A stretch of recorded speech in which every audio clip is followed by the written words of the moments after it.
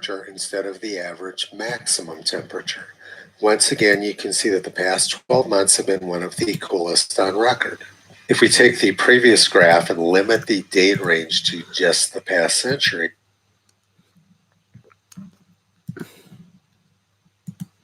Tony Heller from RealClimateScience.com, setting the record straight about climate.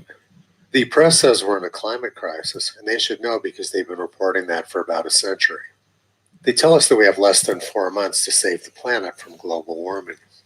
June 29th, 2017, 4 years to save the Earth. 2020 is the deadline to avert climate catastrophe, experts claim in chilling commentary. When it comes to climate, timing is everything, Nature commentary said. And now here's another story from 2004. The Pentagon tells Bush climate change will destroy us. Britain will be Siberian in less than 20 years. Britain is plunged into a Siberian climate by 2020. Nuclear conflict, mega droughts, famine, and widespread rioting will erupt across the world. So apparently all of that is going to happen in the next 4 months. And at the same time which Britain is going to become Siberian, it's also going to become Mediterranean, and English gardens are going to look like this. And in 2004, the chief scientist of the UK, David King, said that everybody was going to have to move to Antarctica because the rest of the world was going to be too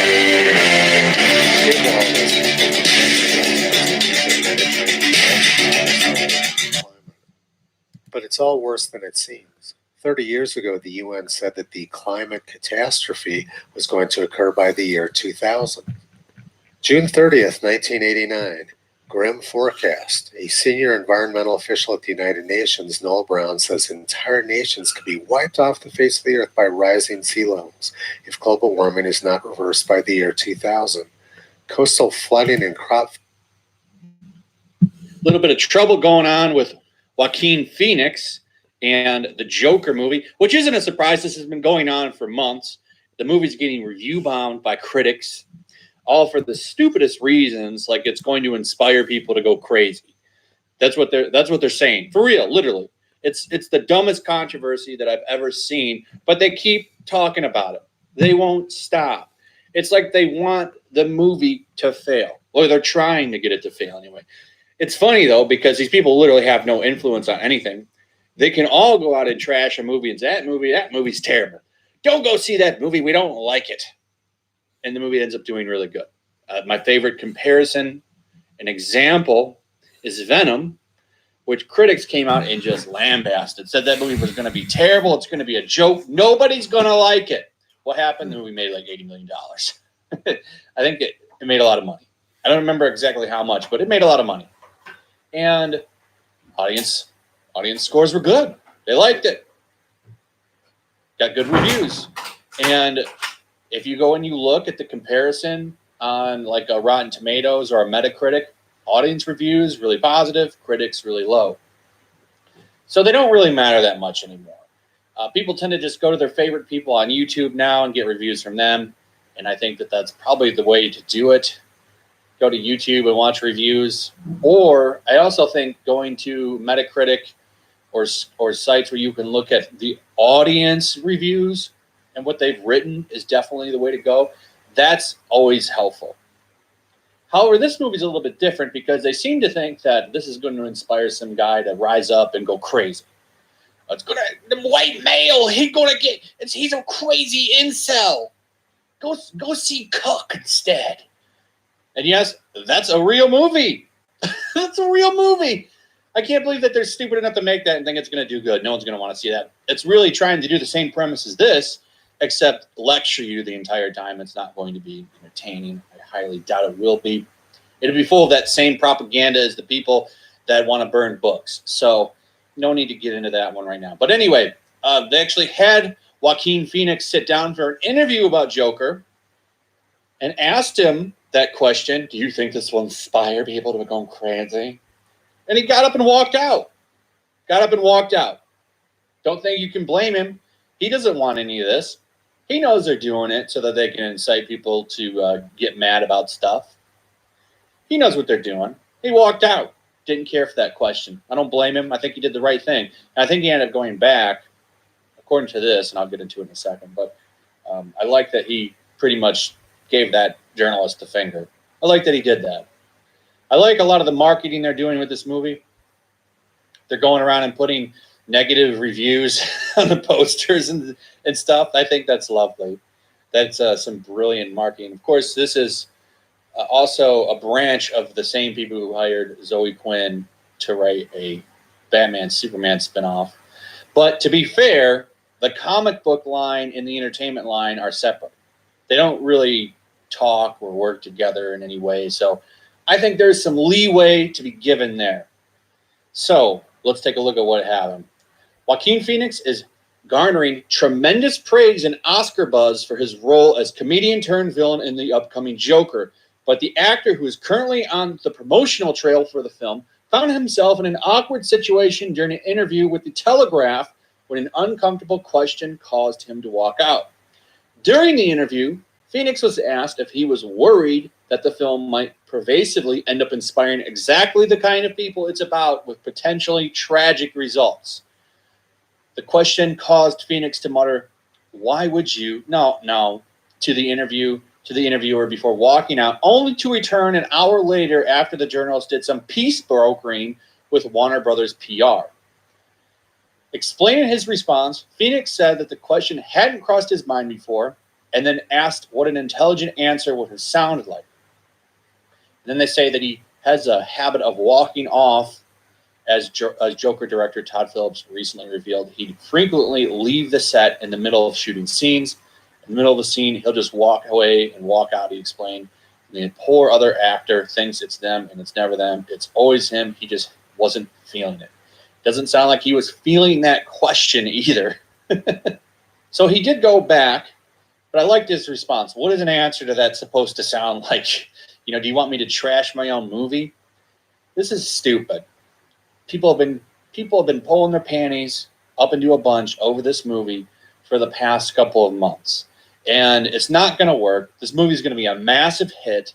I can't wait to see it. This is one of the movies I've really been excited to see pretty much since they showed the first trailer. When did they show that trailer? Like back in February, I think. They showed us the first trailer for Joker. I've been pumped to see it since then.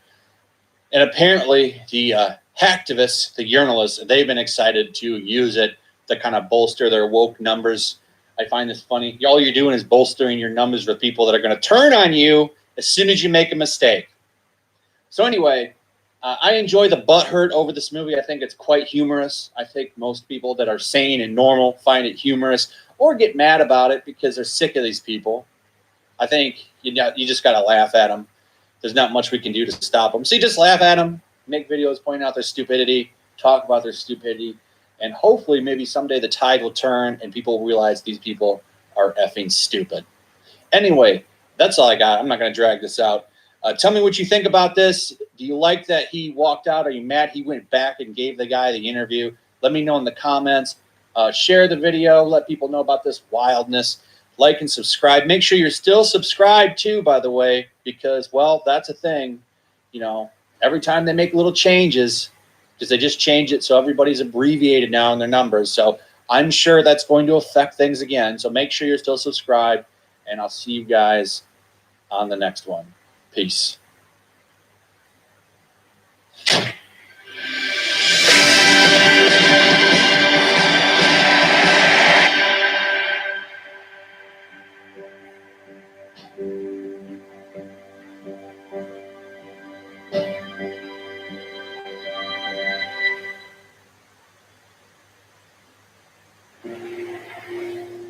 Our planet never ceases to amaze us. The best is always waiting to be discovered.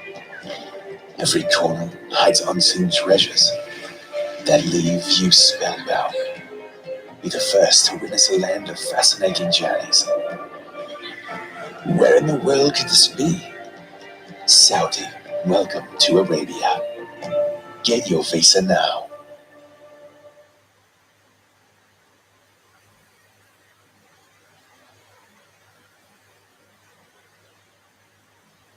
Hello, this is Tony Heller from RealClimateScience.com, setting the record straight about climate. The press says we're in a climate crisis, and they should know because they've been reporting that for about a century. They tell us that we have less than 4 months to save the planet from global warming. June 29th, 2017, 4 years to save the Earth. 2020 is the deadline to avert climate catastrophe, experts claim in chilling commentary. When it comes to climate, timing is everything, Nature commentary said. And now here's another story from 2004. The Pentagon tells Bush climate change will destroy us. Britain will be Siberian in less than 20 years. Britain is plunged into a Siberian climate by 2020. Nuclear conflict, mega droughts, famine, and widespread rioting will erupt across the world. So apparently all of that is going to happen in the next 4 months.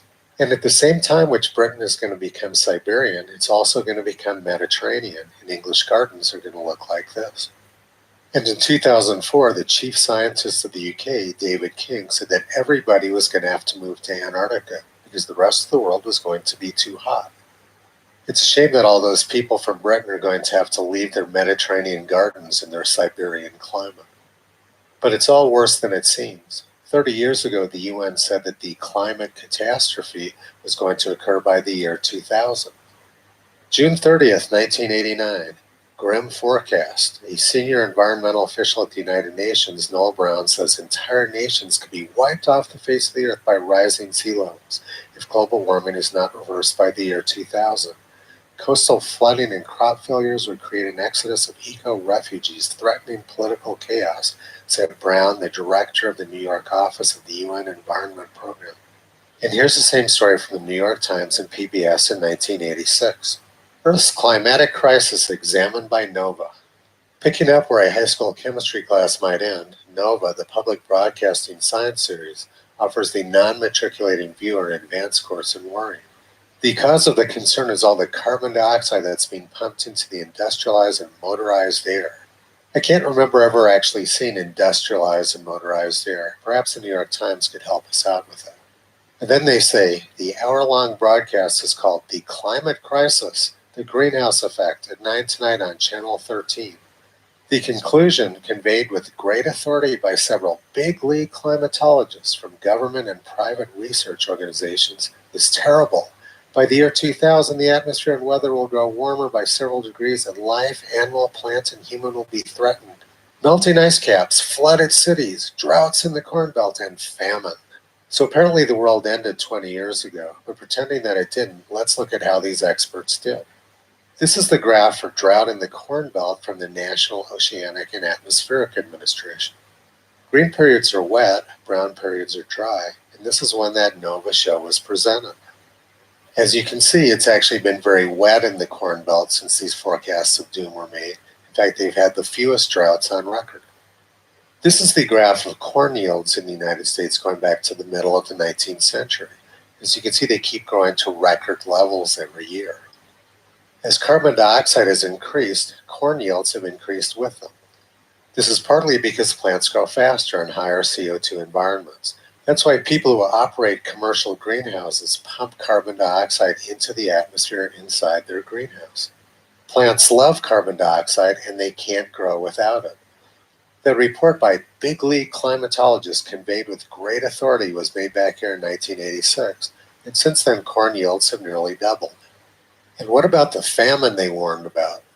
This graph from Oxford University shows global deaths by famine for every decade going back to the 1860s. You can see that the current decade is by far the lowest on record, and that deaths from famine have plummeted over the last 50 years. When I was a kid growing up in the 1960s, there were huge numbers of people starving to death in China and India. We don't see that anymore. And in fact, China's had 1,800 major famines since the year 108 BC, which is pretty near a famine a year, according to the nation's own official records. In the 2-year-long famine of 1877 and 1878, it's estimated that 9,500,000 persons starved to death. So many millions died in the famines of 1887, 1889, 1911, and 1916 that enumeration was little better than a guess. It's interesting to note that these famine years in China also coincided with heat wave years in the United States and Europe. That tells me that the climate is controlled by something other than carbon dioxide, because carbon dioxide levels were very low back then. So in 1986, big league climatologists told us that we're all going to die from global warming by the year 2000. But 12 years earlier, they had a completely different story. New ice age to begin soon, scientific data shows. They imply that the threat of a new ice age must now stand alongside nuclear war as a likely source of wholesale death and misery for mankind. And in 1976, frequently freakish weather. Some scientists theorize that the freakish weather of recent years is the product of a global cooling trend that began in the 1940s. Advocates of this theory predict that the worldwide temperature drop could usher in a little ice age similar to the one that lasted roughly from 1600 to 1850. A CIA report supporting the global cooling thesis was released last month. It warned that world food supplies could be threatened if the cooling trend continued. The stability of most nations is based on a dependable source of food, but this stability will not be possible under the new climate era, the report said. The politics of food will become the central issue of every government. May 4th, 1976, climatic changes would bring global unrest, CIA report says. Major climatic changes will bring about global unrest of a proportion almost beyond comprehension, heightening the risk of international conflict, according to the CIA report released today. And here is the CIA report. There is a growing consensus among leading climatologists that the world is undergoing a cooling trend. The press tells us that we're not allowed to argue against the consensus of scientists, so the world must be undergoing a cooling trend. And here's one from a leading scientist at the National Center for Atmospheric Research, where I'll be riding my bicycle in a few minutes. The Boston Globe, Thursday, April 16, 1970. Scientist predicts a new ice age by the 21st century. The demands for cooling water will boil dry the entire flow of the rivers and streams of the continental United States. Lodge, speaking at the Institute of Environmental Sciences at the Sheraton in Boston, said 3 factors could prevent these disasters: population control, a less wasteful standard of living, and a major technological breakthrough in the way man consumes the Earth's resources. Scientists were busy thinking up all kinds of technological breakthroughs to stop global cooling. The cooling world. Climatologists are pessimistic that political leaders will take any positive action to compensate for the climatic change or even to allay its effects. They concede that some of the more spectacular solutions proposed, such as melting the Arctic ice cap by covering it with black soot or diverting Arctic rivers, might create problems far greater than those they solve. So 45 years ago, scientists wanted to put soot on the Arctic to stop global cooling. Now they want to put soot in the stratosphere to stop global warming. Scientists were so worried about global cooling in 1972 that 42 top American and European investigators sent a letter to President Nixon warning of a new ice age in about a century. I'm not sure what they were worried about, though, because in 1970 they said that the oceans will be as dead as Lake Erie by the year 1980, and that America will be subject to water rationing by 1974 and food rationing by 1980. So an ice age seems like the least of their problems.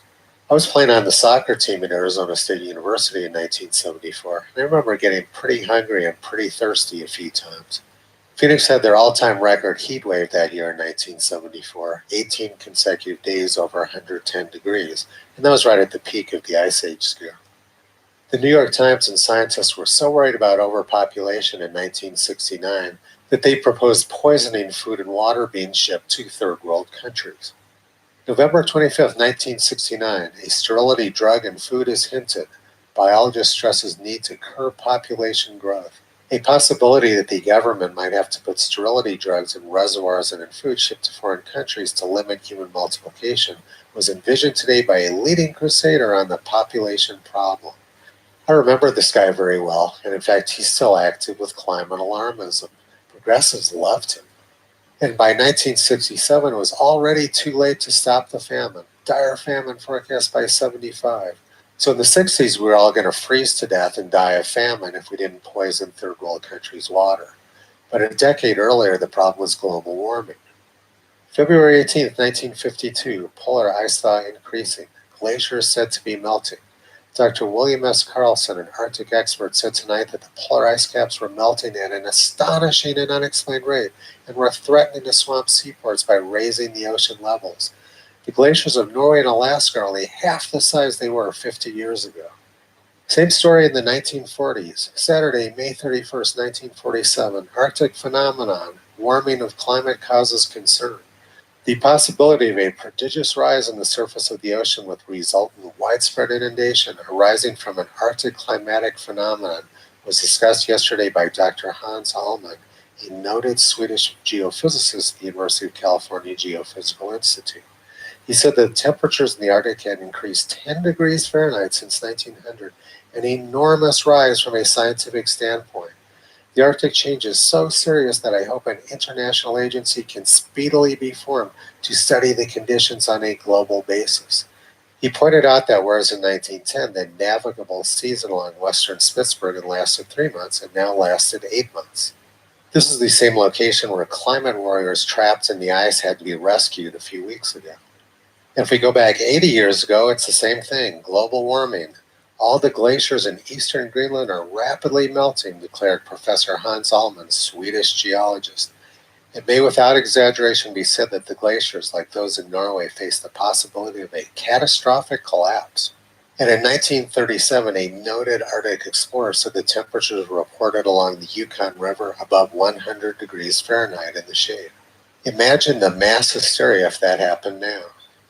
And here's a story from the 1920s about some women who tried to drive to the Arctic Ocean.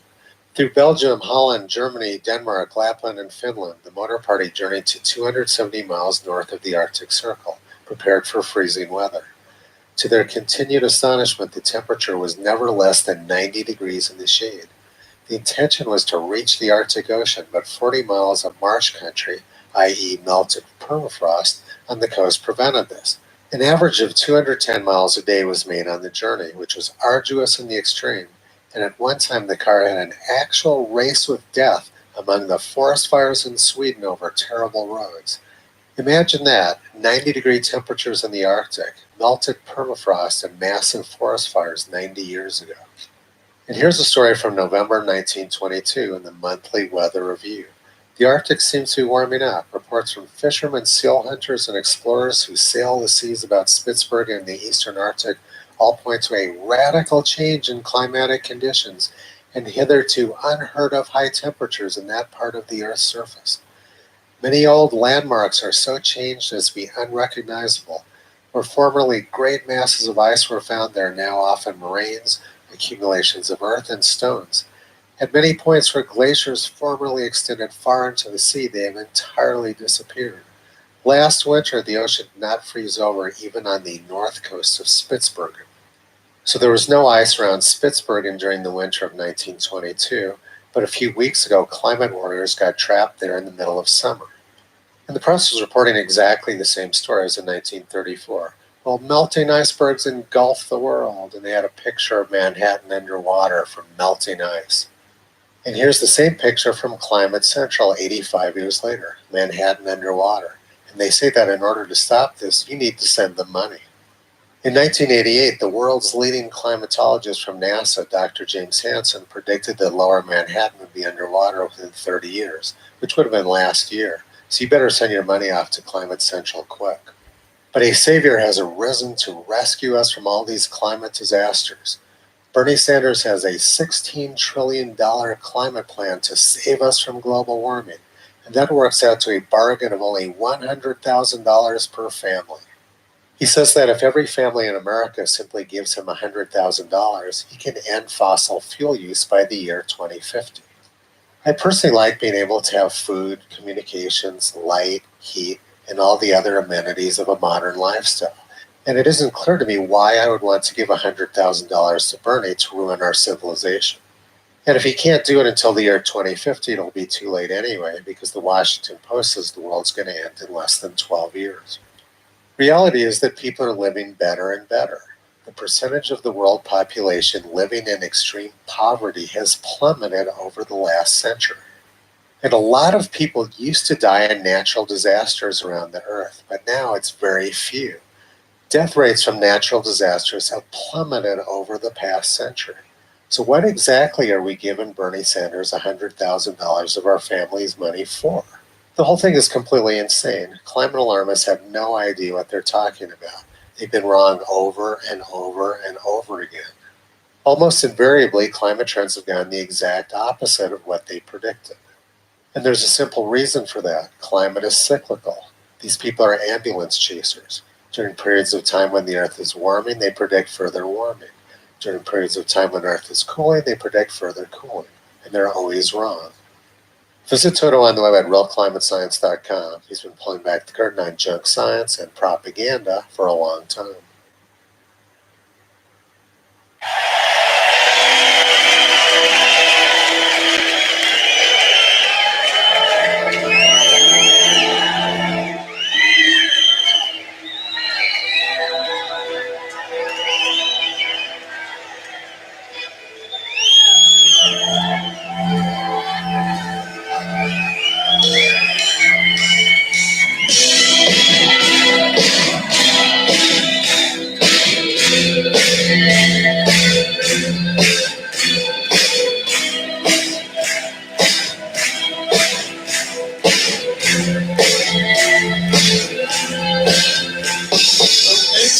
Falar de amor, de gostar e mentir.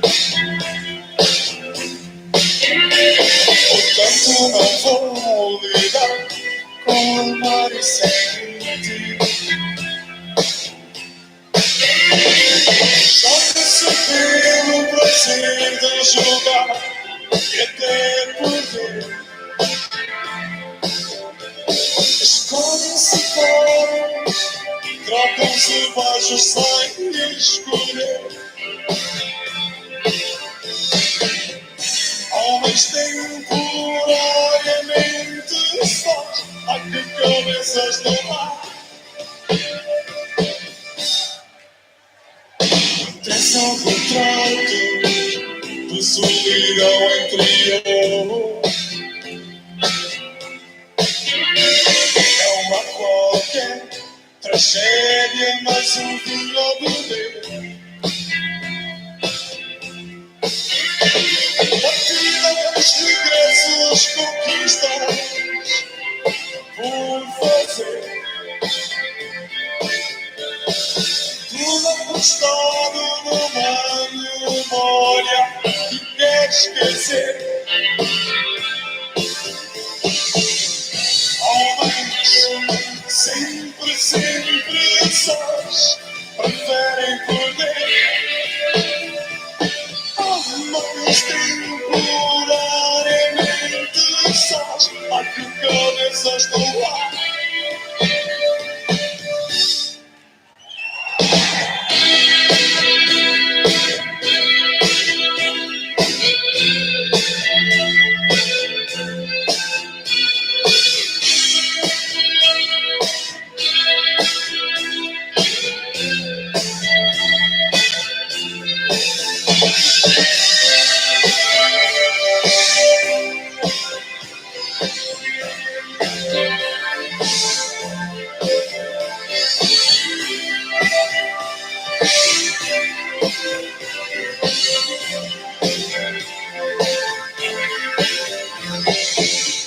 Homens sempre sós, são bolas de tênis no ar.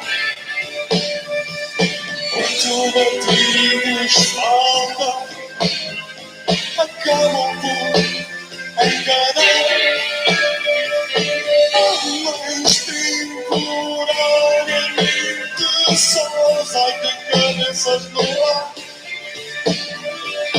Homens sempre sós, nunca conseguem.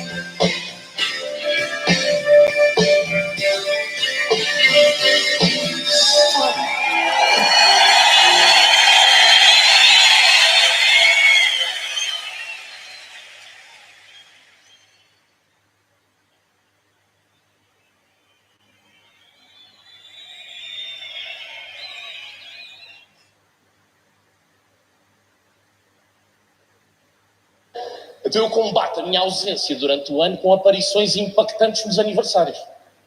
Pai, não é com cartões de papel a dizer parabéns, que impacta uma criança, é com guita, sabem? Que o menino tem aquela tia preferida que leva ao parque todos os dias, são os melhores amigos, caralho. Pá, eu chego ao aniversário com uma moto elétrica e meto o puto a fazer piretes àquela tia. É só isso que me interessa, percebem? É só isso que me interessa.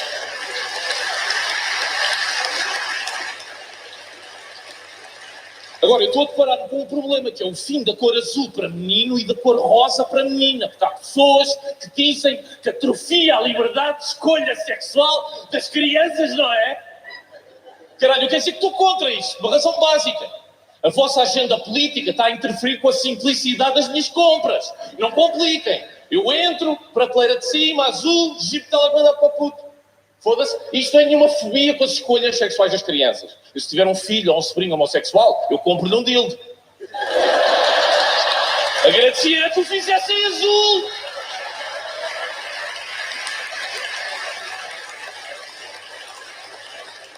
Para eu não confundir com o dildo que vou comprar para a minha sobrinha, percebe? É só isso que eu peço. Só isso. A minha sobrinha tem um miminho, porque eu tenho um miminho. Minha sobrinha tem 2 unhas na peida, porque é a sobrinha do tio, é os olhos do tio, esta miúda. E tenho ido a festas, tenho de falar com crianças, eu não sei falar com crianças, eu não sei fazer aquela coisa que vocês fazem de pitiu, eu não sei fazer isso. Eu não sei. Pá, no outro dia perguntei a um puto quais eram os sonhos dele numa festa infantil, os sonhos. Eu nem queria saber realmente, só queria ele ser assumo para eu destruir e ver uma lágrima a cair daquele ranhoso, sabem? Sabem aquelas festas de tão putos, tão crianças, há um grupo de crianças de 4, 5, 6 anos no máximo, estão meio dúzia de crianças a brincarem num quarto dos brinquedos e está um puto muito mais velho, que não devia estar naquela festa, que é tipo filho de um colega do trabalho que não devia ter trazido, tem pai 10 anos e está no escuro a ver as crianças a brincar à porta do quarto sozinho, mas olha para o puto, foda-se, puto é pobre, vai ser pedófilo, o que é que se passa aqui? E eu virei para esse puto e disse, olhos aqui, caralho, olha para mim, quais são os teus sonhos? E ele, quer ser astronauta. Eu disse, puto, vives na Brandoa e os teus pais nem sequer têm dinheiro para um carro com 5 portas, acorda. Crianças é sempre esta merda, é sempre astronauta ou bombeiro, é morrer no ar ou na terra, nunca há uma profissão há 30 anos, sabem? Que estúpidos do caralho.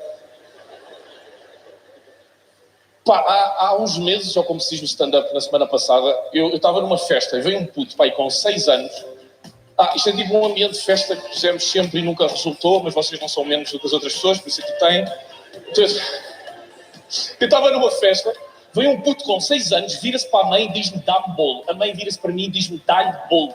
Pá, isto foi a primeira interação que eu tive na vida com esta pessoa, dá-lhe bolo. O puto não era meu, o bolo também não. Dá-lhe bolo. E eu não sei alimentar uma criança. A mim dizerem-me vai dar comida ao bebê ou vai consertar aquela caldeira, a reação é a mesma, percebem? Não sei o que é que estou a fazer, no máximo sou capaz de pegar no martelo e bater até parar de fazer barulho. Mas eu não quero que as pessoas percebam. Obrigado.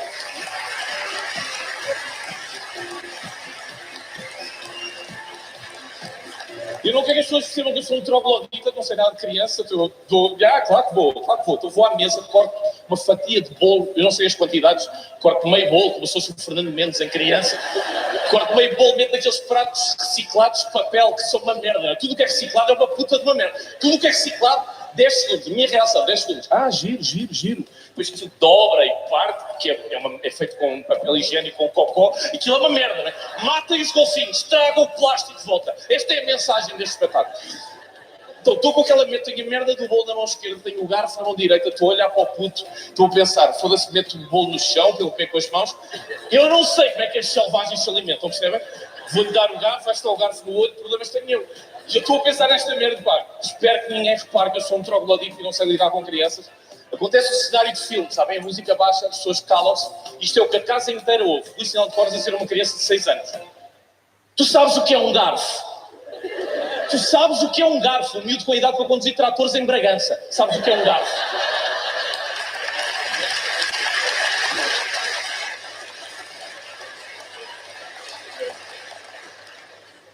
Pá, para mim é uma loucura isto dos filhos, sabe? Eu acho que antes dos filhos nós devemos procurar alguém especial, não sei, alguém para a vida, sabem?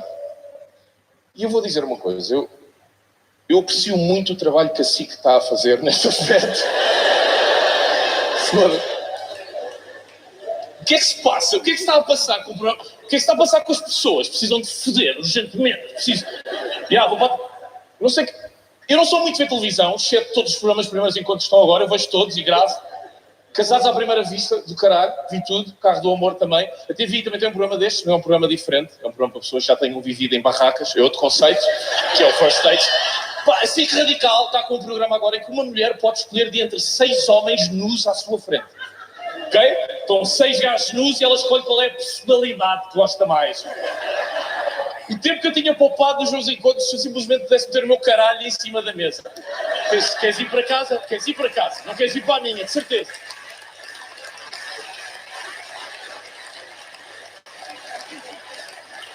Atenção, não estou a dizer que o meu caralho é enorme, estou a dizer que é extremamente bonito. Só deixar isso claro. Só por curiosidade, quem é que viu estes programas? Quem é que viu? Por aplauso, quem é que viu? Só para eu... Ok, pessoas que viram, pessoas que têm medo ou vergonha de admitir que viram, não tem mal. O Casados à Primeira Vista é um programa para pessoas que estão à procura de aparecer na televisão e casam com outras que não conhecem lado nenhum, mas têm em comum o facto de também querer aparecer na televisão. Já o Carro do Humor é outro conceito, são pessoas que estão desesperadas que acham que foder no banco de trás de um carro, num programa, num canal nacional, é uma boa ideia, não é? Eu acho que assim que devia juntar estes dois conceitos. Devia juntar, cara. Está o gajo no altar. Chega à noiva. Se a reação dele for foda-se, aparecia outra gaja num carro. Ao lado. Se for uma boa zona, casa com essa gaja. Se for uma gorda, vão almoçar ao tromba-rija. Isto é uma proposta. Foda-se. Sabe o que é que eu gosto mais nestes programas? Que sejam apresentados pela Diana Chaves. Diana Chaves, está o gajo no altar. E agora, revelem a noiva. Mas antes, eis uma gaja completamente acima do teu nível e que nunca irás comer na vida. Agora sim, mostrem a dele. Mostra agora ao gajo. Filma o gajo. Foda-se. Diana.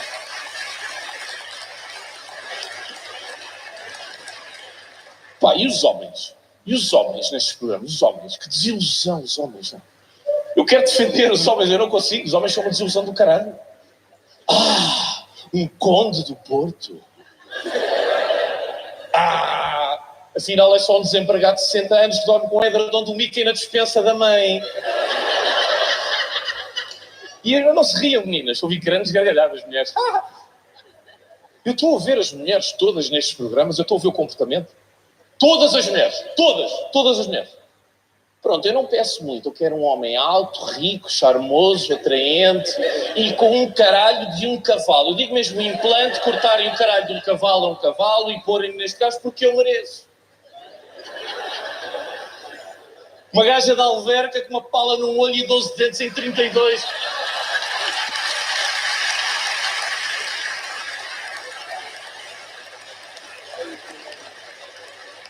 Pá, para mim, a pior coisa destes programas são os psicólogos. Os psicólogos não estão a ver o mesmo que nós estamos a ver, pois não. Eles não estão a ver o mesmo programa, pois não. Os gajos não sabem as merdas. Casais a odiarem-se de morte. Primeiro dia, a odiarem-se. Psicólogos. Sentimos que esta relação tem pernas para andar. Elas, primeiro dia, ele é baixo e eu não gosto de homens baixos. Foda-se, Sherlock, está resolvido este mistério, não está? Psicólogos, se vocês trabalharem a vossa capacidade de comunicação, foda-se, pessoal. Ele tem 1,70 m, ela quer ser fodida com saltos, caso encerrado aqui. Por causa de uma cena que eu descobri, eu não fazia ideia desta merda. As mulheres não gostam nada de homens baixos. As mulheres odeiam homens baixos, não é, meninas? E vocês não têm vergonha de dizer, pois não? Vocês dizem, neste programa do carro, houve um dia, estava uma miúda, eu vi logo que aquilo ia dar merda. Estava uma miúda, que ela estava a conduzir, percebem? E eu vi logo, não, fácil, olha, fácil, não.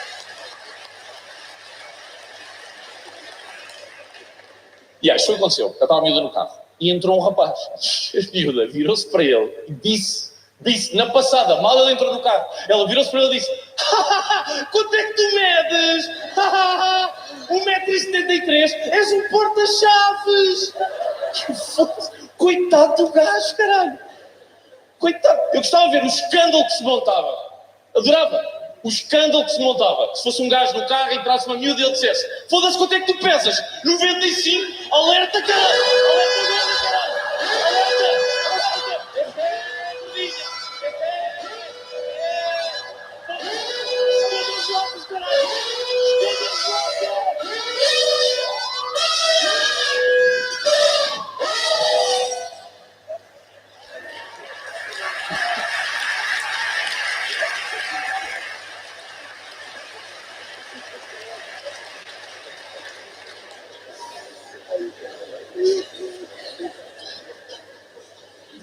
Mais.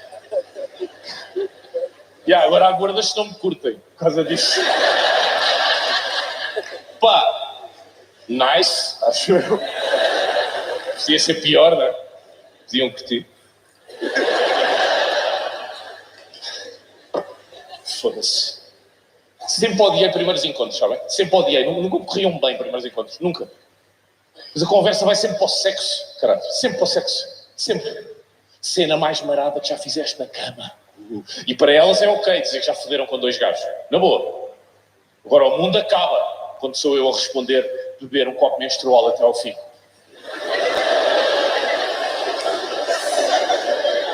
Para quem não sabe o que é um copo menstrual,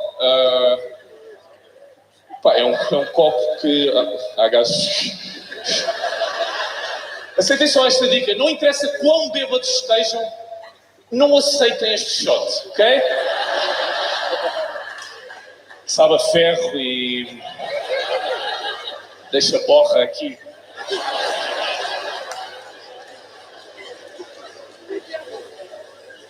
Conselho só para os homens, eu conselho.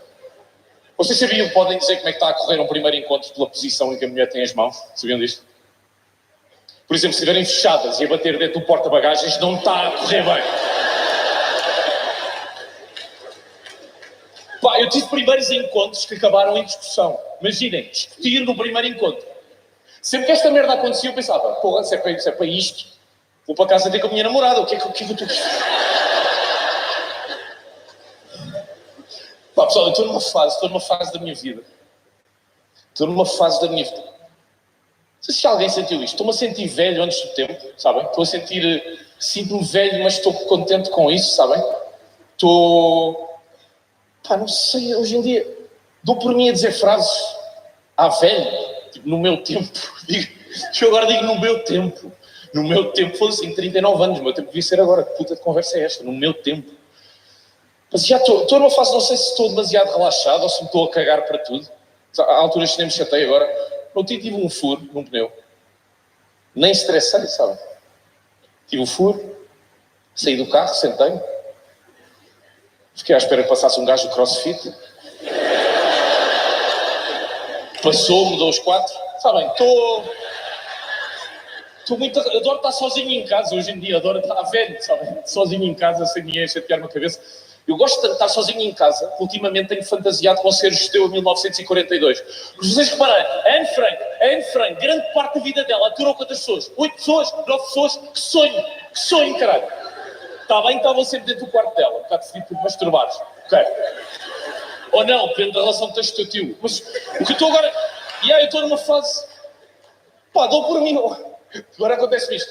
Às vezes encontro pitas na noite. Cruzo-me com pitas frescas. Boas pitas. Eu já não olho para elas como olhava antigamente, sabem? Já não consigo.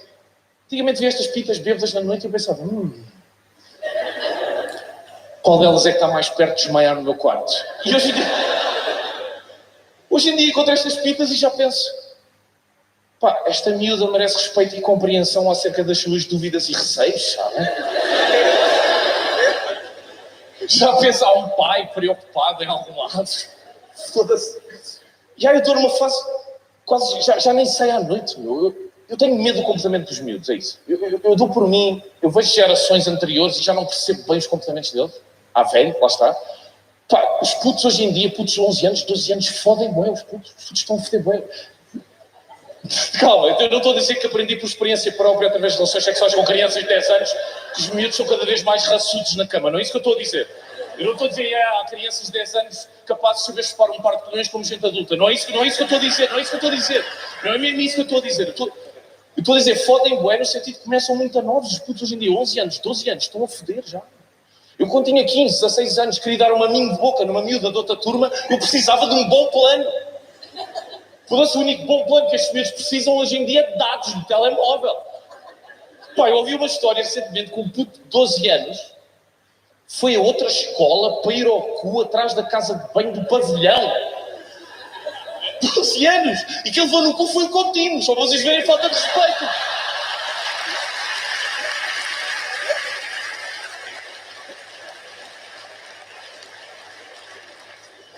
As merdas são mais estranhas. Eu tenho uma amiga que tem uma filha com 12 anos também.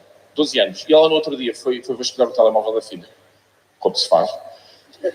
Pá, e encontrou uma SMS que a filha tinha enviado com 12 anos, que dizia: estou ansiosa por te voltar a chupar a pílula. Pá, eu ainda tentei meter água na fervura, sabem? Ele disse: pá, tem calma, pode ser que ela só esteja a trocar mensagens com um professor, mas não. Era outra criança. As cenas estão bem estranhas, já nem sai quase hoje em dia, sabem? Deixei de sair à noite. Pá, só sai quando há amigos que insistem muito comigo e acham que é divertido sair comigo, que é um erro do caralho. O meu comportamento na noite hoje em dia é igual a de um gajo com azia num buffet livre. Vem amigos, bem, pá, vou comer isto. E vai, oh puto, não comas isso. Está cheio de gordura, mas não comas isso. Pá, a última vez que saí à noite foi já o ano passado. Saí, fui a um baile funk brasileiro. Porquê? Porque eu sou um tradicional apreciador da cultura de favela? Não, estava distraído e fui com um amigo que me disse que era fixe. Aquela merda era um domingo, que é aquele dia da família, não é? Domingo à noite, baile funk. E vocês perguntam, mas era um baile funk brasileiro cheio de brasileiras? Não, é outro conceito que nós arranjámos, que é um baile funk cheio de portugueses a fazer figura de brasileiras. Pois, pá, e é isto que eu noto agora, uma certa brasileirização da nossa cultura, sabem? E não é uma brasileirização boa. Há muita cena no Brasil nice para ser importada. Há muita coisa boa. A multiculturalidade, a facilidade de comunicação. Só foda-se tanta merda, fixe. O que é que nós importamos? Qual foi o conceito que nós escolhemos para importar? Gajas tatuadas vestidas de macacão de licra a fazer abaixadinhas em copos de vodka limão. Isto foi o que nós importámos. Chega aquela merda, domingo à noite, domingo, tipo aquela festa das 6 da tarde à meia-noite. Estava a faltar esse horário. Estava a faltar. O DJ era o único brasileiro da festa. Sabem aqueles DJs com o microfone, sabem? Chega lá e o gajo começa a gritar: ai galera, é só aí, agora sou solteira. Os gajas loucas, solteiras ou não sei o quê. Loucas. Continua o gajo: é só aí, agora só as casadas que eu esqueço é solteira. E vêm gajas casadas, saem, dedos da cona, e o que é esta merda? À volta delas, fuckboys de 45 anos, com a camisa aberta até ao umbigo, a suar cocaína às 8 da noite de domingo. Foda-se. Mano, vai para casa. Faz os TPCs com o teu filho uma vez na vida. Vou à casa de banho, dá uma pita a sacar um bico, coisa que não espanta ninguém, não é? Hoje em dia, vídeos dessa merda não faltam na net. Sabe o que é que eu gosto mais? Ver os paizinhos a virem buscar estas meninas às 5 da manhã à porta da discoteca. A filhota sai ali para a esperma da boca. Se calhar apanhou sida, mas ei, apanhar um táxi é que é perigoso, não é?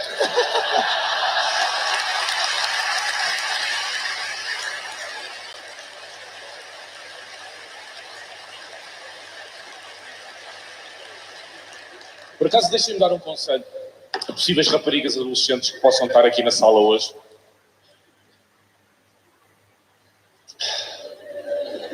Olá, pequenitas. Não é isto. Desculpem, não é isto registro. Foda-se, não é este tom. Hábitos antigos. Não era isto que eu estava... fora de merdas. Miúdas adolescentes que possam estar na sala. Vocês acham que é por chupar a pila a um homem que ele vai gostar mais de vocês? Foda-se. Isto é um imã que eu tenho. Sabem aquelas cenas... Aqueles gajos que têm aquela cena para encontrar água? Sabem? Eu é com putas. Desculpa. Não, eu quando digo putas... Foda-se.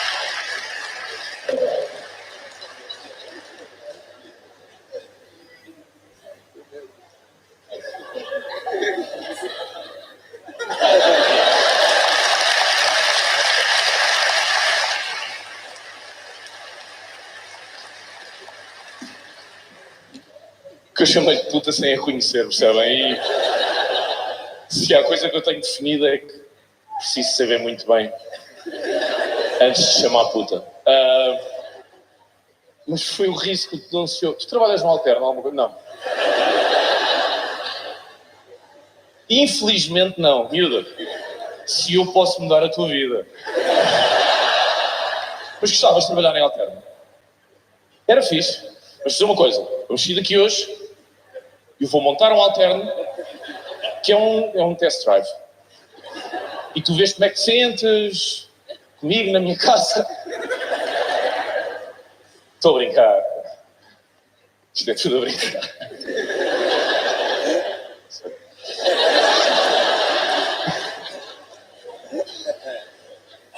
Pessoal, eu não tenho conselhos, eu não sei, eu foda-se, chupem. Quem sou eu para indicar o caminho correto? Eu não sei o caminho certo, eu não sei. Eu só sei que é o caminho que vos indica uma casa de banho com 4 paredes de madeira e a pila do homem casado dentro da boca, enquanto os vossos joelhos descansam numa mistura de mijo e aristofe, pode não ser o caminho, pode não ser o melhor caminho. Mas eu só sei que esta brasileirização está a chegar, cara. Isto já chegou ao fado.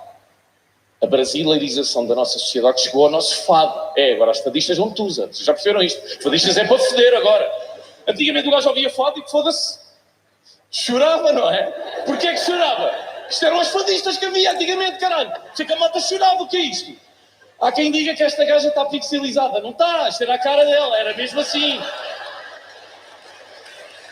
Pá, o que é isto?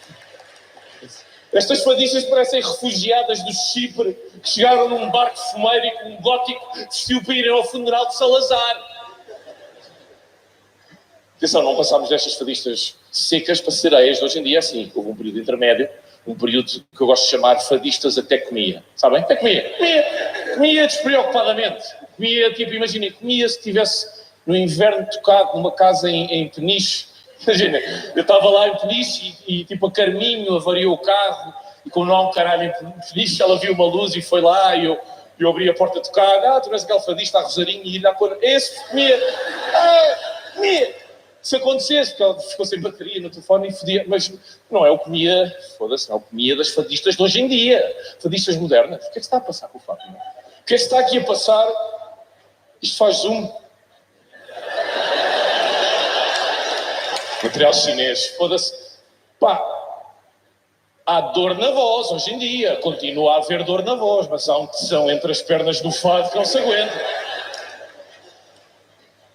Antigamente um gajo estava no estrangeiro, ouvia fado, ficava com saudades de casa. Quem é que consegue ter saudades da mãe com meio barrote nas calças? Bom, podemos falar sobre a morte um bocadinho? Podemos? Pá, a coisa que mais me incomoda na morte em Portugal é a ausência da opção. Foda-se, chateia-me à brava, a ausência, porque é proibido. Matar-nos em Portugal, sabem disso? É proibido. Filmámos no ano passado, é proibido. Quer dizer, vocês podem subir ao ponto 25 de Abril, saltar lá de cima cá para baixo, foder o trânsito durante 2 horas, podem, é permitido. Podem comprar uma pistola na feira de Carcavelos, dar um tiro nos cornos no local de trabalho, cagar nas paredes, podem. Agora, despedirem-se da vossa família e irem ao hospital levar uma injeção, nós não curtimos essa merda, não é? Nós não curtimos isso. Quem quer morrer assim em Portugal tem que ir à Suíça levar uma injeção, não é? Tem que fazer o turismo da morte. Que é ir à Suíça, que é um país lindo como ao caralho para se ir morrer. Lindo, não é? A Suíça já é um país lindo para ir e vir. Imaginem só para ir. Deve ser uma despedida um bocado estranha no aeroporto para quem vai fazer estas férias, não é? Não vale a pena pedir para trazer souvenirs. Eu sei que a eutanásia é um tema que divide as pessoas, eu sei disso. Mas acho que um dos problemas do ano passado, quando nós discutimos a eutanásia em Portugal, foi que estava toda a gente aos berros, toda a gente aos gritos. Havia pessoas na rua com cartazes: por favor, não matem os velhinhos! Depois havia outro pessoal com cartazes: que se fodam os velhinhos! Por isso eu acho...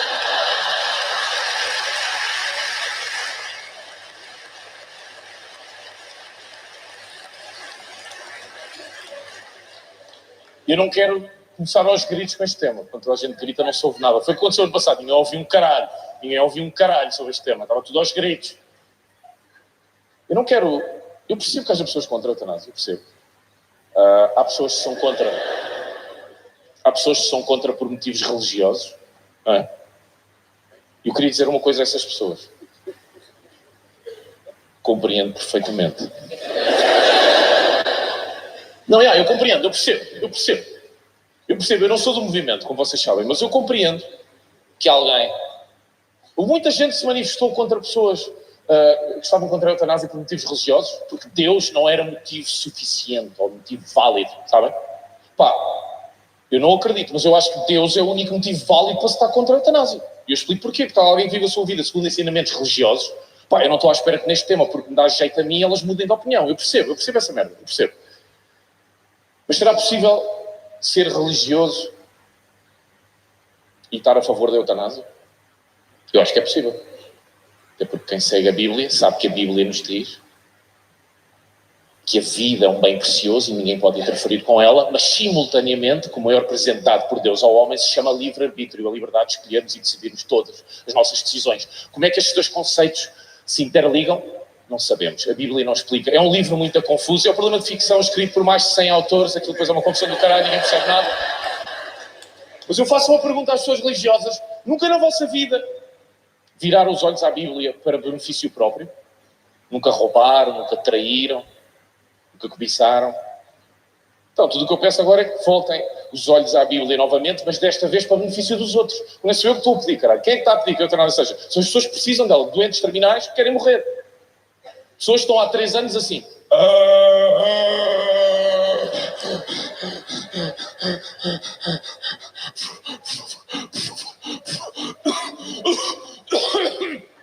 Por favor, desliga. E a resposta que tem é: não, vou meter mais 2 tubos na peida. Só isso. Há pessoas que são contra a eutanásia porque acham que, se for aprovada, se pode transformar numa moda. Pá, eu acho um bocado estranho tratar a morte como umas calças à boca de sino, não? Ah, Isabel, sabes a Isabel, a melhor amiga dela meteu-se naquilo de eutanásia. A Isabel viu, gostou, foi comprar uma eutanásia. Mas há aqueles que acham que a eutanásia é nunca mais termos de ver pessoas com mais de 58 anos na rua. Não é? Há pessoas que acham que a eutanásia podemos matar qualquer velho para pagar água ao multibanco. Não é? Está o velho, ora 5, 6, nós estamos atrás, passamos a andar com uma moca aprovada pelo Estado, não é? E mal o velho, mal hesitam, caralho, mal hesitam. Isto é um 5 ou um 6, e nós, pimba! Passa o carro do lixo e recolhe o velho. É isto que as pessoas acham que é eutanásia.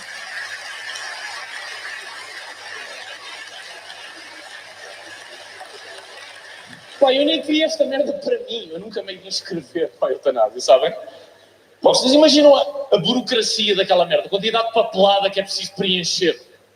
Eu, quando quiser matar, eu vou tratar do assunto, foda-se. Eu vou tratar do assunto, eu não vou estar... Há pessoas que dizem que a papelada há menos, devia haver mais papelada, devia haver mais burocracia. Há um tempo que era para aí 3 anos, cara. 3 anos. A malta está... Pá, nós estamos num ponto no mundo em que os recursos cada vez estão a diminuir mais, não é? Quase não há recursos. E há a malta que está. E nós, por favor, fica mais um pouco. Deixem-nos ir, cara, deixem-nos ir. A única coisa que deixem-nos ir.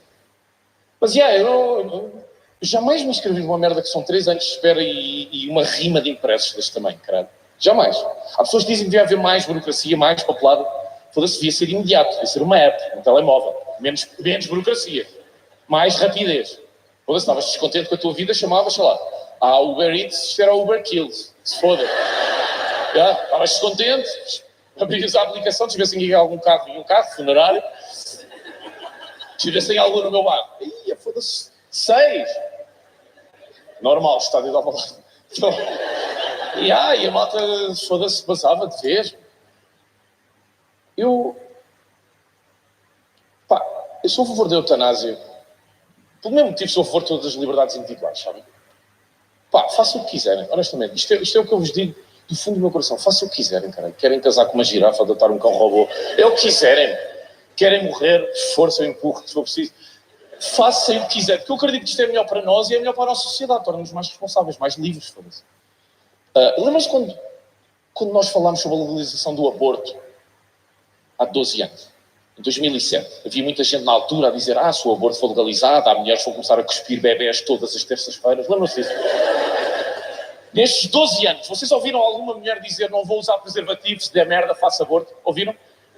Não ouviram, mas não. Sabem qual é o país no mundo com a menor taxa de aborto? O país com a menor taxa de aborto. Sabem qual é? Portugal, caralho! E esta é a nossa reação. Isto é a nossa reação. Houve ali um gajo que furou, e tu estás certo, mas isto é a nossa reação. Primeiro lugar na Europa do país de menor taxa de aborto. Se eu dissesse: quem é que está em 4º lugar no consumo de cerveja, caralho? Portugal, caralho! Porquê é que nós somos assim? Que é, primeiro lugar, menos aborto, acabada de paneleiros, ninguém foda. Que é que nós somos assim? Nós somos assim. Eu adoro, é provavelmente o meu país preferido, que é a Holanda. Porque a Holanda percebeu há anos que eles têm todas estas liberdades individuais implementadas, não é? Tudo está lá. Drogas leves, prostituição, Eu fiquei mais nestas duas, mas eles têm tudo. Eles têm tudo, porque eles começaram a perceber que tratar as pessoas com responsabilidade ou dar liberdade é trazer essa responsabilidade para as pessoas. Foda-se, eu adoro isso nos gajos. Adoro isso na Holanda. E o que é que a Holanda se transformou ao longo destes anos, com as liberdades todas que eles têm, num país de drogados na rua e de fetos a boiar em canais? Não, pá, não. Não, pá, não. Estas imagens são do antigo casal ventoso, onde a droga e o aborto eram ilegais na altura. A Holanda é outra merda completamente diferente, não é? Pá, eu acho que hoje em dia há países que estão a tratar as pessoas como adultas e a dar responsabilidade e ganham com essa merda, e há outros que tratam as pessoas como crianças. Agora, no Reino Unido, há uma lei que foi aprovada em que nas grandes superfícies comerciais vai ser proibida a venda de produtos alimentares acima de um determinado número de calorias, porque eles estão a combater a obesidade nacional. Então vão proibir coisas com muitas calorias. Isto não é tratar as pessoas como bebés. Como há gajos que não conseguem parar de comer bolsos de chantilly com a cara, eu fico sem a opção. Eu perco a opção de comer um. Eu acho que nós estamos a regredir como sociedade, sabem? Então se eu estou a ficar velho antes do tempo, já tinha avisado. Mas agora eu vou assumir isto. No meu tempo, uma história tinha narrador, personagens, conflito e conclusão. Hoje em dia, uma história tem ginásios, sushi, tetas e prósis. Isto não é uma história. Isto não é uma história.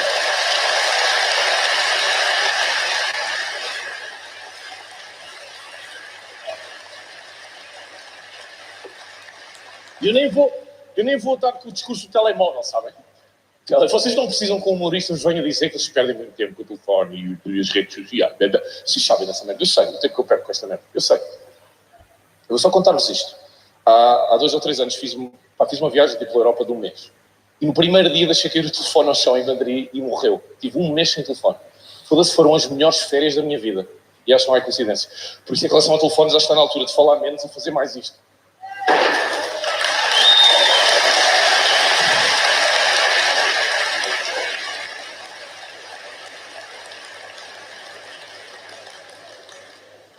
Pessoal, isto não é o meu telefone. Isto não é o meu telefone. Isto não é o meu telefone. Calma. Isto é alguém da produção, não sei. Mas não interessa quem é, não interessa. Não é isso que eu quero dizer. O que eu quero dizer é que... Pá, eu às vezes vejo adultos ficarem chateados com crianças que estão sempre agarradas a gadgets e a iPads e iPhones. Foda-se e nós, caralho. E nós? Eu já ficava contente de não ver adultos apaixonados pelos seus filhos. Já repararam que os miúdos agora são todos geniais? Geniais. É só miúdos geniais. Eu tinha uma amiga minha virou-se para mim e disse: meu filho é genial. Virou-se para mim e disse: mãe, eu gosto de ti pelo que tu és. Não é tão inteligente. Pá, não é. Inteligente era se ele dissesse: mãe, depois de cruzar informações com últimas chamadas, extratos bancários e faturas, cheguei à conclusão que andas a trair o pai com vários homens. Por isso, ou me dás tudo o que eu quero, ou faço esta informação chegar às mãos dele. E a partir de hoje podes enfiar os legumes na peida. Isto é um miúdo inteligente. Isto é inteligência.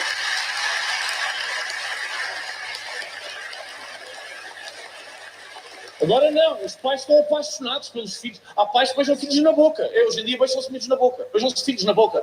Foda-se. Antigamente o máximo que se beijavam na boca era afilhados. E mesmo assim o Marco Paulo era o único gajo a fazer essa merda. Agora não. Agora eu estou apaixonado, meu filho. Mas onde é que passamos para isto? Pai, chega da ginástica, está lá. Como é que correu? Deixa eu ver se eu estou meio... Não, está na boa.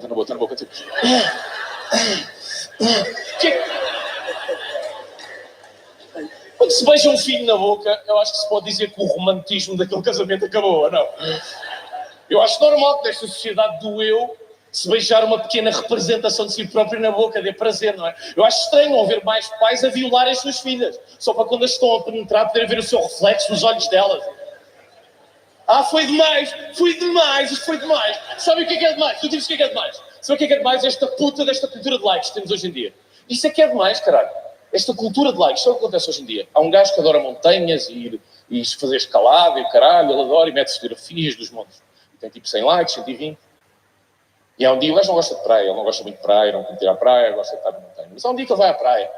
e mete uma foto do pôr do sol na praia e tem 400 likes. Mas foda-se, a praia está a render. Sabem o que é que está a render?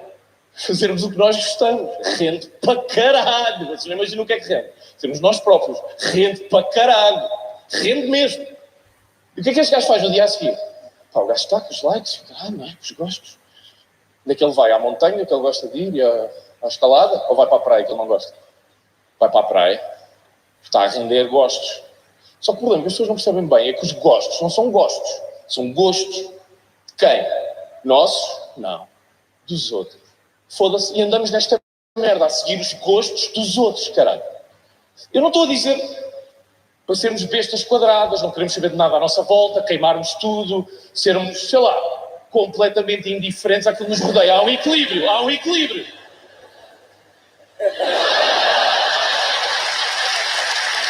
Cristiano Ronaldo.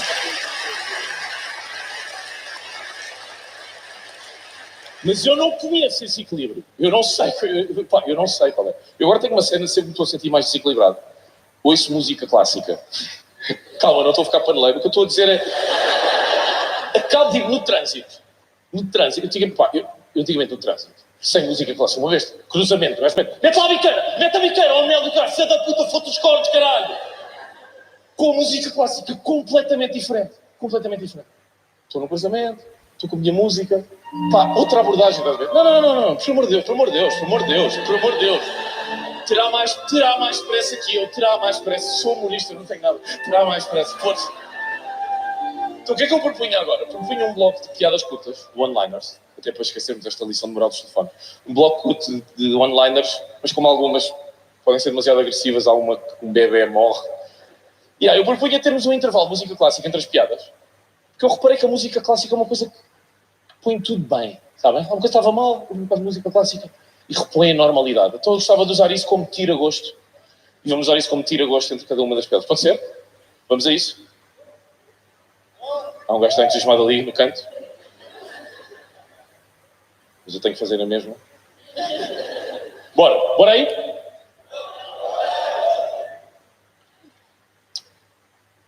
Sempre que me perguntam qual foi a minha melhor experiência sexual da minha vida inteira, pá, eu não sou original.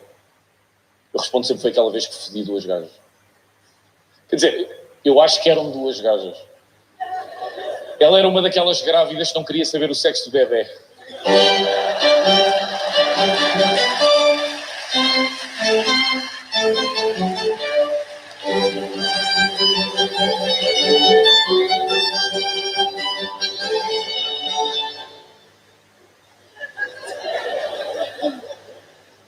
Pá, agora há uma moda que chegou esta moda, que é, há homens que estão a começar a mijar sentados. Não sei se isto já chegou a vocês, está a chegar, há gajos que mijam sentados agora. Pá, eu tenho um amigo meu que aderiu a esta moda. E eu não tive virem para ele e disse, pá, desculpa dizer-te isto, mas se mijas sentado não és homem. E o gajo virou-se para mim e disse-me, isto não tem nada a ver, eu sou tão homem quanto tu. Eu disse, ok, se és tão homem, tenta acertar-me um murro. Pá, tinham de o ver a abanar os bracinhos sentado na cadeira de roda.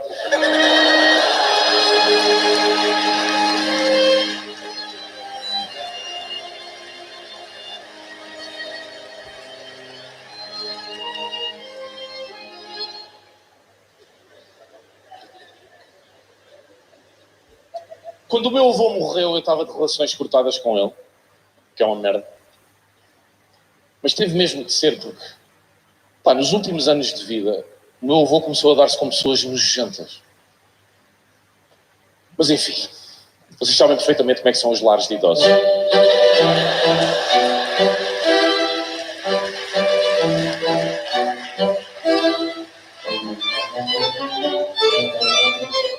Pá, agora estou com um problema que está a acontecer cada vez mais, que é, eu esqueço-me de pessoas que já conheci. Não é por mal, mas acontece nessa merda. E as pessoas ficam chateadas. Um dia um gajo virou-se para mim, pá, todo fedido, e disse-me, tu vais-me dizer que não te lembras de mim? E eu disse-lhe, honestamente, no Natal e no Dia do Pai.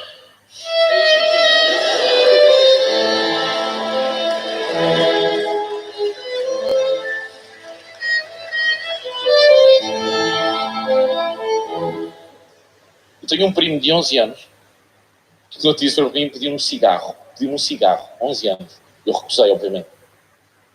E o gajo vira-se para mim e diz-me, se tu estás a fumar, porquê é que eu não posso fumar? Eu não gosto de responder a perguntas evidentes. Eu tive que olhar para ele e tive-lhe dizer, puto, olha para ti. Tu nem sequer te vieste.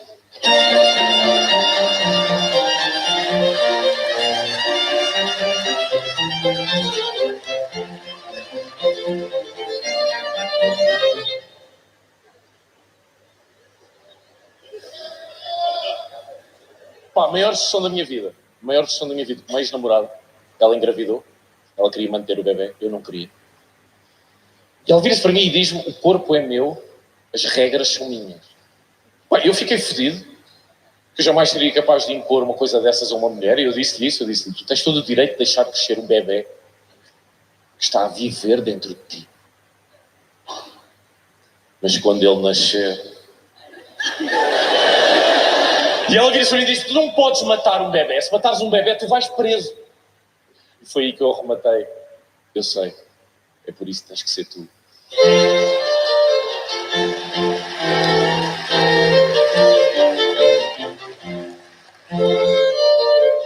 Bora terminar isto com uma adivinha?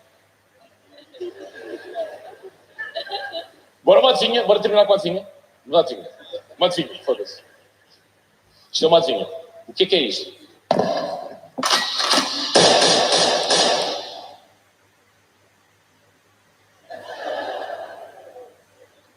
O Paco Bandeira a conversar com a ex-mulher.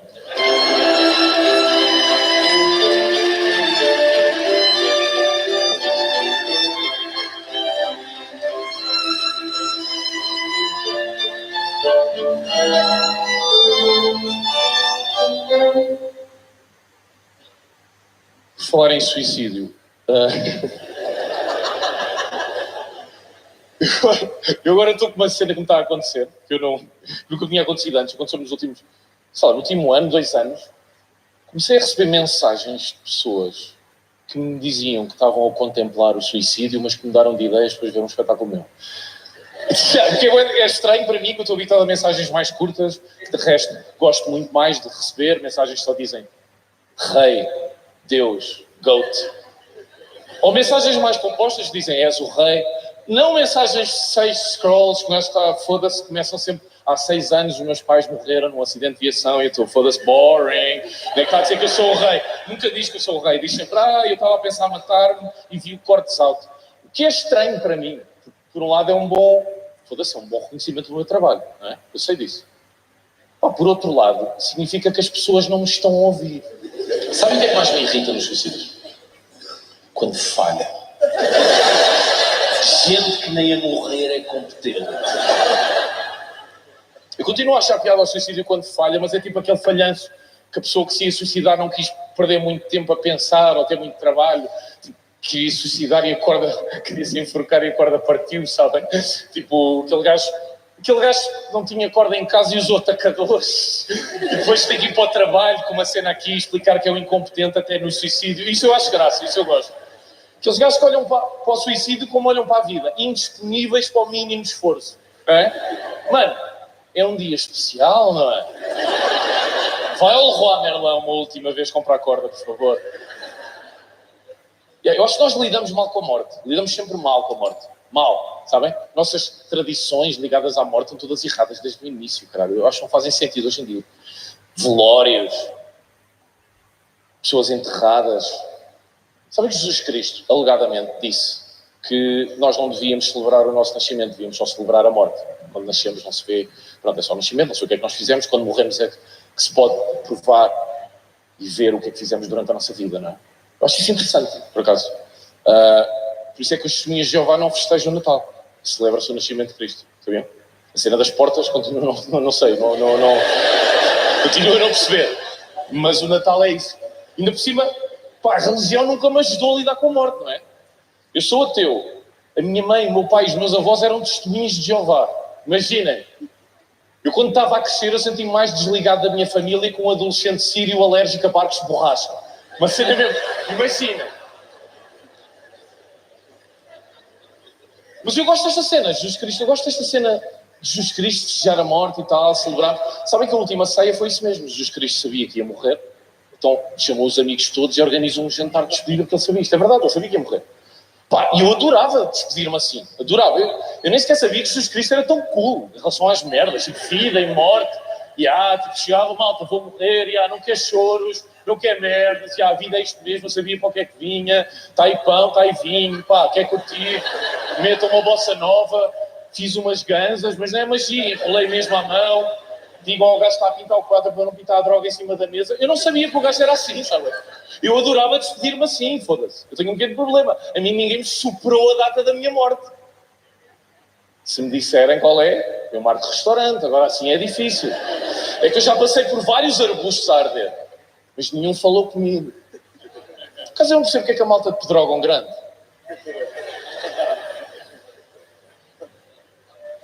Se calhar deixa-se insona, fica só assim.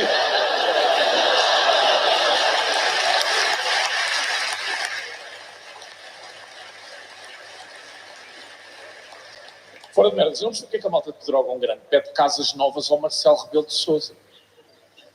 Com tanto arbusto a arder, porque é que não pedem a Deus? Quem se quiser ofender com esta piada sabe que não pode. Não pode. É uma piada acerca de uma coisa que não existe. Por isso. É?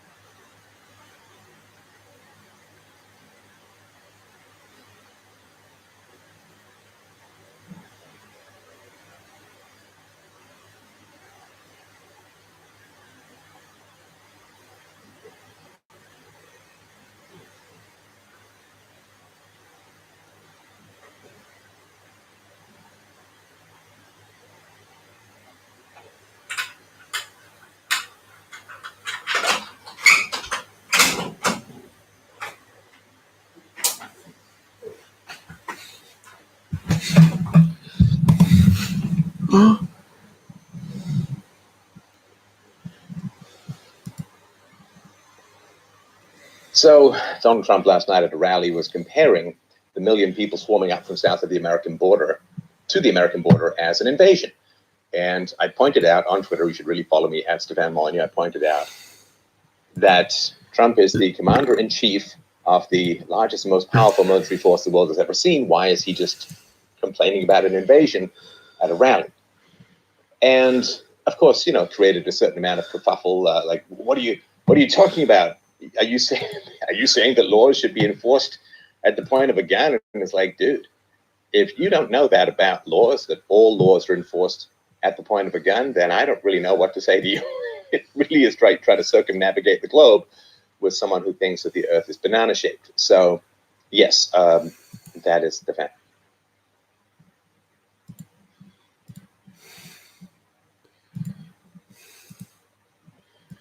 And I pointed out on Twitter, you should really follow me at Stefan Molyneux, I pointed out that Trump is the commander-in-chief of the largest and most powerful military force the world has ever seen. Why is he just complaining about an invasion at a rally? And of course, you know, created a certain amount of kerfuffle. Like, what are you talking about? Are you saying that laws should be enforced at the point of a gun? And it's like, dude, if you don't know that about laws, that all laws are enforced at the point of a gun, then I don't really know what to say to you. It really is trying to circumnavigate the globe with someone who thinks that the earth is banana shaped. So yes, that is the fact. That is the reality. All laws are enforced at the point of a gun, whether the gun is military or whether the gun is domestic, has certain legal implications, but that is the fact. And someone pointed out in the thread, I thought it was a really clever comment. He said, well, you know, who would have guessed that the way to invade a country was to walk across the border unarmed and then vote in the government that you want? It's a pretty powerful way of looking at it, that this is the new warfare, right? Which is you don't cross a border with weaponry, you cross a border unarmed, and your weapon becomes your vote, which you then use to replace the existing system of government with a government that is more to your liking, generally a government that redistributes more resources from other people towards your own particular clan or race or group or whatever. And it's a very interesting way of looking at it. And, you know, I'm going to be pretty brutally frank in this, because I think the time for soft chewing is long past. So let's talk about how this has become possible, this whole new way of occupying and taking over a country, walking in unarmed and voting for what you want. Well, and I did say this only seems to be happening to countries where women have the vote, where women have, you know, very active parts in educational and political life and so on. And nothing against women, love women and so on, but the studies are pretty clear that when women get the vote, you get the welfare state, you get old age pensions, you get socialized medicine very, very quickly. And there's a number of reasons for that, some of which are sentimental and some of which are just sort of raw biological absolutes. So the sentimental one is, of course, that women as a whole don't like risk nearly as much as men do. And nature kind of reinforces that, because nature scatters men much more widely across the IQ graph, in particular at the higher areas, than women do. And then it scatters women. Women tend to be clustered more around the middle, a little bit lower than men. And so men prefer risk, because risk for men has the opportunity of great rewards, materially, financially, hunting, you name it, crops. And with great material rewards, you get access to higher quality women, right? Your daddy's rich, your mama's good looking. That's sort of the way it's always worked. So men like risk. Women, though, don't like risk nearly as much. And you can see this, you know, watching fathers and mothers at playgrounds. You know, the fathers are encouraging and the women are all, be careful, you know, understandable. And it's a wonderful part of women. It's a wonderful part of men. It's not any kind of criticism. It's just a reality. When it comes to sexuality, traditionally women have been far more risk averse, because the consequences of unwanted pregnancy historically for women was far worse than it was for men. And so that is just a basic reality. A childbirth does not disable a man, and men can have as many kids as you can basically get it up for, whereas women are much more limited that way. So women prefer security and men prefer risk, which means women generally tend towards socialism and men generally tend towards the free market, white men in particular, because men want to go out and compete and they want to risk all to gain resources in the free market so they can get access to the best women. And so, the highest quality women. So that recognition that when women get the vote, they tend to vote in Social Security, old age pensions, they tend to vote in unemployment insurance for their husbands in particular, and they tend to want child benefits in case the husband runs off, and they want socialized medicine because women consume many more resources in the healthcare field than men do. Men are, kind of simple plumbing. Women are complex Mobius strips of Escher-based complexity. And also, of course, women, particularly single moms with their kids, will consume a lot more healthcare resources. So women want free healthcare. They want free resources. They want to have that cushion. They want to have that soft place to land should things go wrong. Perfectly understandable from a biological standpoint. Now, the problem, of course, is that when women vote in the welfare state, then what happens is you have this giant pot of honey that attracts every sentient organism in the known universe to come and partake of it, right? So you can earn 10 times more being on welfare in Germany than you can working in the hot Middle Eastern sun with precious little to drink. So when women vote in the welfare state, it's not just within the country's borders. The welfare state will automatically start to dissolve borders because people will come and want to take part of the welfare state and get all of their ancient relatives over for healthcare and pensions and you name it, right? And so women want security, and then security breeds this kind of influx of people who all want to hang on to the body politic. And soon, there's nobody pulling the cart. Everybody's in the back of the cart, and therefore the cart doesn't move. In fact, it starts to slide backwards. So there was always this concern about female suffrage, right? Just as there was about universal suffrage, right? So the original idea of voting was you had to be a property owner. You had to have property. The reason being that if you have property, then you're going to vote to maintain property rights. Whereas if you don't have property, the tendency is going to be for you to vote to take away the property of property owners, to take away property of the rich, and then everybody ends up poor, everybody ends up broke. And so pushing back against that meant you had to have property and you had to be a man because men prefer risk and women prefer security. Now, the other issue that happens, of course, is that the vote was considered to be payment for the draft, right? So if there's a war, then the men get called up to fight and the women don't. And that's why you get to vote, because to maintain the integrity of your country is very important, because if your country gets invaded, then you have to be drafted you are drafted to go and fight in a war. So you're going to be interested in borders, you're going to be interested in maintaining cultural continuity, and you're going to really vote to make sure that there's not going to be a war. Because the experience of men in wartime and the experience of women in wartime is kind of polar opposite, right? So when there's a war between tribe A and tribe B, in general, throughout history, if tribe A beats tribe B, then the men are killed or driven off. They're either killed in combat or they're killed afterwards, or they're sold into slavery. They're disposed of fundamentally, and they become somewhat irrelevant in the reproduction cycle.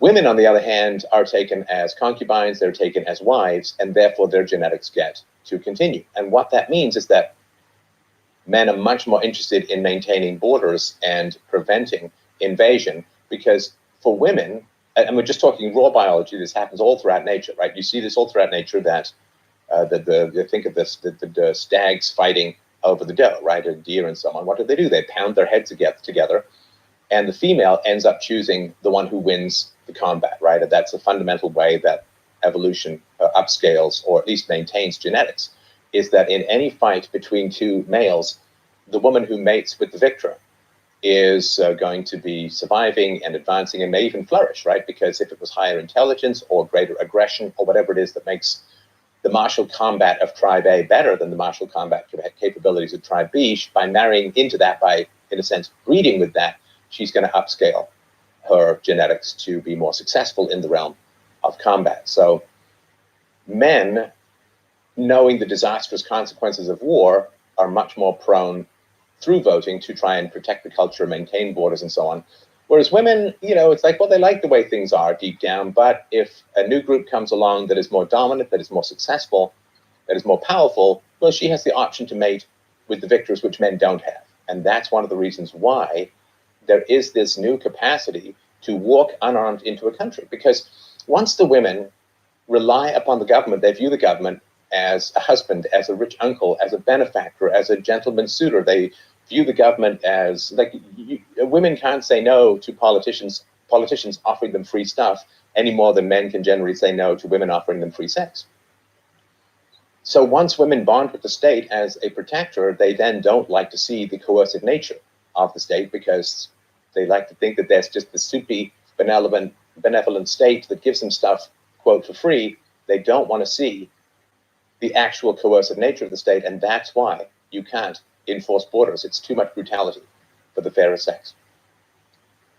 In the Bible, in Leviticus, there's a story, and the story is of a tribe that feels overburdened with sin, and its solution, I guess one solution would be to up its moral game, become better, and commit to higher moral standards and so on. But that is not the approach that this tribe takes. What the tribe does is it performs a magic ritual of expiation wherein it casts all of its sins into a goat. Bad goat, sinner goat. And then what the tribe does is it drives the goat out into the desert. And there, the goat will die, heat and exhaustion. And thus the sins of the tribe are vanished, are gone. They no longer feel the burden of sin. Now, this gives immediate relief, of course, at the expense of long-term moral progress. Because if you believe that accumulated sins can be cast into some other entity, that entity can then be attacked and driven out and expiated from society, and then your sin is also purged from yourself, from history, from your conscience, and so on. Well, it's hard to quit an addiction to immorality if you believe you have an easy and perfect cure for the resulting bad conscience, which is to scapegoat, right? That's where scapegoat comes from, and probably also why the goat is associated with the devil. So if you want to understand the modern world, you have to understand one thing, that white people are now the scapegoats of the moral conscience of the planet. That the predation, the rape, the colonialism, the war, the subjugation, the tyranny that has characterized almost all of human history is now focused on white people. And there is this belief that if you take the accumulated sins of your ancestors and you pour them into some external being, in this case, white people, and then you attack or try and drive them away or try to humiliate them and so on, that somehow you are solving the problem of immorality, that you're solving the problem of sin. And of course, it's false. It is a false belief. It is an incredibly destructive belief. And generally, you see the goat can't fight back. You see, they don't try. There's no scape tiger, right? There's no scape elephant. There's no scape shark. There's only a scapegoat. Why? Because goats are relatively harmless, can't fight back, and therefore can be the poison container. Like if you are full of a bad conscience, then you wish to rid yourself of that bad feeling. And this, of course, is the basic plot line of Dostoevsky's Crime and Punishment. If you have done something immoral, then you wish to rid yourself of the bad conscience of your immoral action. And you have really three choices. You can kill yourself, which will certainly rid you of that bad feeling, but is certainly not recommended. Or you can commit to admitting fault. You can commit to reparations. You can commit to doing better. You can use really the pain of a bad conscience to guide you to a better life, which is sort of like you put your hand in the... I remember this as a kid. I saw a metal knife sitting next to the gas burner we used to cook, and I grabbed it. Only once. When I was in Ireland, somebody told me about nettles, a little poisonous plant, and I must wonder what that's like. I pinched the nettles only once. Right? The purpose of pain is to prevent recurrence. The purpose of pain is not history. The purpose of pain is the future. If you have psychological pain about the past, it's not about the past. It's trying to teach you to avoid the same situation in the future, while, of course, people who harm you, people who want to exploit you, wish you to think that your psychological pain is only about the past so that they can continue to exploit you because you are undefended, focusing only on the past. No, Your past pain is to prevent you from being exploited and harmed and abused. Again, that's the purpose of pain. When I grabbed the nettle and it hurt for an hour, stung for an hour, the purpose of the pain was not to prevent me from touching the nettle in the past, because that's impossible. You can't go back in time. The purpose of the pain was to prevent me from touching a nettle in the future. So when it comes to the world as a whole, there is an example of the white race, which has had its faults for sure, but has done some incredibly wonderful things as well, like spending massive amounts of blood and treasure to end the slave trade worldwide, by creating the idea of universal rights, not in-group preferences, not tribal rights, not I believe what you believe, therefore we are brothers and everyone else is our enemy. It was fairly unique in coming up with the idea of universal rights. In modern science, 97% of all scientific advancements between 800 BC and 1950 AD came from Europe and North America, not including Mexico. It was largely, almost exclusively, the modern world is a white male phenomenon, and that has prevented the deaths or allowed the continued life of literally billions of people. So in a rational universe, people would say, yeah, you know, boy, yeah, white people sure did some bad things, but man, when you weigh the minuses and you weigh the pluses, medicine, science, the free market, human rights, and so on, largely Greco-Roman and Christian perspectives. And yeah, we've done some pretty great stuff around the world, and billions of people owe their lives to Western science and medicine and markets and agricultural innovations and you name it, right? So great stuff. So what people could do around the world is they could say, boy, that the whites did sort of like an icebreaker through the frozen ice of an abusive history and present of mankind. Let's trail after them and let's continue to widen that passage. Let's continue to extend freedoms. Let's overleap white people in terms of virtue and commitment to property rights and individual liberties and free speech. And let's go even further than white people did, because they really showed us the way, but let's overtake them. Let's be better. Let's be even more moral. Let's be even more virtuous. Let's be even more free. Could do that. It's a theoretical possibility, right? But that's not really what most cultures in the world have decided to do. For reasons, some based on free will and therefore inexplicable to philosophy, and some based on a wide variety of bell curve issues and cultural issues and religious issues that I talked about before. When something is higher or better, you have the choice, because you feel the gap, right? You feel the gap. You feel this humiliation between you and someone who's doing better. I mean, I grew up poor and I saw middle-class families with decent incomes and stable family lives and so on. And I mean, you have a choice about that. When you see something that's better than what you have, you can either attempt to destroy what is better and therefore destroy the gap that you feel between yourself and a better state. You can just destroy the better state or attack or undermine the better state. And that way you hope to ease your unease, but you don't. You may close the gap between you and something better by destroying something that's better, but all that does is provoke in you the guilty conscience of having hated the good for being the good. So when I was young, I remember being a little kid and somebody told me about the year 2000. I thought, wow, I'll be 34 in the year 2000. I see myself in an office. I see myself with a tie on. I see myself doing something professional. I see myself with a stable income. I see myself with a good family life. I see all of these things. And I, for the most part, achieved them around that time or shortly thereafter. I didn't want to pull down what was better. I wanted to reach up and join it and then go further and extend. So every culture, every ethnicity, every country has that choice. They can look at some of the white achievements and say, wow, that's good, but we can do better.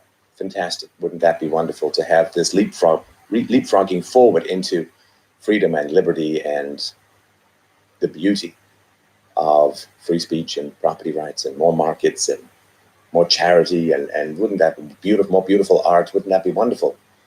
But that's generally not what's happening. What's happening is that people are trying to pull down white civilization because, for whatever reason, they feel that they cannot match it in the hurly-burly competition of us mere biped mammals. That is what is going on. And that's why the white race is continually being attacked. Not because it was evil, and there were certainly evil aspects to history, as there was in all races and cultures, but because the achievements cannot be matched, let alone exceeded. Therefore, the statue must be cast down.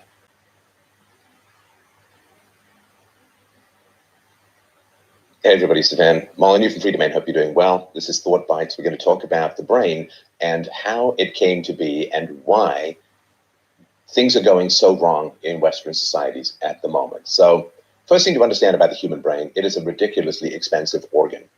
It's about 2 or 3% of our body weight, but it uses about 20% of all of the energy in your body. I mean, it is a huge furnace that your body just throws resources at, which means, of course, that it has to pay off in some significant manner for evolution to have found it valuable to throw that many resources. It's even worse, or I guess you could say better, when we're babies. When we're babies, our brains consume 75% of our energy needs.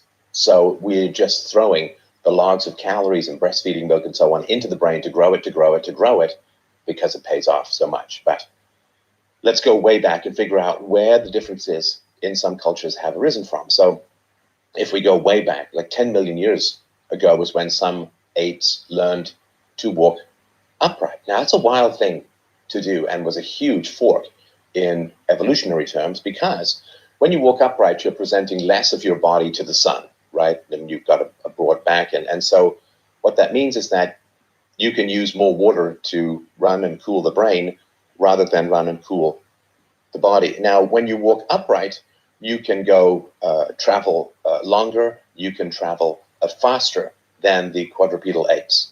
And another thing that walking upright does is it frees your hands for tools, right? So rather than just fashioning whatever you can find around, like jawbones of 2001 style, you can make tools and carry them with you because you're not on all fours or half on all fours. Also, when you are on your hind legs, you're walking upright, you can see further, which means you can find prey better. You can also detect predators better. So it's a very huge advantage to be able to do that. And also, when you walk on 2 legs and you're a nursing mother, you can use one arm to hold the baby upright ape, so to speak, against your breast, and you can then use the other hand to forage for nuts and berries and roots and all that kind of stuff. So it's a pretty wild thing. Simply going from all fours or half on all fours to walking upright is a massive opportunity for the brain. So what happens is, if you devote more of your resources to growing the brain, then what happens is you end up with better tools, you end up with better weapons, you end up with better hunting strategies, and that allows you to get more meat. The meat is so calorie dense and calorie rich and protein rich. It's pretty important for the brain, right? The omega-3s and all. And so when you grow the brain, you end up with better weapons, better hunting, better tools, which then allows you to hunt and get more meat, which allows you to grow the brain more, which allows you to have even better tools and so on. So it is very, very important to understand this sort of switch. Now, this didn't happen in all climates equally, and the selection pressures were very different. We're just going to basically talk about sort of Northern Europe versus, say, something like Sub-Saharan Africa. Now, seasonal climates tend to strongly select for intelligence. And the reason for that is that when you're facing down a season, like brutal cold, nasty winters, or just those perpetual chilly springs and fall that happened when I grew up in England, it's man versus nature. You know, the old conflict, man versus nature, man versus himself, and so on. This is man versus nature. Now, when you're facing man versus nature, that selects for intelligence. The other conflict, which tends to happen in warmer climates, is man versus man. You're competing with other tribes for the best fruit trees and the best places where you can get nuts and berries and so on. And so when you are in a warmer climate, it tends to select for aggression rather than intelligence. And this is one of the reasons why you have different groups that have different levels of criminality, right? So whites all over the world have about the same level of criminality. East Asians all over the world have about the same level of criminality, and blacks all over the world have about the same level of criminality. It's very important as well. So one of the big differences in regards to how local climate conditions affect brain development is important. It also affects family development. So in a warm climate, there's food year round, and it's relatively easily available. And what that means is that the mother does not need the father in order to survive. It's a very, very important point, because against food year round, you can hold the baby in one arm, you can build sort of simple structures to protect your babies from predators, and then you go out and get food. So you don't absolutely need, I mean, it's better if you do, but you don't absolutely need the man to survive. Now, in a colder climate, well, you kind of do need the man to survive, because you've got long winters where you simply can't get food, at least not easily. And so you have to have a man to survive. Now, this is in sort of layperson biological terms, of which I am, of course, one. This is called the dads versus cads spectrum, right? So if you don't need a man in order to have your baby survive, then you can just choose the coolest, the tallest, the most handsome, the most charismatic, the most glib, the fastest talking, the most wheedly deedly kind of guy, the guy with the best game, because you don't need him to stick around. You can raise communally, you can have a sort of matriarchy, so to speak, and then just raise the babies that way, and you're going to do okay. And that's also partly because in warmer climates, what is going to kill your babies tends to be something that intelligence doesn't really help you with, right? So if some lion just comes and eats your babies while you're out hunting, it's not like intelligence is going to do a lot for that. Or, of course, the big killer in the tropics is disease, right? And it's not like your intelligence is going to do a lot to help you with disease, especially if you don't really have soap or certainly antibiotics or anything like that, penicillin. So it's your strategy, of course, is just try and have as many babies as possible, because you can't do much to ensure that they're going to survive. Now, in northern climates, in the colder climates, you can do a lot to help your babies survive, which is really important, which is why you have multi-story structures. It's why you have better walls. It's why you have bricks and so on, because you can do a lot to help your babies survive. And in particular, of course, the cultivation of livestock. About 10,000 years ago, animals were domesticated and in some parts of the world, and you had the invention of agriculture and so on. So intelligence, when you have colder climates, really helps. Now, I want to sort of point out, because this comes up a lot, the Inuit in the very, very north, these selection pressures aren't the same. So, for instance, in the Inuit, the growing season is too short for agriculture to be effective. So it has the same kind of selection pressures that you would normally have in the tropics. I just want to sort of point that out, because people get confused about that quite a bit. So in colder climates, you have to pair bond for your babies to survive. And what that means is that the women who chose the cads rather than the dads, who chose the sexy, cool Fabio types, the alphas who are going to play around and abandon them, well, they generally died off in the winter, because they didn't have a man around to feed them and protect them from cold and predators and so on. And so what happens is, in the northern climates, you end up with more stable pair bonding, because women choose stable, reliable, decent, moral, productive providers as a survival mechanism. And that's how white people and East Asian people in general evolved. So that's really, really important. So pair bonding genes tend to get passed on in colder climates, but abandonment genes, or the cat genes, tend to not. And so in the northern climates, prior to birth control and the welfare state, women had an enormous amount to lose from indiscriminate sexuality, from sleeping around, from riding the carousel, as it's sometimes rather coarsely called. And so there was a lot of focus and emphasis on controlling, in particular, female sexuality, in order to establish the pair bond before sexual activity occurs, which is why the institution of marriage and monogamy and so on was so important, because polygamy doesn't work in a cold climate because a man does not have the genetic requirement or advantage to invest a huge amount of resources, some of which are quite dangerous to obtain, like going hunting and so on. He doesn't have a huge incentive to invest resources in children that he doesn't know for sure are his. And so monogamy and sort of the scarlet letter punishment for women who slept around and had a man raise another man's child and so on, this was very strongly focused on as a negative, as a big, big problem. So prior to birth control and the welfare state, women had the most to lose from this indiscriminate sexuality. And you can see this even, right? So the pair bonding in East Asians is even stronger than the pair bonding in whites. And East Asians developed in even colder climates than whites did in Siberia and so on originally. So you really, really had to have a man. And this is why even sexual drives between the races follow this pattern completely. So here's why things are falling apart. I mean, this is why suicide rates among white males are high. This is why depression and anxiety among white women in particular is absolutely staggering. I mean, ever since feminism came along, which basically said that women should act like men, which basically denied all of the evolutionary requirements and pressures for whites and East Asians, although East Asians don't seem to listen quite as much to the feminist stuff, probably because of a higher IQ. But women have gotten progressively more miserable over this time.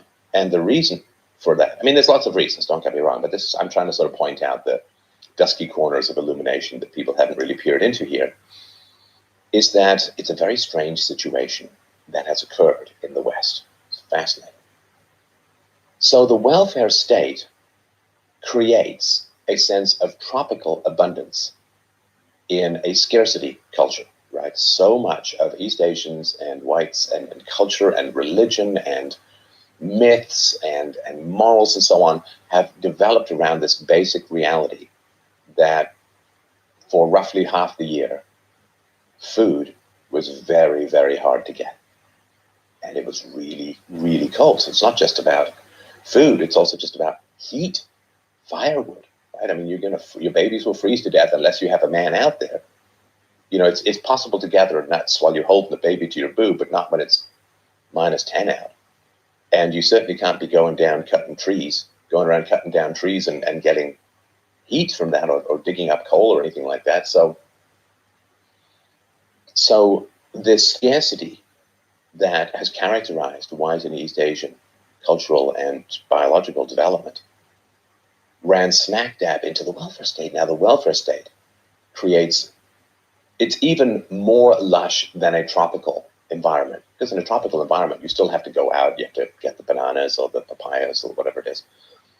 But the welfare state, like the check just comes to your house and your free healthcare and your free education for your kids. It creates a hyper-tropical sense of abundance that collides insanely with the scarcity history of whites and East Asians. And that is really catastrophic. It is really catastrophic. When you develop in a scarcity culture, if you then end up in a hyper-abundance culture, well, first of all, your morals are going to fall away. Like, what's the point, right?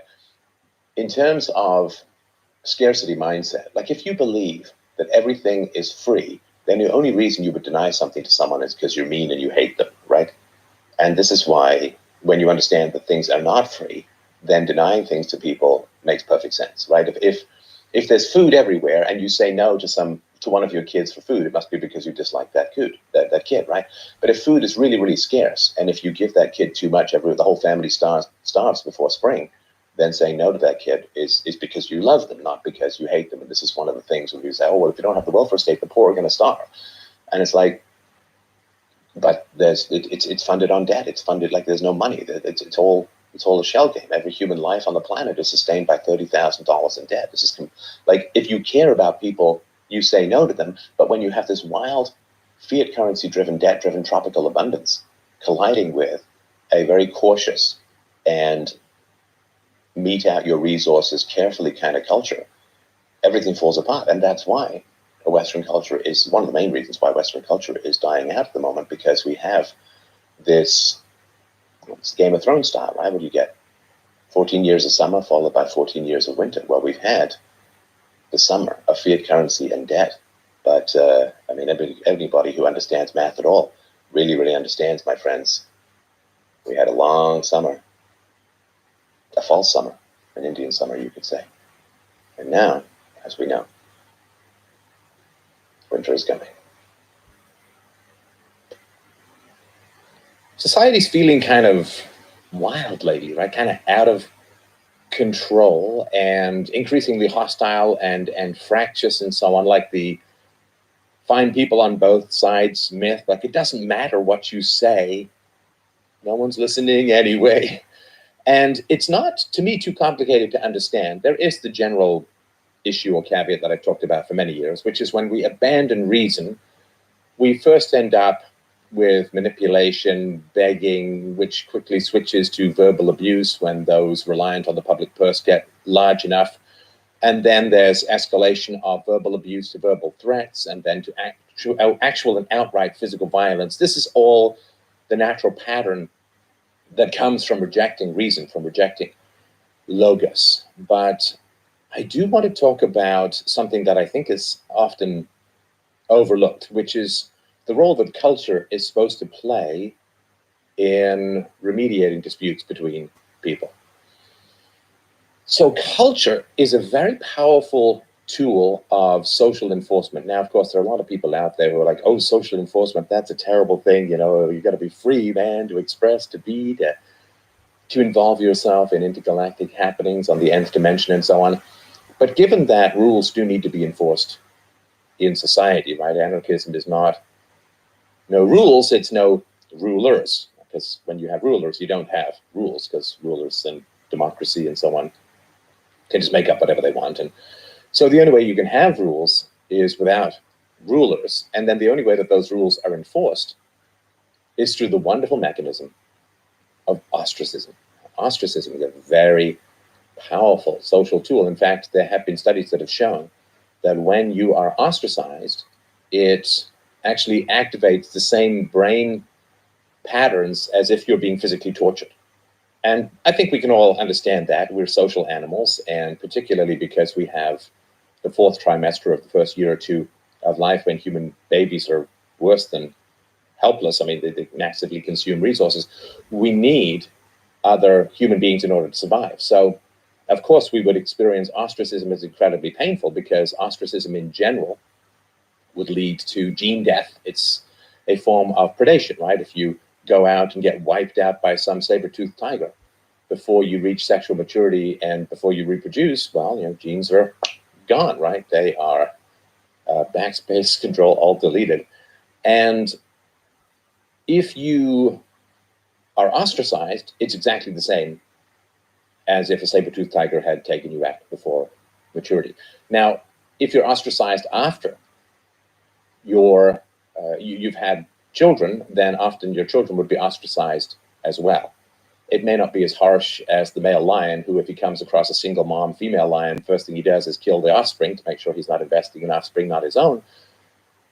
But we experience ostracism as a very painful thing, which is one of the reasons why, I mean, the left in particular uses ostracism to attack people, because it's hard, you know, as Aristotle said, whoever can live alone must be either a beast or a god. And so what ostracism does is it raises the value of love in your life, because if you're loved, ostracism is usually just a sign that you're going in the right direction. So ostracism is very powerful, very powerful.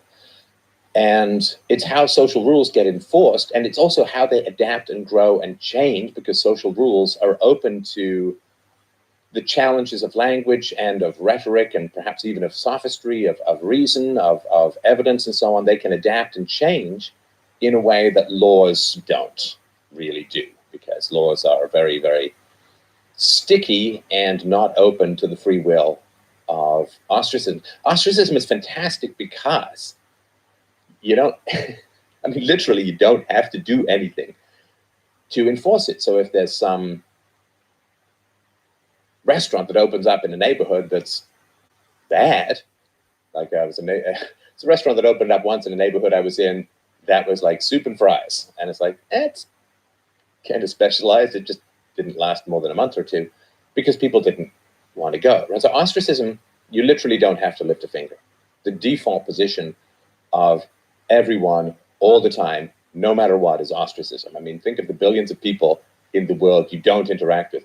You're ostracizing them and so on, right? So ostracism is the lazy man's rule enforcement. And because you actually have to go patronize someone or be friends with them or date them or hire them or something. And most times we have this inertia of, already existing relationships. And just by the by, if you're in your 20s, have and hold good friendships, because in your 30s and 40s, people get busy with kids, with travel. And anyway, so ostracism is wonderful, it's powerful, and it's how we guide the ship of society and how we adapt to new cultural challenges and new economic challenges and so on. And so if there's a particular belief system that people don't like the members of that particular belief system, well, you won't hire them, you won't lend to them, you may not rent to them. I mean, and this will give social feedback. Can this be used in a prejudicial manner? For sure. But of course, laws can be used infinitely more in a prejudicial manner. So if you don't like redheads, then you don't have to hire redheads and so on, right? Now, of course, if redheads are actually very valuable to your business, then you not hiring them will cause you to lose a significant competitive edge vis-a-vis other businesses over time and so on.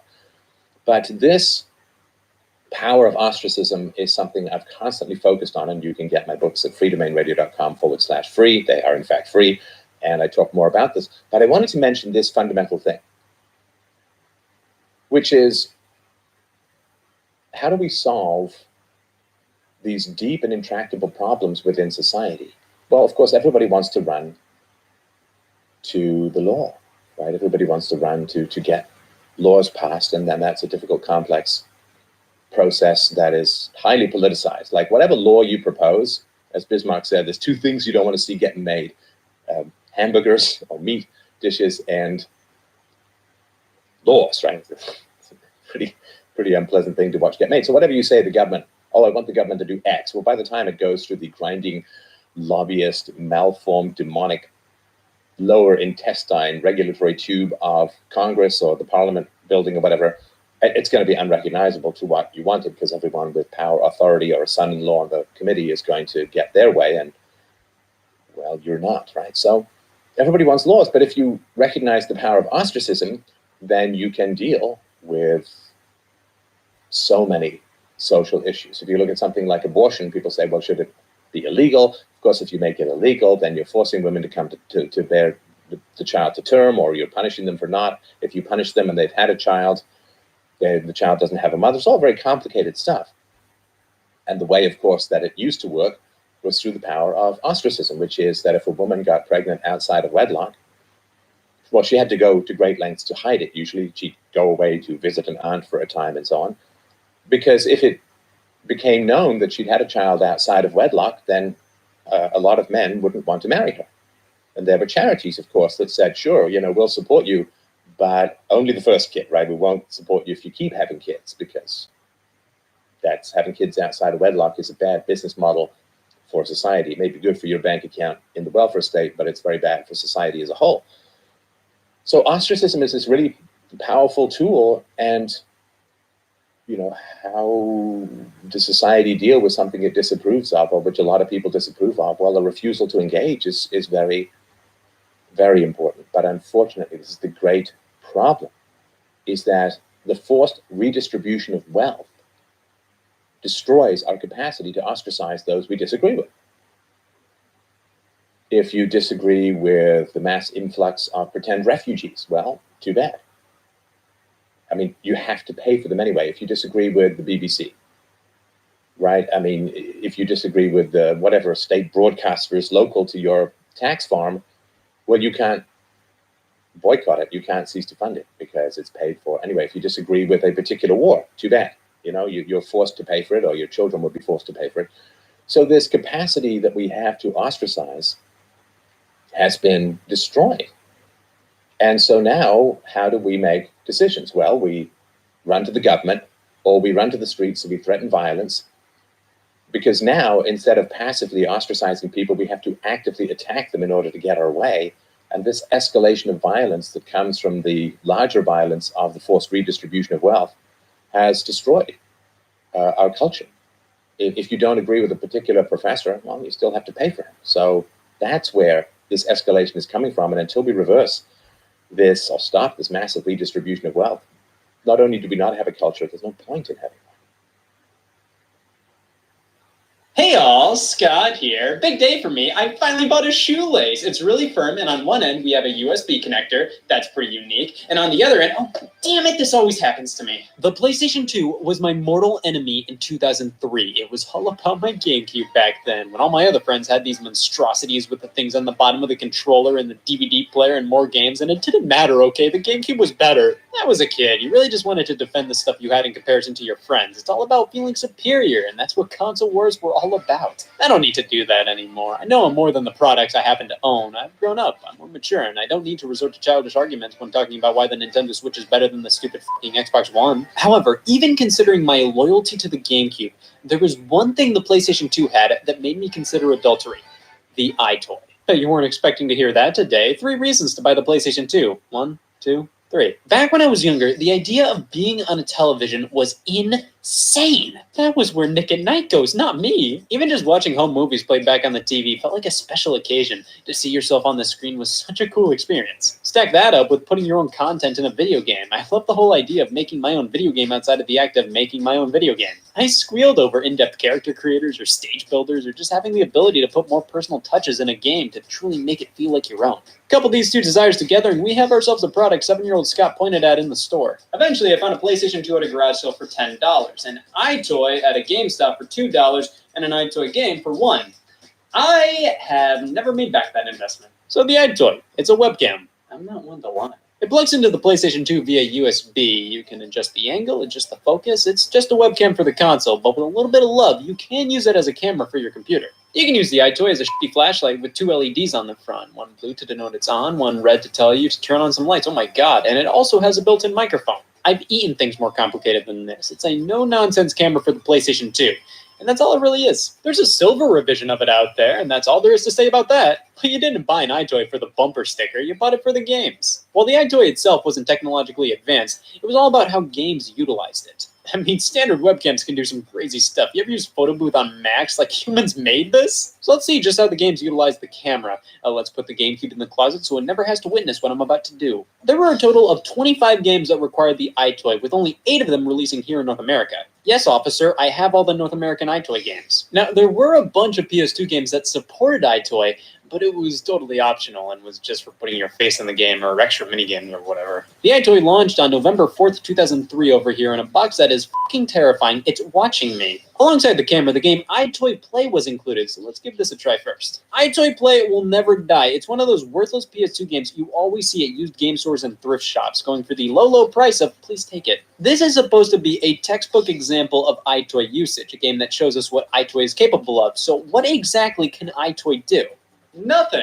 Like I said, this is just a stupid webcam. The games do all the magic here. We get this introduction video to iToy giving us the rundown as to just what exactly we're supposed to do with this. Clear the space, step back a bit, put yourself in the center of the screen. If we want to close out of a game, cover up the camera to avoid the NSA, and it does say we can technically cheat in iToy games by standing relatively close to the camera, but where's the fun in that? It's me! This is iToy Play. To select any options on a menu, you have to hold your hand over and say goodbye. This is a collection of 12 minigames, and they are as follows. Beat Free, bang to the beat, makes me feel like a Neanderthal. Kung Fu, a game that makes you look like a fucking nutcase to anybody entering the room. Wishy Washy, clean the windows.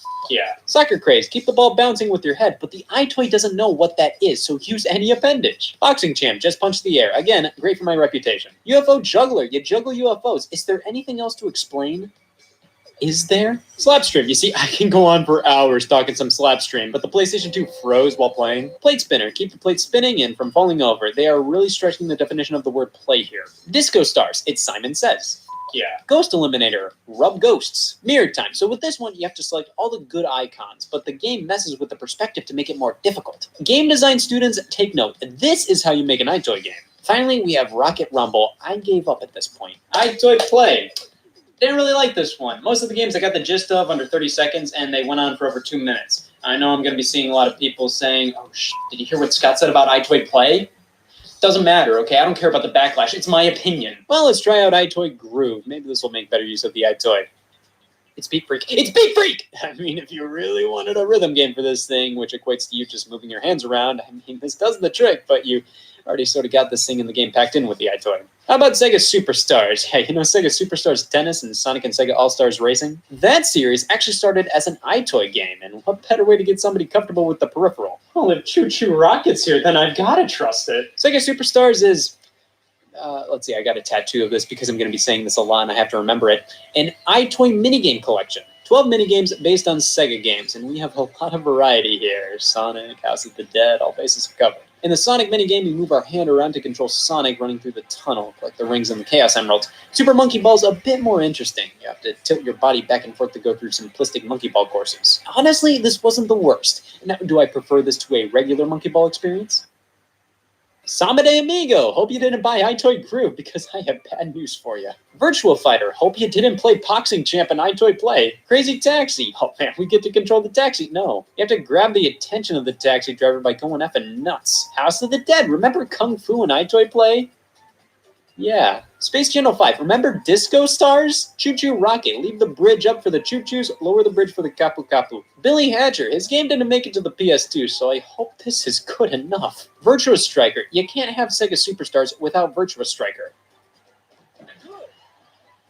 Puyo Pop Fever. This one's actually pretty neat. You have to use your body to guide Puyo Puyo pieces into the right colored area. This actually required a bit more calibration than usual for the iToy games, and did a solid job detecting my body. Nice. This is another fairly impressive iToy game. You have to position your hands like you're flying to get through the level. I didn't really want to play much more than 30 seconds of this, but Sega, you made the iToy fans proud with this one. That was okay. It was fairly well made, and I found it to be a lot more fun than iToy Play, but I'm starting to see this trend where it feels like developers only had like 5 ideas for iToy games, and they all just made the same thing. Well, whatever Sega can do, Nickelodeon can sort of kind of do. Nicktoons Movin'. Yes, finally, I can be on screen with my favorite Nickelodeon stars bowling and playing whack-a-mole. This is another iToy minigame collection, but this is obviously made for a much younger audience. Not because it's based on Nicktoons or anything, but because these games are so simplistic and short. Like, I'm done with these things in under a minute sometimes, and the concepts are basically whack-a-mole, fix the picture, move the ship.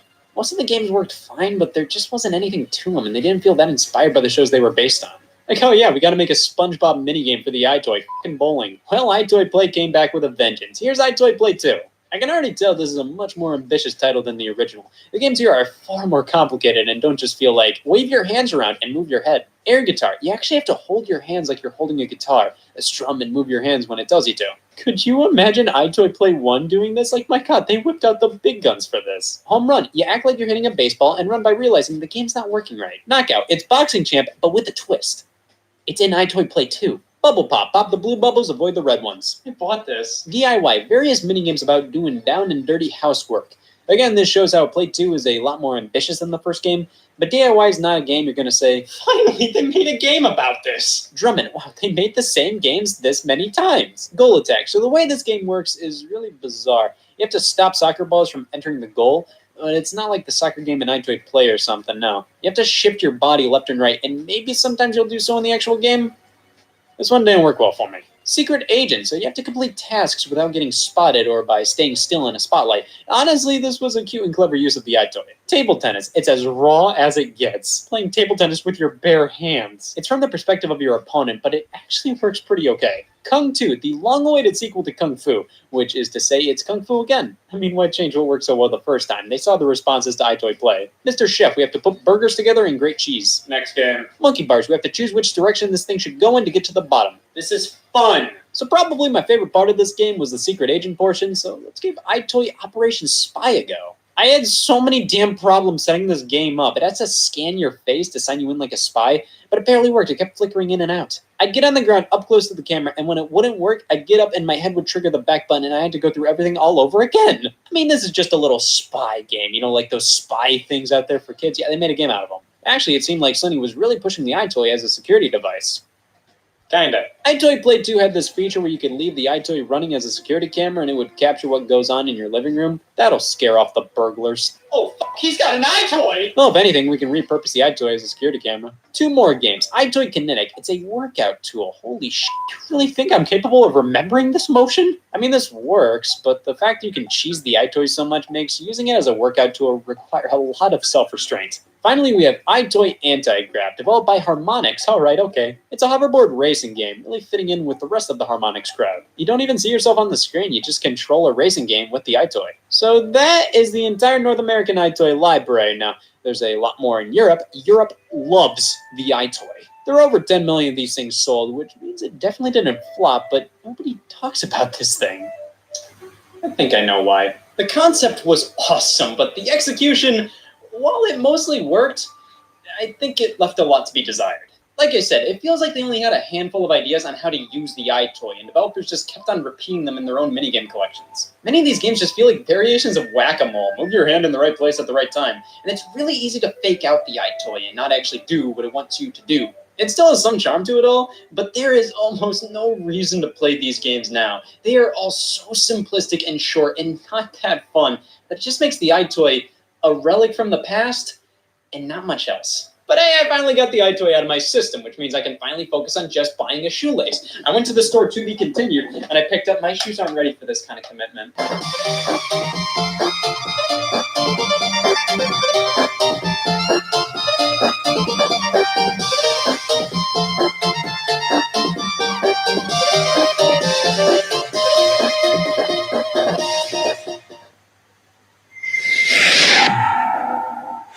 Justin Trudeau is sort of a big deal here in Canada. Of course he is. He's our prime minister. But around the world, he's sort of a nothing.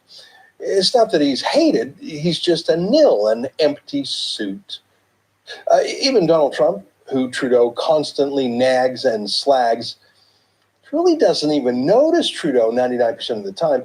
Trump's a bit busy, you see, between handling Iran, Russia, NATO, trade deals with Japan, trade war with China, peace gambits in the Middle East and North Korea, and then everything he's doing at home. Canada's just not on his radar, which is a good thing. But we were on the world's radar these past few days, and not in a good way. Justin Trudeau was so staggeringly embarrassing, the entire world got a load of us.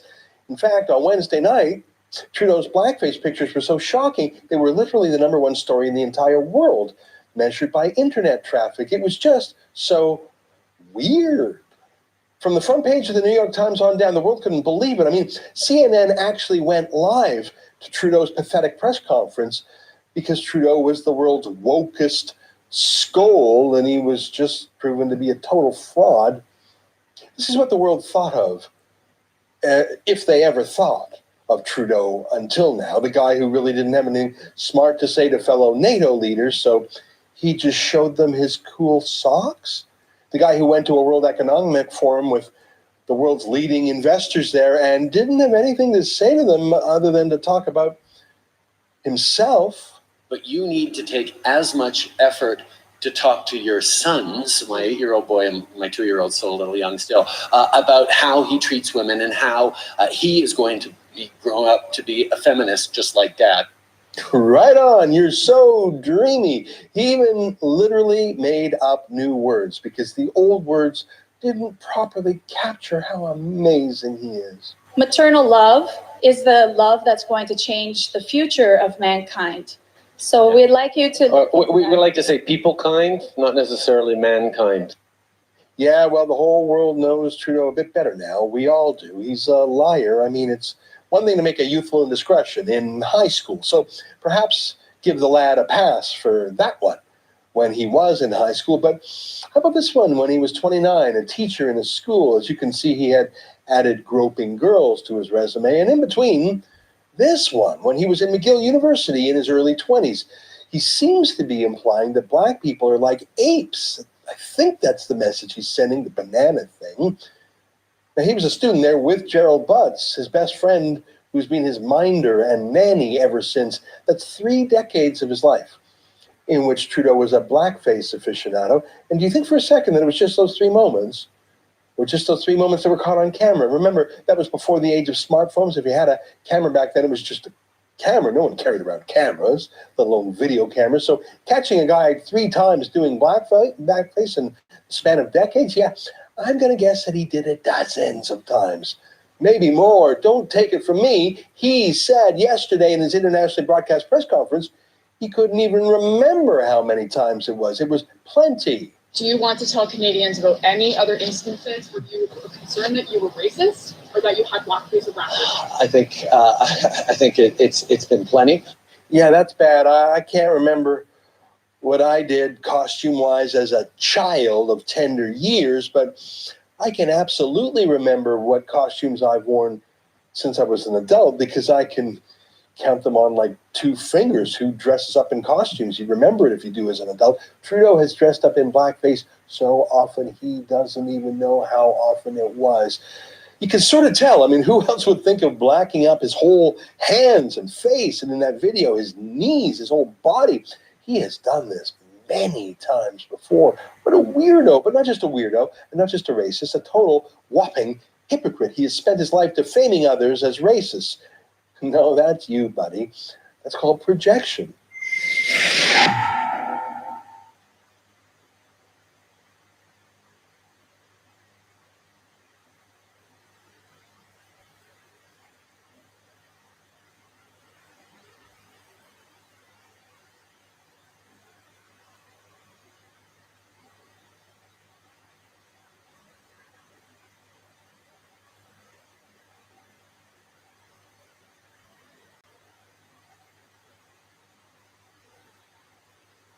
Yes, it's kind of challenging times for the truth tellers these days.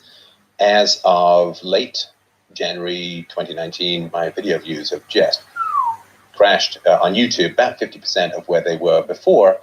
And I brought this to the attention of YouTube, just asking them if anything may have changed at their end, but they have yet to get back to me. So I'm going to have to adapt a little bit to the new reality. And it's not because my show is less popular. I mean, video views are down enormously, but podcast views are actually up, and engagement on Twitter is very high. So anyway, it's just where things sit. So I'm going to mix things up a little bit. Going to do a few micro videos. And today, something quite interesting for a lot of Republicans. Mommy and Daddy are fighting because Ann Coulter, of course, who wrote Adios America, which was a book that helped propel Trump into the presidency.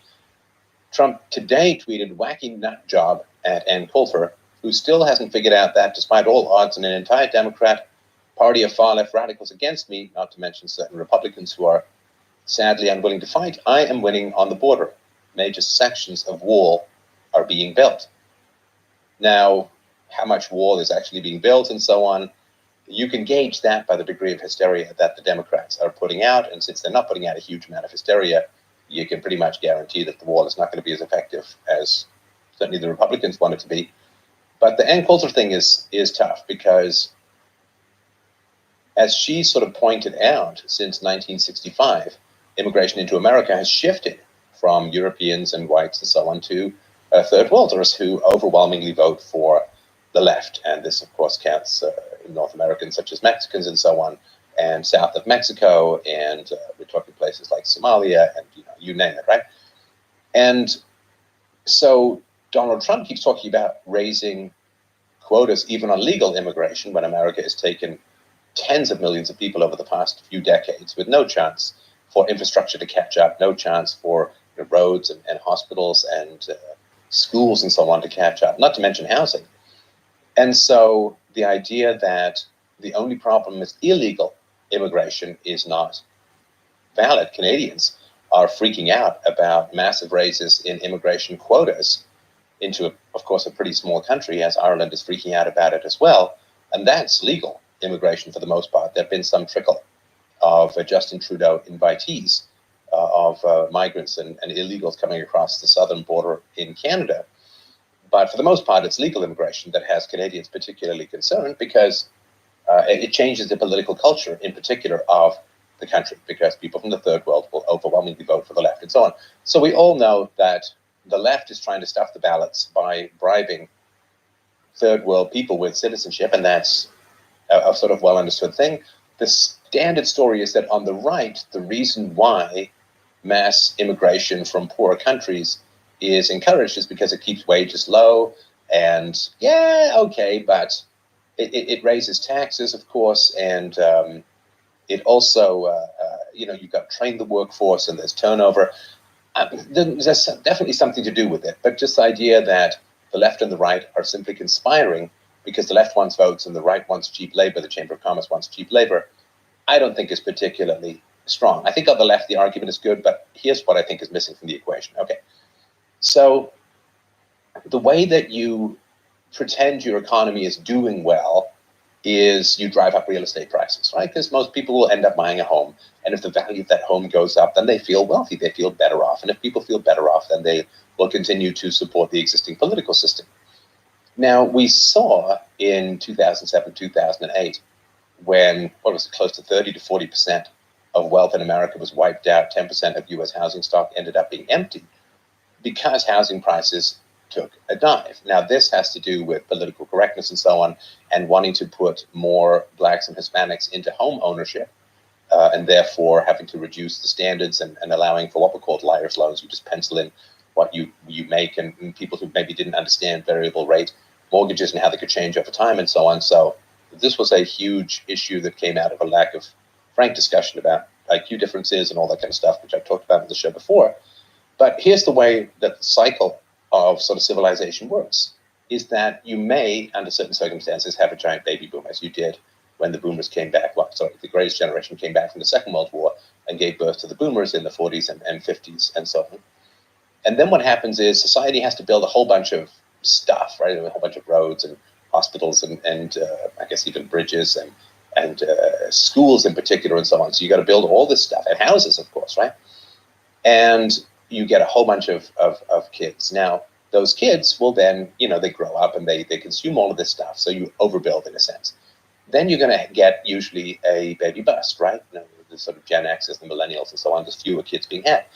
Now, the way that society should right itself from there, of course, is that when you have a baby bust, the price of housing should collapse, right? So let's say you have half the population from the post-baby boomers, the baby boomers and post-baby boomers of half the population. Then, of course, give or take some variability and so on. But the price of housing is going to fall by 50% because there's half as much demand. And that's pretty important, especially when you're convincing women to, go travel and find themselves, although what they often find is a Moroccan or Guatemalan grave. The family says, go find yourself, and then guess what? The family gets to go find them in the middle of nowhere when they've vanished. But you encourage women to go to school, you encourage women to put off having children and getting married and all that kind of stuff. So there's just a much lower demand for housing. Now, when the demand for housing, of course, declines, the value of bank assets declines enormously, right? Because banks have a book value of homes. And if the book value of their homes collapses, then they have to call in a whole bunch of loans, right? Because you have a certain ratio that you need to have between your assets and your loans. And if your assets go down, you may need to call in 10, 20, or 30 times the value of the drop in your assets in terms of loans. And that is a huge disaster and huge catastrophe. And we saw that in the 2007, 2008 housing crash, which would have been a huge financial crash if it wasn't for hundreds of billions, if not trillions of dollars poured into these financial institutions from the magic money printing presses of government currency. And so normally what would happen is the price of housing would go down enormously. Now, if the price of housing goes down, then that lures people into getting married, having kids, and they can afford more kids. And that's how sort of natural cycle of things would go. But the banks, the financial institutions, and the whole house of cards, modern pretend economy that runs on debt can't handle a significant and sustained loss in housing prices. Now, this also would be true to some degree of commercial housing, although I'm really focusing on residential housing markets in this particular conversation. So what happens then is the financial institutions, and I'm not just talking about banks, but investments and so on, investment banks and so on. And so the financial institutions are absolutely desperate to maintain the value of housing. Now, how do you maintain the value of housing when your population has hit a baby bust, when you have far fewer kids than the baby boomers? Well, we all know, right? You import people in order to maintain the value and, in fact, drive up the value of your housing. And those people, I mean, in Canada, where do people settle who come into Canada? Well, they settle in Vancouver, they settle in Toronto, and a couple of other places. All in big cities. They're not coming from Pakistan to go hoe the back 40 in the wilds of Saskatchewan or pan for gold in Burkina. So you import a bunch of people who then go into the cities, right? And they will buy up a bunch of houses there. And particularly if they're from China, right? The Chinese in Vancouver, it's well known. They actually had to put a tax on for unoccupied houses owned by foreigners, because that was what was happening, is that taking the corrupt money from the Chinese quasi-communist institution of government and then dropping it into Western real estate in Australia and China, and Australia. I'm saying China, but I mean Vancouver, although some people would say that it's kind of an extension of China. And so you've got to drive up. Now, what happens is people buy, the immigrants will buy houses, of course, a lot in the cities, and that drives a lot of flight out of the cities, and then people want to move to the suburbs, and that keeps the suburbs high too. Now, of course, governments as well are addicted to high housing prices. Why? Because, in general, governments get a huge amount of money from property taxes, and property taxes are based upon the assessment of the value of your home. It's like 1%, 1.5%, 2%, depends sort of where you are.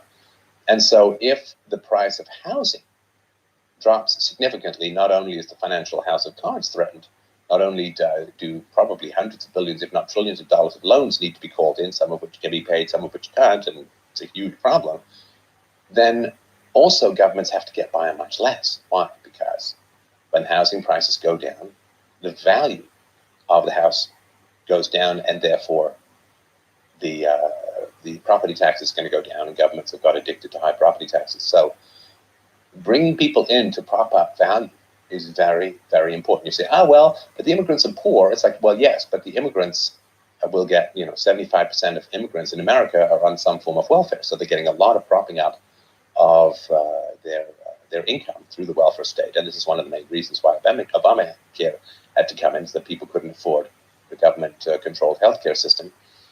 And so you say, well, but they're not buying a lot. Well, what happens is, though, when you get a bunch of immigrants, say, from Somalia, they move into a neighborhood, then the people who are there may be moved out forcibly, or they may move out on their own, and then they go up the next tier, which pushes people up to the next tier. So it has a cascading upward effect, even to the most expensive of houses. So when you're looking at this weird disconnect where the population in the West has two major concerns. In Europe, two major concerns, and in Canada and other places, the major concern is immigration. In Europe, the major concern is immigration and terrorism. And you say, well, why? Why does Donald Trump keep talking about more and more and more immigration? Well, maybe he's listening to Princess Ivanka. I don't know. Maybe it's Jared Kushner. But the basic reality is that he's had to sit down with the guys who say, look, if you reduce immigration, you're going to crash the housing market. You crash the housing market, you crash the economy. Now, the economy is going to crash sooner or later, of course, right? Because all you're doing is deferring the inevitable. Instead of having housing prices go down, which would be hugely welcome to most people, particularly in the major metropolitan centers, what happens is instead you're just putting national debt into the welfare state and all of that kind of stuff. So it's going to crash anyway. But nobody wants to be the captain at the helm of the Titanic when it hits the iceberg. So I think it's just a game of extend and pretend, right? Extend credit, extend debt, and pretend that the economy is somehow sustainable. And of course, as we all know, when you defer difficult decisions, they almost always get harder and harder and harder. So the next time you're talking to someone and say, oh, well, immigration is so important, it's so important, you understand that they are getting a whole bunch of propaganda that's being driven by the insatiable desire of the current house of cards fiat currency system to maintain high real estate values. And it's got nothing to do with kindness or charity, or we care about the migrants. It's all about the Benjamins. It's all about the dollars and cents, and it's all about just keeping the nonsense going for 3 months, 6 months, because of course a lot of the bonds that were put in, right, 2007, 2008, 2009, well, they're all coming due. It's going to be a big issue. And right now, any drop in immigration will cause a significant drop in real estate prices. The system can't sustain it, and that's why it continues to grow the way it does. So I hope this helps. Thanks so much for watching.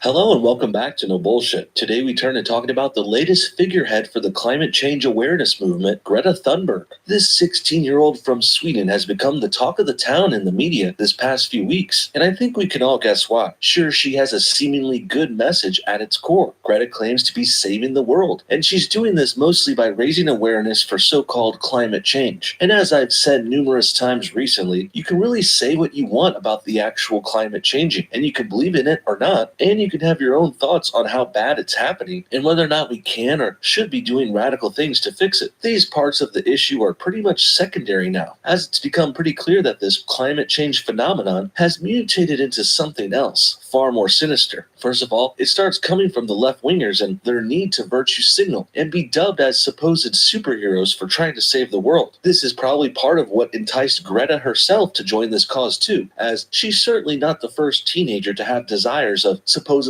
saving the world through their actions, lifestyle, and even by protesting or demonstrating publicly. The problem for teens like this in current year, though, is that, well, the problem is there are no real problems. Gone are the days when teens could easily join an anti-violence movement and protest major wars like Vietnam, Iraq, or Afghanistan. There's also less social injustice in the world today, and there's more and almost complete equality in the Western world too, so protesting, say, for the rights of women, minorities, or LGBT alphabet people is hardly as necessary as it used to be. So this lack of a major cause is what's led to people like Greta Thunberg and other left-wingers to buy into this climate change hysteria completely and fully, almost as if they want it to be true more than it actually is. This is why people say it's a religion for the left, because the climate change boogeyman is the perfect villain for them to fight against. It's almost like the left's devil or the left-wing version of Thanos or something. And this is a perfect thing for them to raise awareness about for people like this too, who have these sorts of hero complexes and this dying need to virtue signal to the public. But plenty of adults and politicians and even scientists have spoken out for climate change and the need to make radical changes to our lifestyles in order to help prevent it. So what is it that makes Greta Thunberg so different? Well, it's pretty obvious that the left is using this cute, harmless-looking 16-year-old Swede as a tool to do their bidding. I mean, criticizing the adults like Alexandria Ocasio-Cortez or Al Gore, that's pretty easy. But when it's a young, uncomfortable girl speaking rather awkwardly because of her self-admitted Asperger's disorder, well, that makes Greta pretty hard to criticize. And that's what makes her so valuable and useful to the Democrats who are backing her up. It's like they found a speaker who's virtually bulletproof. So they're pushing her out there into the public, knowing that if people criticize her, they will inevitably look bad and possibly evil. I still struggle to dance around talking about Greta as I write this video, but in my opinion, if the left-wingers and the mainstream media and Greta herself are going to put her and her messages out there this much, I think that also opens them up to be discussed more vividly, despite her young age and her mental issues, which are clearly being used as a way to deflect criticism. The thing is, though, I don't really have much against Greta Thunberg herself, actually. Sure, her ideas are bad, and this whole climate change saving the world stuff is a bit cringy and over the top, but you can hardly blame Greta herself for this, since she's clearly been brainwashed into doing all this. That and having a condition like Asperger's will also affect your viewpoints and how you deal with world events in different ways. People with spectrum disorders also have limited social skills, so sure, they can easily figure out a complex problem and how it can be solved pretty quickly, but such a person is dependent on the image of the world presented to them by their family as well. In this case, with Greta Thunberg, her family painted a picture of a world that's going into ruins, and this apocalyptic future she was presented at a very young age will only lead to further deterioration of her mental state, which is very sad. I pity her. And with that said, I actually feel sorry for Greta more than anything. Clearly, her parents and the Democrats and the mainstream media, they're the ones putting her up to this kind of stuff. For example, besides the continuous and nonstop coverage in the press and media, which can be seen on almost every major news channel, well, also, Greta's parents have been revealed to be SJW activists themselves, and also climate change pushers and even Antifa supporters as well. That's right. As you can see from this picture going around on Twitter right now, both of Greta's parents parents and herself, they've all been seen in Antifa supporting t-shirts in recent times. And while Greta tried to deflect this criticism saying she just borrowed a friend's t-shirt, well, I think that's a bit hard to believe since her parents can be seen wearing the same t-shirt themselves. And this Antifa supporting is a bad look for two big reasons. First of all, we've all seen and come to know that Antifa is a very bad group based in America who's not really anti-fascist at all. They're actually a bit of a domestic terrorist group who shows up at right-wing conservative-leaning events and tries to beat people up and destroy property. And also, even, they try and attack the police while they do it, like what happened recently at the Straight Pride Parade in Boston just last month. And then, to make matters even worse, if you're familiar with Sweden's history in World War II, like I am, seeing these three prominent Swedes wear anti-fascist garb in 2019 is pretty hypocritical when you think about it. Sweden, of course, not only remained neutral during World War II, which in itself is a bit of a cop-out and weak, could have used their help to stop the actual fascists back then, especially when they were right near the war's battlegrounds themselves, but that's only the beginning here. Sweden also didn't really remain completely 100% neutral. They also assisted the Germans in a number of questionable ways. During the German invasion of the Soviet Union, Sweden allowed the Germans to use Swedish railways to transport their things. Also, German soldiers traveling on leave between Norway and Germany were also allowed passage through Sweden as well. In addition, iron ore was also sold to Germany all throughout the war. And sure, Sweden also offered some help and intelligence to the Allies on our side, but they really should have offered all the help to us in the United States. And they shouldn't have helped the fascists in Germany at all, but they apparently did. And this harsh truth makes modern Swedes like Greta Thunberg and her family look rather silly wearing these anti-fascist shirts in the present. They claim to be anti-fascist now, but they certainly weren't back then in World War II when it counted. And then when you realize that the people they're calling fascists now, well, we're actually American descendants of the real anti-fascists who helped stop the Germans in World War II with our blood, sweat, and tears. And well, if you put all that together, I think you guys get the point.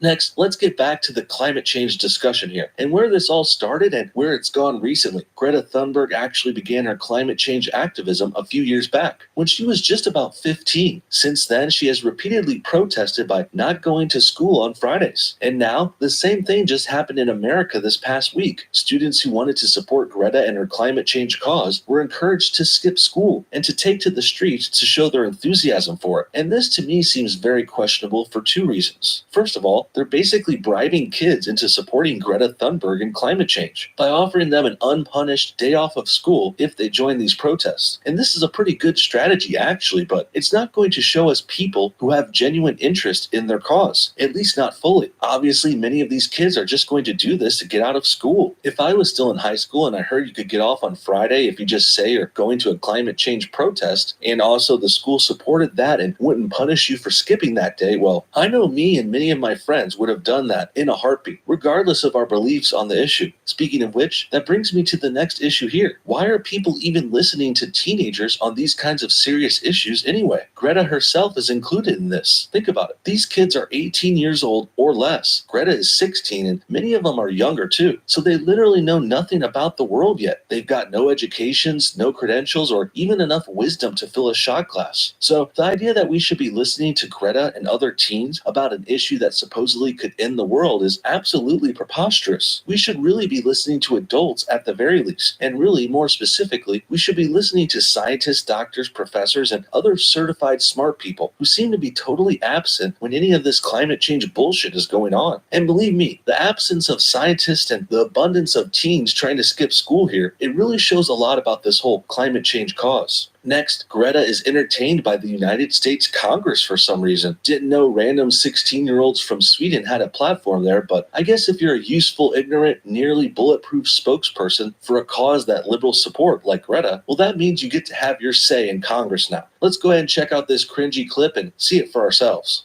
I have not come to offer any prepared remarks at this hearing.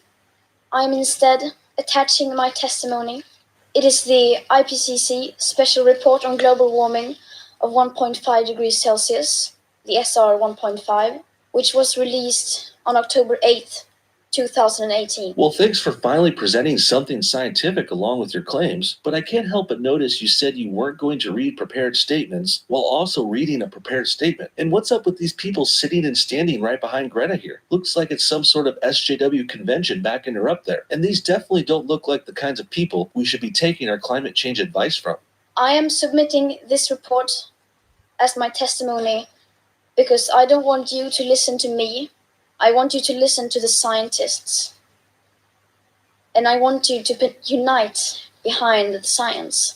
So it's not your science and you can't explain it either. And she pretends she doesn't want us to listen to her, but clearly she does. Because of course, her side claims that if we don't listen to Greta, the world is going to end. But if this study is from a year ago, like she just said, why does Greta even need to present this to Congress like this in the first place? It's been out for a long time now. Everyone who needed to see it already has. And if it weren't for Greta Thunberg and the media propping her up, this study would fade into obscurity, as it probably should. Despite recent emissions reductions, the United States is currently the second highest emitting country in the world annually. And although we rank number 2 now, the United States is responsible for the most carbon pollution accumulated in the atmosphere. So we're number 2 now. Then who is number 1? Well, that would be China, of course, but I don't see any plans for Greta to take a boat over to Beijing and preach to them about climate change in front of the communist government over there. And this all doesn't really make sense when you think about it. Climate change activists like Greta Thunberg and Alexandria Ocasio-Cortez and in the past Al Gore, they always seem to come after America directly and no one else. Other countries aren't even mentioned. And some of these other countries are more numerous and worse polluters than us too. If they really cared about saving the world, would it make more sense to start with China, the world's worst polluter? Instead, China gets a free pass for some reason, and these liberals just come after the United States of America. And that's because their goals aren't actually as transparent as they claim or present. Really, this whole climate change push isn't about saving the planet at all. It's actually about Democrats and liberals getting more government control. That's why climate change fixes and propositions and laws, they always end up benefiting the left-wingers and their causes. And they also make way for their plans of bigger government that eventually go completely socialist under them too. AOC's Green New Deal is probably the best example of this, or the worst, depending on how you see it. And the Green New Deal is a plan that all these climate change zealots support too. And as we've said before time and time again, not only is the Green New Deal radical, over the top, and impractical, it's also a bit of a Trojan horse with loads of other social justice related liberal and socialist policies hidden within it that have nothing to do with saving the environment at all. Climate change and Greta Thunberg are obviously being pushed as a way for Democrats to get more control here. And what better way to get that control than to scare people into voting for you by telling them the world is going to end if you don't? And also having a cute, harmless looking teenager with a disability pushing this, who we all know if we attack or disagree with, will all get rightfully shit on for, well, that's a nice touch too. And this is a great way to show the left is just doing a lot of propaganda pushing. How can we get more young people involved? How we can get more young people involved,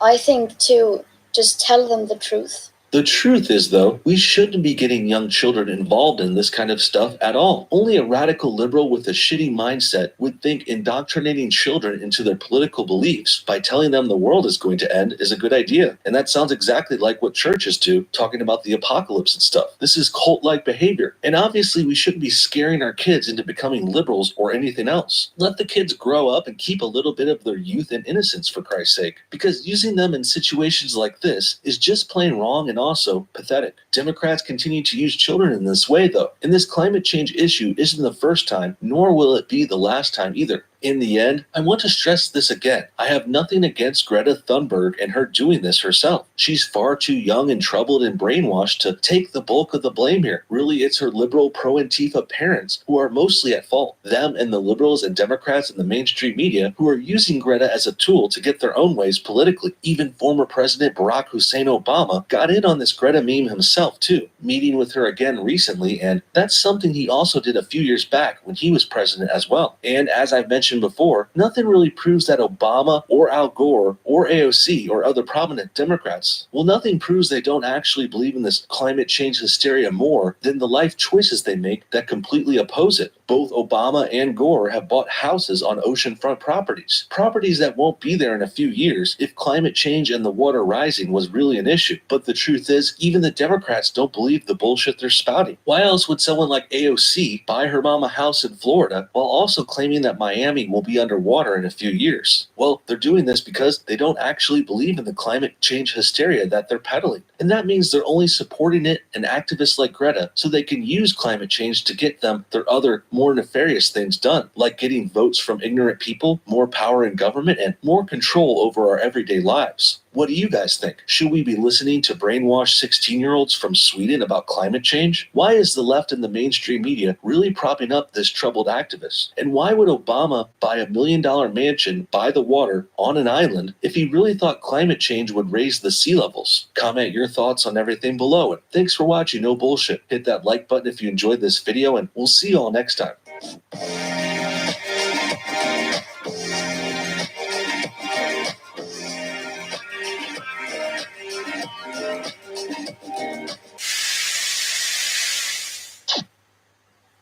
PNR, Partido Nacional Renovador.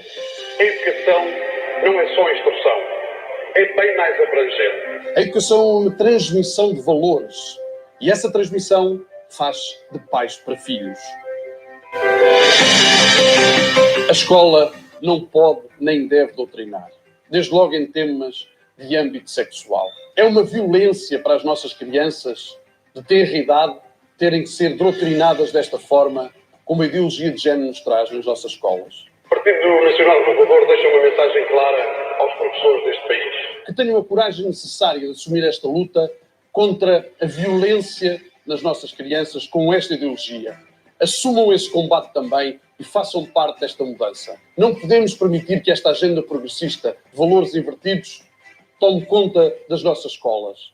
No dia 6 de outubro, junte-se a nós. Apesar de conhecer o PNR há pouco tempo, vou votar PNR porque é o único partido que me inspira total confiança. Como se sabe, a Segurança Social vai colapsar. E assim não haverá reforma nem para si, nem para os seus filhos. Para isso, o PNR propõe uma mudança total do paradigma. Um teto máximo de 2.500 euros e uma reforma mínima de 600 euros. Dessa forma, conseguimos garantir a sustentabilidade da Segurança Social e garantir o mínimo de dignidade aos nossos reformados. Nasci num país soberano. E é num país soberano que quer morrer. Só o PNR me dá essa garantia. Por isso eu voto PNR. O PNR quer renovar Portugal.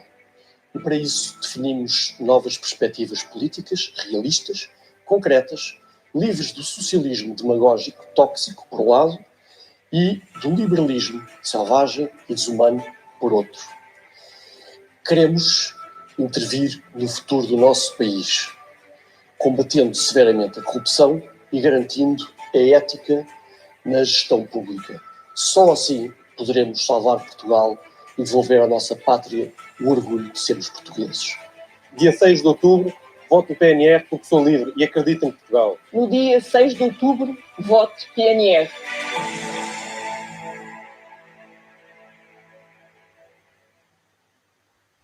Hello, this is Tony Heller from RealClimateScience.com, setting the record straight about climate.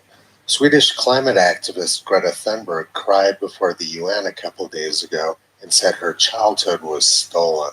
Instead of attending school, she traveled to the UN in a multi-million-dollar yacht. And Greta is being considered for the Nobel Prize. Greta believes that her childhood was stolen because people have told her that sometime in the distant future, very bad things are going to happen because people are not using solar cells. This makes her the first person to have her childhood stolen by computer models. She believes that the only way to prevent this apocalypse is for everybody to put solar panels on their roof, like these ones in Sydney, Australia, which were destroyed by hail. Let's look now at some of the environmental and human benefits of solar panels. While the actual generation of electricity from photovoltaics produces no greenhouse gas emissions, the life cycle carbon costs of photovoltaic panels amounts to between 0.07 and 0.18 pounds of carbon dioxide equivalent per kilowatt hour.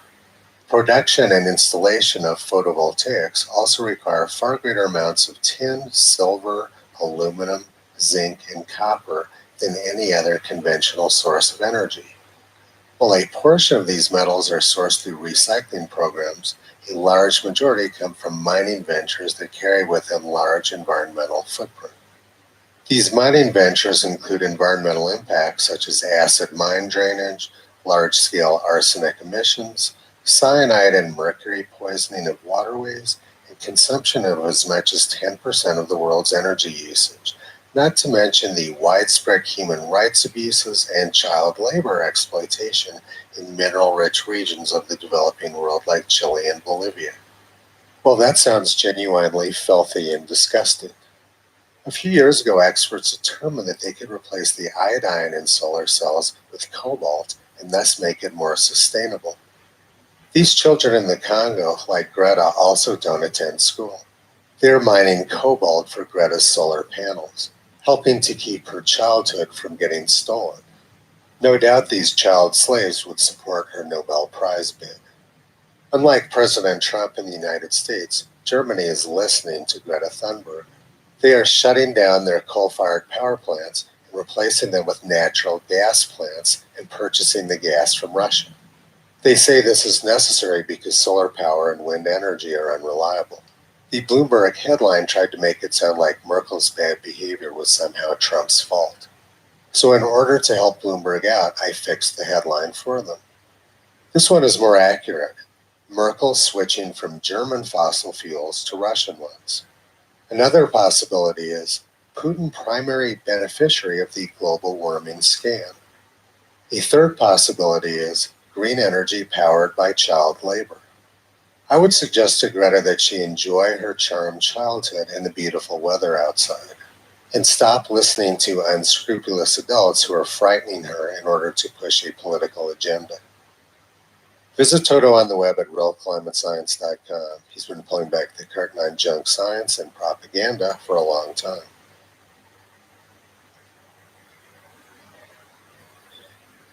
Indie video game is called Oyster, and it's bringing forth the perfect example of how ideologues will oftentimes wish into existence evidence for a reason to be upset. And as far as I can find, there's absolutely no reason for them to be upset, yet they continue to not only brigade this video game's reviews, but implore others to do so. The game is called Heartbeat. It's currently on Steam, and it refers to itself as a game where you can make friends, make enemies, go fishing, collect cards, beat up sharks, beat up tigers, obtain the denim blade, train a fuzzy infantile insect for battle, and uncover ancient secrets in this monster-filled adventure. It looks like a kind of a classic RPG to me. The game's currently on sale, 35% off.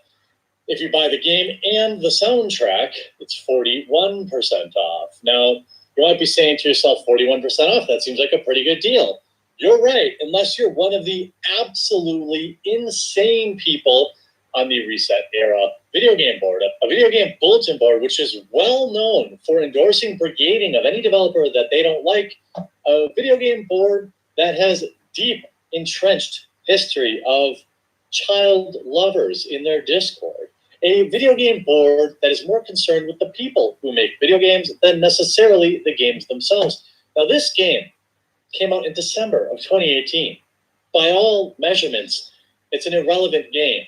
But that wouldn't stop the people in the Reset Era forums from putting together their own little brigade. Here's a Reddit thread. Is there any way we can brigade them? I guess leaving reviews. Literally asking for a brigade. They go, not that I know of. Boycotting never really worked in the games industry. You could try to report them and the discount system to spread mean-spirited messages to Valve, but the chance of Valve actually doing anything are rather small to me. Sadly, I reported the game for this, as we all should.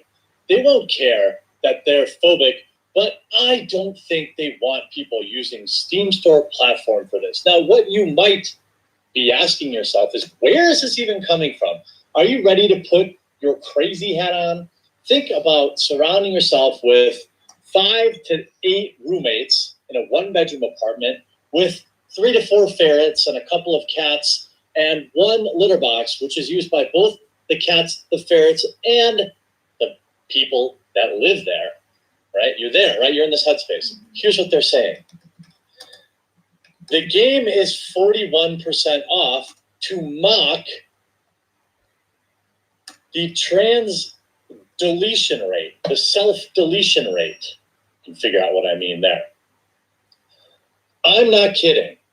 Now, a normal person might say, hey, it's 35% off, 10% more of that takes it to 41%, right? You have 35, they bundle it, 10 more, that just equals, it looks like Steam rounds it down to 41%. That's a normal person's answer. That's the answer of a person who, you know, isn't a psycho. But that's not Reset Era. Heavy warning. The devs of the game called Heartbeat got called out for their phobias. Now they are mocking trans self-deletion rates with a 41% off rate or sale. What? What? You've got to be kidding me. And here's just a few of the comments as put together by your good friend Billy the Anti-Bully. To a platform like Steam, how is 41% not hate speech and treated as such? What? I don't even know. I feel like I have to go and have several drinks after this. Ban them from Steam. Will we ever see gaming sites cover this mess? Yeah, I'll cover it. But guess what? You're not going to like my logical coverage and not ideologically driven coverage. I apparently already own this game. Darn it. 41% is not a coincidence. Should be delisted from Steam. This is disgusting. Already said, you are not allowed to make anything 41% off because of that. I'm not kidding. Now, where might all of this come from? Well, apparently, the girlfriend of one of the developers of the game made some spicy statements. Now, this isn't, as far as I can tell, the actual developer of the game.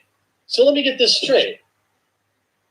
The girlfriend of a developer of an indie video game says some spicy facts, okay? An opinion. Might not be the PC opinion, but it is their opinion. And now they're trying to get the game canceled. Again, his girlfriend, not an actual developer, not anyone associated with the game, as far as I can tell. If you look at the reviews of this game, phobic developer, you'd think it couldn't get any worse, but well, it does get worse. Boring game, kind of buggy, devs are not good people. Phobic developer, you know, trans rights. What? So you have a problem. All of the blue check marks in the world who always complain about brigading, here we have a perfect example of it. But I wonder if Kotaku or Polygon will cover this, and will they look down their nose at the folks of Reset Era who are brigading this game if they can mutilate themselves and dress in an effeminate manner to become female? You are not female. It's just something you know. Well, Disney's just making some changes, doing whatever they want. Well, this more so isn't Disney. It's Marvel Comics that decided to make this change, which should really not be a surprise, because if anybody's been following Marvel Comics like I have for the past couple of years, you know just exactly the kind of stuff they like to push in their books. Some of the books are good still. I'm not denying that. Plenty of good books. Immortal Hulk, Venom, the X-Men books right now under Hickman. Great stuff. But for every good book Marvel has, there's 30 books, literally, that are terrible, terrible stuff. They seem to do a balance out. We got one good book right here. What are we going to do? Oh, let's get 10 more that are just complete trash. And they do a lot of agenda pushing in there. You don't need to look any further than everyone's favorite Captain Marvel for that. But of course, they also get to push their crap in the Star Wars books, which are absolutely terrible books. Some of the Vader books are actually pretty good. The Charles Soule Vader run was really good. I guess both of the Vader runs were really good. they've actually been able to write that character decent, probably because he's a villain, and most of the NPC crowd are villains themselves, so it's an easy changeover for them. However, we're not content with just making the comics bad. We need to actually go and change the lore as well, because we can do that. Disney gave us the authority. In fact, they have to get approval to do things like this, and somebody at Disney approved it. So what did they do? What did they change? Well, Star Wars reveals, spoiler, built the Empire, not Palpatine. Who is spoiler? Well, it's this lady right here. I am shocked. Hey everybody, what's going on? Well, next time you're being chastised by a California senator or a California rep like Nancy Pelosi, or even one of those rich Hollywood elite sons of bitches, recognize that this state is so poorly run by Democrats that they need to declare a state of emergency because of Democrat-run policies. That's right. Democrat policies are as bad as a natural disaster. Take a look at this. We're over at the Daily Mail. Los Angeles officials tell Governor Gavin Newsom to declare a state of emergency over area's homeless problem to open up funds usually reserved for natural disasters. So there you have it, lefties. Nice work. You're admitting that your policies are as bad as a natural disaster. Good work. They're going to try to blame this on the simple, it's just so expensive to live in California, right? It's just a homeless crisis because of how expensive it is to live in California. Well, it is expensive to live in California. That's because of your policies, your Democrat-run policies. Self-inflicted wounds by Democrats in this state have led to this situation here. Democrats want to make this a sanctuary state, sanctuary city here. Well, you're going to be flooded with people. You're going to be flooded with criminals and people who don't know how to work or speak English. They're going to end up homeless. These homeless camps are growing because these places don't arrest homeless people when they shit in the streets, when they do drugs in the streets, when they steal from places, right? When they shoplift, as long as it's under $1,000, can't even really call the police. You're going to guarantee an increase in these type of individuals when you have those policies. Not to mention, these are all rent control. You can't raise rent on anybody. You can't. You have H-1Bs flooding this area, buying up all the homes. All of these factors that Democrats run as policies have led to this situation. And because of this, the Democrats are running around saying, well, it's just a simple homeless issue, so let's just take more money. How can we get more taxpayer money to dump into this shithole? Take a look at some of these bullet points right here. California Governor Gavin Newsom is coming under increasing pressure to declare a state of emergency over homelessness crisis in Los Angeles. LA County Supervisor Mark Ridley Thomas and City Councilman Joe Busciano called for action as the numbers requiring shelter continue to climb. They argue the declaration would free up funding allocated to natural disasters. Around 55,000 people are living homeless in LA County, with 44,000 of those living in outdoor tents. Now, they're talking about taking money from our natural disaster funds, right? From earthquake and wildfire funds to dump into the homelessness situation. This is California, you fuckers. We're guaranteed to have an earthquake, and every year we burn the state down with wildfires. We're going to have a situation where we're going to have a massive earthquake. Shit's going to fall in on itself, and these same fucking Democrats are going to be like, oh, there's no money in the earthquake fund. Where did it go? Well, other than your pockets, it went to go to these homeless people. And the more money these assholes dump on homeless people, the bigger the problem gets. That's the same situation with any of these Democrat-run policies. And then they turn around and then they got to declare a natural disaster. Absolutely insane.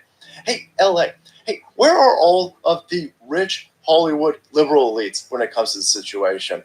How come none of you fuckers with your multi-million-dollar mansions, with your 4 fucking houses in Malibu, how come you're not housing any of these people? I thought you loved people so much, Democrats. Hey, Hollywood, you guys have the means. You have the means and the heart, but none of you are housing any of these homeless people. Why don't you, at bare minimum, all of you lefty fuckers in Hollywood, you should be housing all of the POC homeless. I thought you cared so much. I thought you guys had so much white guilt. Chelsea Handler's running around doing an entire Netflix series on her white guilt. She should go pick up some homeless people and house them. Even if it's just brown Muslim women. Go house them or shut the fuck up.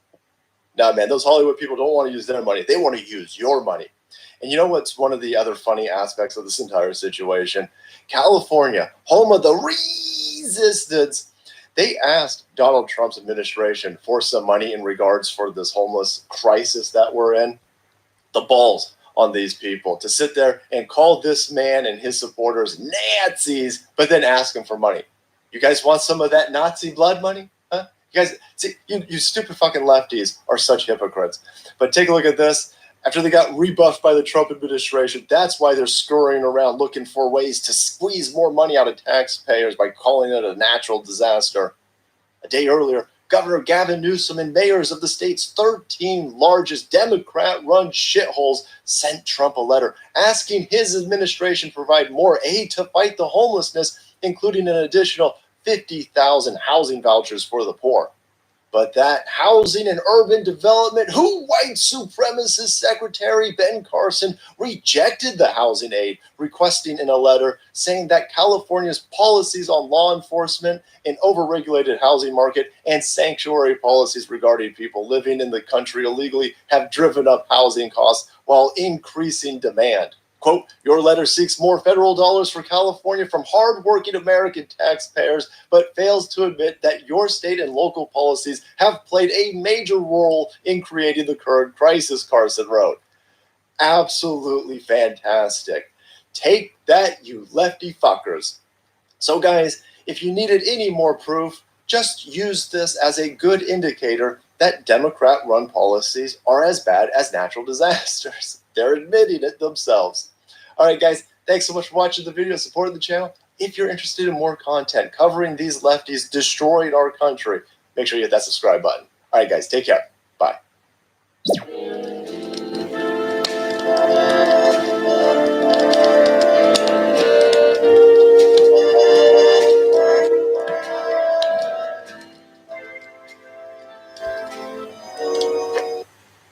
So this is a story that the media pushed relentlessly for quite some time, actually, a matter of a few days. And then as we knew this was going to be fake, this was going to be a lie, it came out that it was a lie. And then the media attempted to hide the evidence. As a matter of fact, if we just look at how the New York Times reported on this, you can see that back on September 27th, 2019, the New York Times ran a headline that said, Black Virginia girl says white classmates cut her dreadlocks on playground. And they mentioned it raised quite a bit throughout that particular article. Now, when it came out that we knew this was a lie, we knew this was a fake story, it was much like right off the bat, we knew that the whole Jussie Smollett story was fake. By the way, Jussie Smollett does come out and talk about this story, so we're going to get into that as well. When they found out that it was a lie, that it was a hoax, they ran another article with the headline that said, Virginia girl recants stories of boys cutting off her dreadlocks. No mention of the racial elements as they did with the first article. So we're going to get into this story. We're going to talk about this story. I also have a couple of clips to show you as well. But before we get into all of that, I just want to remind you that this main channel has been entirely demonetized by YouTube back in June 4th or June 5th was the day, during the whole Carlos Maza Scorched Earth debacle. It was a major hit, by the way. It was a major hit to this channel. So if we can get, a small percentage of you over to either Subscribestar or Patreon, it would help replace the demonetization this channel has experienced, which, as I said, was a major hit. Let's get into this story here. Breaking: Black girl who said white classmates cut her dreadlocks admits that she fabricated the entire story. And look who promoted this story. Rashida Tlaib, just like she promoted the Jussie Smollett story. Just like her and Kamala Harris overwhelmingly promoted the Jussie Smollett story and called you a conspiracy theorist if you didn't believe Jussie Smollett. That was literally happening. There were headlines that were being run that said that Donald Trump Jr. is pushing conspiracy theory that Jussie Smollett lied about his attack. And then it came out that he did lie about his attack. Not only lied about his attack, but engaged and was involved in the attack itself and staging the hoax itself. This is something that Dave Chappelle made fun of, called him Jussie Smollett or something like that. But I really want to talk about this because this is a perfect example of what the media chooses to focus on while disregarding the more common event, which we're also going to get into as well. This is a supercut. Watch the media credulously report on a, quote, racist attack on Virginia schoolgirl. Let's take a look at this this compilation here before we get into the rest of this. A disturbing story tonight involving a school outside Washington, D.C. Police in Northern Virginia are investigating after a 12-year-old African-American girl said 3 white classmates pinned her down and cut her dreadlocks. A black 6th grader says that she was pinned down by white classmates who mocked her and cut her hair. A 12-year-old Virginia girl says she is traumatized. She was pinned down by white classmates who cut her hair. Her white classmates pinned her down and cut her dreadlocks. Her classmates called her hair ugly and nappy as they pinned her down and cut several of her dreadlocks. Today, the girl and her family told us about what they're calling a racist attack. The girl says she's been bullied by the same boys before. It's very disturbing about these boys because it's heartbreaking and traumatizing for that little girl. The wife of the vice president, Mike Pence, she teaches there. Karen Pence teaches art part-time at Emmanuel. Second Lady Karen Pence teaches art part-time there. Incidents like this, they're not isolated. They're happening way too often. And you know what's really sad is that she didn't tell her family for a couple of days. She didn't? She didn't. They just noticed that her hair was shorter, and they asked her about it, and she broke down. Because it was too upsetting. It was too upsetting, I totally understand that. The school told CNN those involved in the incident will be out of school while police continued their investigation. The parents of the people taken out of school should sue the school for all that they're worth. That's what I would do. I would sue the school into absolute bankruptcy, ending the school's existence forever for taking my child out of school for a lie that's clearly a lie.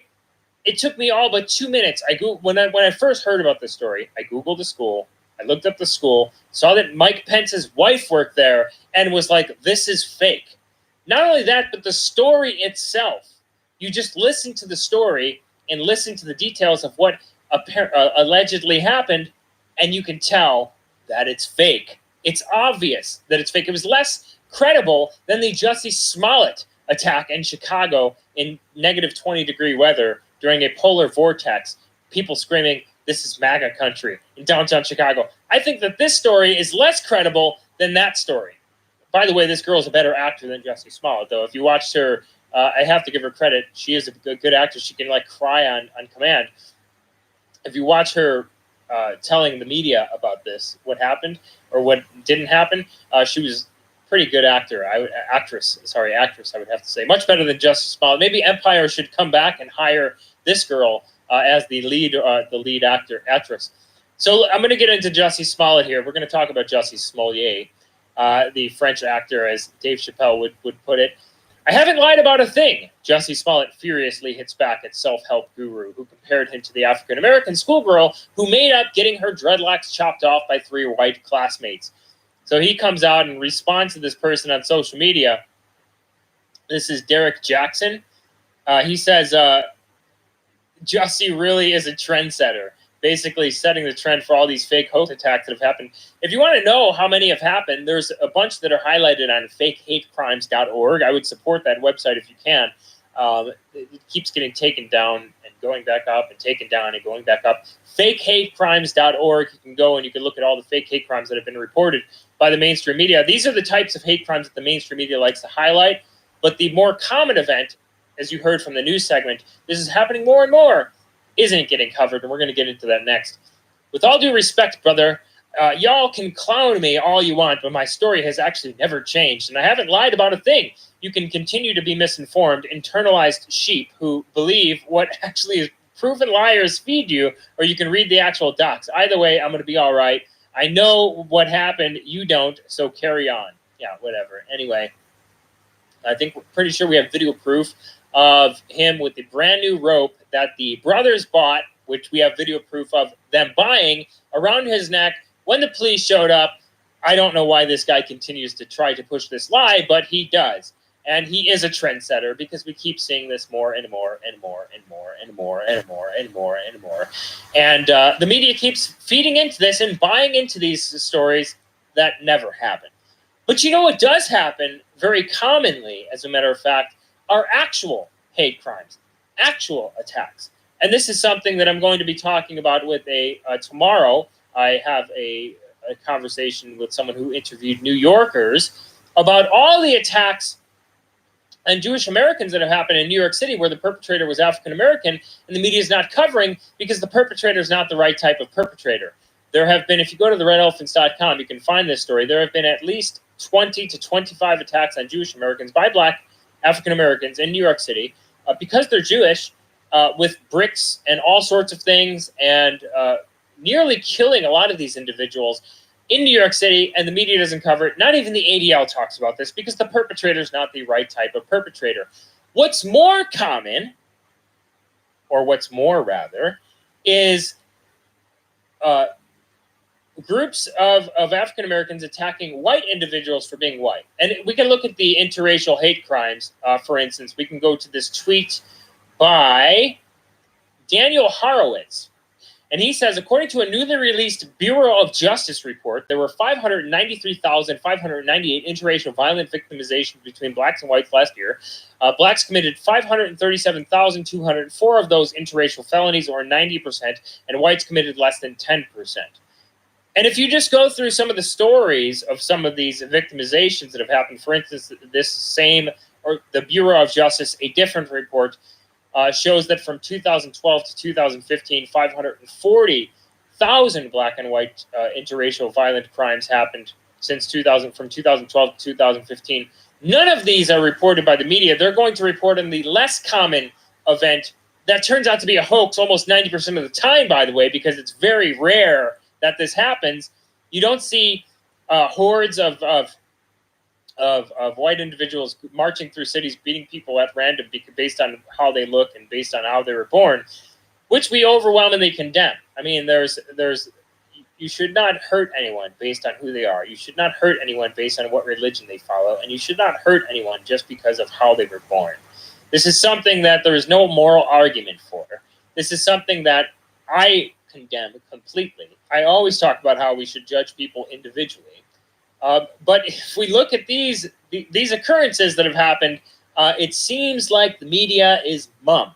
And not it seems like. The media is absolutely mum on these attacks because they don't want to publicize these attacks as they sensationalize hoaxes on the side, because it would completely, absolutely take the legs out from the narrative that they're trying to construct, which is leading to hearings, congressional hearings on quote-unquote white nationalism, so on and so forth, about things that are very rare in our society compared to the very common event, which is what you see here on the redelephants.com.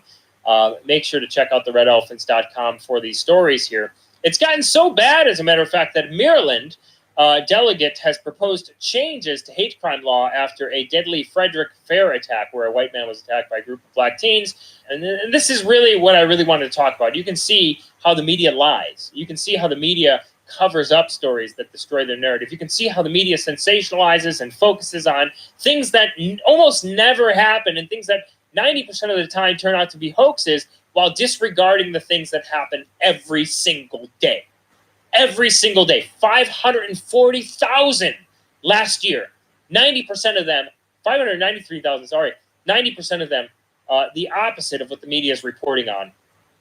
And I go through a lot of statistics here in this article, a lot of different stories that have happened in this article, a few of the stories that have happened in this article. Make sure to check that out. Make sure to look at the hate crimes per 100,000 according to the FBI statistics. Make sure to take a look at the statistics from the Bureau of Justice, interracial violent crime from 2012 to 2015.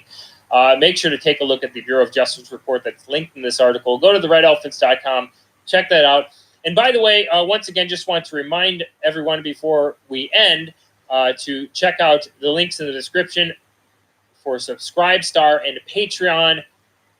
Like I said, if we can just get a small percentage of you over there for the cost of a cup of coffee a month, you can get access to private content only for Subscribestar and Patreon members. Make sure to check that out. How abundant are the good things that you have stored up for those who fear you, that they bestow in the sight of all on those who take refuge in you. This is Psalm 31:19. Make sure to take your family to church this weekend. Always try to tell the truth and to make the truth known where the truth is being hidden. And this is what this channel is dedicated to. Thank you. Videos are posted every single day here about breaking news topics, so make sure you hit the bell button if you haven't already so that you are notified. Check the description for links to Patreon and PayPal, and of course follow me on Gab, Minds, BitChute, and Instagram. Links in the description as well. And of course these videos only go so far, so be sure to share with family and friends. Yet another example of it's not racist when we do it. Hello everyone, this is Mr. Obvious, bringing you the obvious. And today, on the NewYorkTimes.com, Harvard admissions process does not discriminate against Asian Americans, judge rules. So as you can see, Asians were suing Harvard as well as, well, I'm sure this is a problem with higher education. So they're suing diversity quotas discriminate against Asians because Asians are just too smart and too high performing. So they discriminate. Asian Americans have to get higher scores. Otherwise they can't get in, and then there's a quota, a cap for how many can get in. It's absolutely discriminatory and it's absolutely racist. In fact, because of these affirmative action programs, so many unqualified individuals are being led into higher education. It's become a complete joke. Wasn't there that one story? Yeah, so here's a story from 2017. Harvard student submits rap album as his senior thesis. Now, not only is this the most degenerate and stupid thing that I've ever seen, I do believe that they accepted it. They earned an A-. I never thought I would be accepted by Harvard, said Shaw, a 20-year-old from Stone Mountain, Georgia, a suburb of Atlanta. I didn't think they would respect rap as an art form enough for me to do it. So as you can see, this is an absolute joke. Harvard's an absolute joke. And you can get in as long, even if you don't have good scores, even if you aren't intelligent, even if you aren't as hardworking as the Asian Americans, as long as you are of a certain skin color, just not Asian, you can get into Harvard with a rap album. Now, isn't that progressive? So this article's by Nimona Hartakolis. A federal judge on Tuesday rejected claims that Harvard had intentionally discriminated against Asian American applicants, which we all know is total bullshit. This has been revealed. I'm going to prove it right now, and I'm on a roll today. So there was an Indian man, and he was trying to get into college. His name was Vijay Joko Chakal Ignam, and he could not get in. He could not get in. His scores weren't high enough, so he did an experiment to test affirmative action. He painted his skin a little bit darker, I believe. He pretended to be black. And guess what? He got accepted after pretending to be black. His score didn't change, only his looks, only what his perceived race was. So you want to tell me that there's no discrimination? You're wrong. This is by CNN, the left-wing news rag. If you're a left-winger and you doubt what I say, whoa, I thought CNN doesn't lie. I thought CNN wasn't fake news. You can find this story everywhere. So, in a closely watched case that is presented, one of the biggest legal challenges to affirmative action in years. Affirmative action should be illegal, it's racist, it's discriminatory, and it's not based on merit. The best people should get in. That's how it should be, but you know how it is. Nowadays, for higher education, if you're a minority or if you're rich, you can just pay off the right people. You'll get in. All thanks to affirmative action. Great. Wonderful. The challenge came from a group hoping to overturn a long-standing Supreme Court precedent that allows race to be considered as one factor among many in the admissions process. Well, doesn't that sound racist to you? It sounds racist to me, but prohibits universities from using racial quotas, which they do. The group argued that the Harvard's practices had benefited Black and Hispanic students at the expense of other minority groups in a strategic reversal of past affirmative action lawsuits in which the plaintiffs denounced a perceived unfairness to white students. There also is an unfairness to white students. All thanks to affirmative action, people who actually deserve to go to school aren't getting in. The judge, Allison Burroughs, a federal district court for the District of Massachusetts, rejected the argument that Harvard... Of course it was a fucking woman. Of course. Of course. Why are women so quick to betray people, to betray sense and reason? You know, I notice this pattern over and over again. And people are going to be like, but Mr. Obvious, why are you being mean to women? That's not right. Women are just as rational as men. Are they? I'm asking you. I'm asking the women out there. Do you think that women are as rational as men? Why is it that every time we talk about regressive leftism, about insanity, it's, well, I don't know, always seems to be women behind the wheel. I don't know. I'm sure that it's nuanced and complicated, but let's keep reading. So she rejected the argument that Harvard was using affirmative action as a weapon against some races and a boon to others. If that was the case, then Asians wouldn't have such a hard time getting in, and pretending to be black would not get you accepted. But here we are, and said that the university met the strict constitutional standard for considering race in its admissions process. Yeah, that's some bullshit. In her decisions, Judge Burroughs defended the benefits of diversity. Oh, goddamn. This is why God invented the pimp hand. It was to keep these women in line. And said that while the time might come when it would be possible to look beyond race in college admissions, that time is not here yet. Isn't it sad that in 2019, we still cannot look beyond skin color? Brothers, sisters, I have a dream that people won't be judged based on the color of their skin, that they will be judged based on the content of their character and their intellect. Oh Lord, such a time is not now. Such a time is not now. We have to be racist, really. It really, like, the hypocrisy, the idiocy, the irony never fails me. Never fails to get me, I swear to God. This is a blight. The rich diversity at Harvard and other colleges and universities and the benefits that flow from diversity. There are no benefits from diversity, and I can prove it with science. She added, will foster the tolerance, acceptance, and understanding that will ultimately make race-conscious admissions obsolete. I ought to smack you silly. That's doublethink. Diversity will eventually eliminate race consciousness. Two completely opposing ideas. The way to be non-racially conscious, which is impossible, okay, is literally born into us. It is ingrained in our programming. Babies who have been tested for this will always pick toys that look similar to them. It is a self-defense mechanism. If you live in a population full of one group of people, and there is one person who enters that population who looks different, they are an outsider. You do not know who they are. You do not know if they are safe. They are possibly a threat. This is basic evolutionary biology and psychology. The case drew widespread scrutiny from dozens of other top-ranked schools that use Harvard's race-conscious admission policies as a model. See, it's just a joke. Higher education is a freaking joke. A complete, disgusting joke.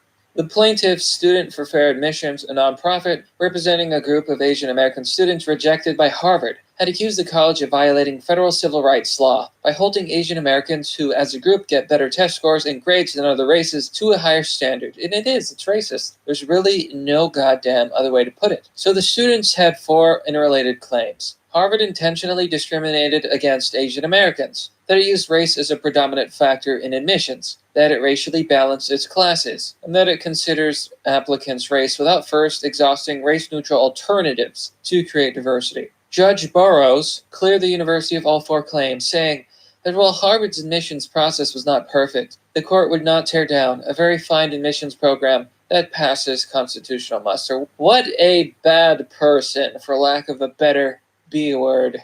So here in the comment section, we're going to take a quick look. I'm going to show you just a little bit. So here LT says, I'm just going to read a part of what he wrote because it's rage-inducing. Now, after so many years of affirmative action, we still have many schools and jobs predominantly occupied by whites, and white people are really upset at the prospect that a white person, and now Asians, may miss out on something that they feel entitled to based on their ethnicity. What? Meanwhile, racial discrimination continues in spite of affirmative action. So here goes the deluded mind of a disgusting leftist. They're saying that whites have benefited from affirmative action for generations, which is bullshit. It's not called affirmative action if it's not for minorities. Whites are the majority. Of course they would get the most jobs. Of course, statistically speaking, they would have the most jobs. You are stupid. You are so stupid. You don't understand proportions or populations. If 13% of the population is black, then logically,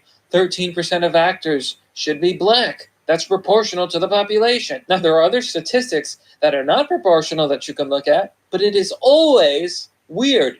You see, a non-proportional representation is normal. An unproportional amount of a certain group in anything is not normal. So here we have someone saying, E says, I'm half Asian and half white, and I did grad school at Yale, which exposed me to a highly diverse student body. While I loved befriending students from all over the world at Yale, I also spent about 3 years of high school in Fremont, CA, which is many high-achieving Asian students that were both self-motivated and pressured by parents to do well in school, unlike me at the time. Despite the pressure, most of my Asian peers had big dreams to pursue diverse professions, such as writers, doctors, and artists, and worked incredibly hard. And I felt they deserved to get into great schools. Many of them were aware of discrimination against them in university admissions, and felt like they had to work even harder because of that. I find the diversity quota against Asian Americans absolutely ridiculous and astoundingly racist. You are telling young people that your hard work means less compared to another student based on race. And I find it personally heartbreaking gesture to both the students and the parents that believe in the power of a good education. And you know what? That pretty much says it. That pretty much says it all. Chris has a good comment here. The ruling is that Harvard does not illegally discriminate, not that it does not discriminate. But you know what, my friends? That's merely the obvious. Well, that's all for now, folks. What do you think about this story? I think it's bullshit. You be sure to let me know. Do you know anyone who's faced these problems? I would love to hear about it. As always, this channel is completely unmonetized. No ads, no revenue. I get nothing. So if you want to support the content that I make and the channel, you can join me on Patreon or Subscribestar for as low as $1. Doing so will get you access to Fight Club, a private Discord server. As always, thanks for watching. This has been Mr. Obvious, and I'll see you all next time.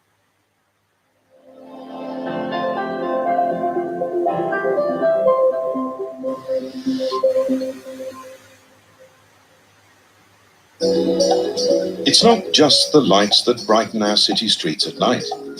Electric power is so essential today, it's hard to imagine life without it. Electricity is produced by a number of methods, one of them being hydroelectric generation. Conventionally, a dam is built to hold a large reservoir of water. The energy created by water falling from high to low levels turns the blades of a turbine. This rotates a generator to produce electricity. Recently, there's been a growing interest in smaller scale methods, using slight differences in the levels of flowing water. Underneath this bridge over a river in Tokyo, a small-scale hydroelectric generator has been installed. Although the water drop is just 1 meter, this generates enough power to light the bridge.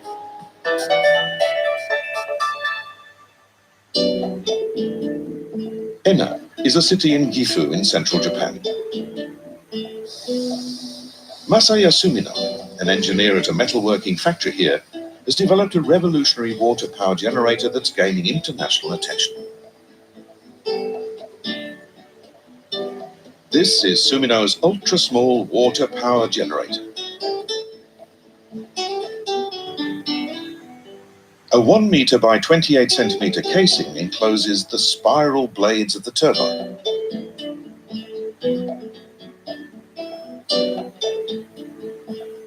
All flowing water has energy, and I always thought it was a shame that we weren't fully using this resource. That's what inspired me to come up with this concept for utilizing unused energy from nature. Weighing just 18 kilograms, this is the first ever generator of its kind that can be easily carried by one person. It's already being used in roadside irrigation channels to power street lights and for electrifying fences to protect farmland.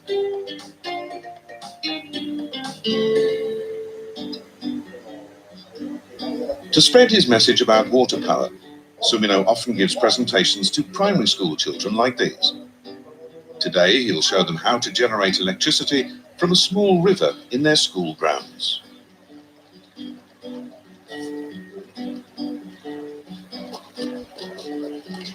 Right. Okay, now I'm going to put it in the water. His generator works even with the gentle flow of this tiny stream. The spiral blades are angled, so they rise slightly towards the upstream side. A 15-centimeter high metal plate blocks the stream. This makes the water run over the top of the plate and flow down through the spiral blades.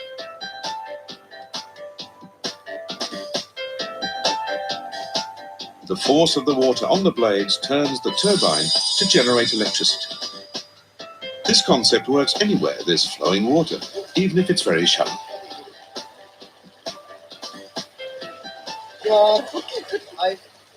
Three, two, one, now! That was amazing! Such a small machine and it made electricity. In Japan, schools are often used as evacuation shelters during disasters. This device could provide emergency power. Sumino's generator promises to transform life in remote areas of the world that still lack power. There are many places where individuals or whole areas have no access to electricity. If we can provide them with the means to make their own power, they'll be able to change their lives. That's my hope. An ultra-small generator that could provide environmentally friendly electricity for any place on Earth where there's even a slight flow of water.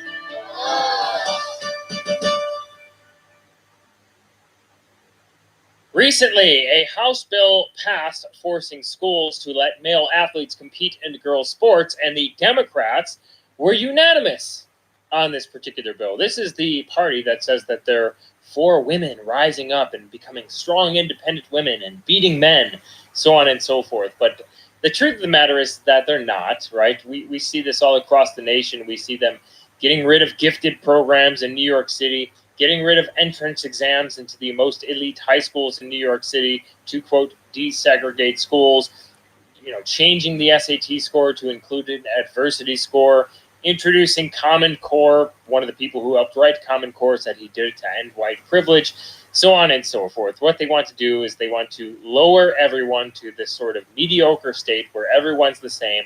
And this is the reason why they use the term equity now instead of course, equality. And here we go. We have a lot to go over today. We have this story to go through with you today. We have a clip to show you today of men cruising past the fastest female athletes ever, essentially, these track stars. And they get an 8-second head start. The women get an 8-second head start. As a matter of fact, more than that in some instances. And the men just easily cruise past them. This is the reason why we need to overwhelmingly reject this. Of course, it's not fair play for women. Tweeted something about this as well. We're going to go over that. Before we do, check the link in the description. Go to preparewithvincent.com to get $100 off.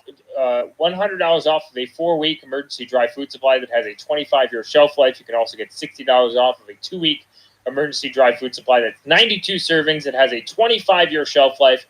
Make sure the future for you and your family is secure today with My Patriot Supply Dry Food Supply. My Patriot Supply Dry Food Supply. Check the link in the description, preparewithvincent.com to get that offer. It helps the channel out tremendously. So let's get to this article here. This is from the Daily Caller. It says the democratically controlled House of Representatives voted Friday 236 to 173 in favor of the Equality Act, which would require Equality Act, right? It's not promoting equality whatsoever. As a matter of fact, you're reducing the ability for women to compete in sports, but the Equality Act, they call it, which is much like the Patriot Act, which isn't patriotic at all, which would require schools to include male athletes who identify as transgender girls on female sports teams. 8 Republicans crossed party lines to vote for the bill, which had unanimous Democratic support. The bill amends the Civil Rights Act of 1964 to make sexual orientation and gender identity protected characteristics under federal anti-discrimination laws. Here's the most worrisome about this thing, the part about this whole thing. Okay, so if you paid attention to the Instagram account, right, link in the description. If you don't follow over there, go follow. I posted a video of a TED Talk that occurred quite some time ago where they were saying that we need to actually treat pedophilia as a sexual orientation. And this is becoming more and more relevant in universities and academia, this idea that we need to treat pedophilia as a sexual orientation as well. And then you see things like this where they're saying that they're going to amend the 1964 Civil Rights Act to make sexual orientation and gender identity protected characteristics under federal anti-discrimination laws. This is the most worrisome part. How far does this go? Because we all know you give an inch, they take a mile. We've seen this happen with guns. We see this happening all over the place. I mean, we see them promoting this sort of immoral behavior where grown men are dancing nude, in streets and in parades with children. We see the drag kids, Desmond is amazing, so on and so forth, being taking off articles of clothing on stage and having adults throw money at him, and then subsequently being invited on Good Morning America and applauded. How far does this go? Who are you to say that we need to stop here when we start doing things like this? If you've been following this channel for quite some time, well, actually the main channel for quite a few years. A few years ago, I walked into the, as a joke, I walked into the Social Security office and identified as a 65-year-old male and demanded my Social Security check. They inevitably, essentially kicked me out of the Social Security office and denied me my Social Security check as a 65-year-old male. I did this in an attempt to explain that the slope is slippery, as they would say. It's a very cliche term to use, but it's true. It's true. The slope is slippery. You see TED Talks saying that we need to treat pedophilia as a sexual orientation. You see other pictures on the Instagram page that I posted where you see pictures of university classrooms. I think it was the University of San Diego, as a matter of fact, if I'm not mistaken. I could be mistaken on that. Where on their whiteboard, they talked about pedophilia being a sexual orientation. They're promoting this more and more and more and more. And if we can protect sexual orientation, I mean, then why can't we protect age orientation? Someone who identifies as a 65-year-old male. Why can't we protect the trans speciesism, right? There are several people, tens of thousands of people, as a matter of fact, that identify as a different species other than human, right? So this is species orientation, I guess we could call it, right? How far does it go? That's the question that I have for these people. This is where the slope gets slippery. Here's the clip here that I want to show you. This is a world athletics champion, a mixed relay race. A woman gets 8-second head start, and even more than that for some men. And the men just cruise past her like it's nothing here. So take a look at this. Having to run down the Polish champion on the last leg to get a medal for Great Britain. USA, I would expect to overhaul Poland. Jamaica might, but can Great Britain and can Bahrain? Martin Rooney takes it for Great Britain and Northern Ireland. I thought for a moment it was dropped. Just a check from Martin Rooney that might have cost her fractions as Bahrain come past. And Abbas finished very, very well yesterday. And the chase is on up. See, the woman got a big head start. That's the first guy that cruised past her. He had the shortest head start. And she knew this was going to happen here, but she's chasing a medal and she's trying to hold up. And the guys who had she had the longest head start over also eventually make their way past her as well. Abbas on the anchor leg. Martin Rooney trying to close, but the Bahraini athlete is strong, and he in turn is closing at Francis. There's the second guy. There's the third guy. And then eventually the fourth guy even passes her. And many people, I guess the response to this that I can think of would be, oh wait, but you're not comparing apples to apples because they're from Africa, they're from Jamaica, things like that. And obviously there's a difference there. But even the white guy passed her, who had the largest head start, she had the largest head start over, the guy that was representing Great Britain. So there you go. There you go. Fair Play for Women tweeted this out. Make sure to go follow their account at Fair Play Women.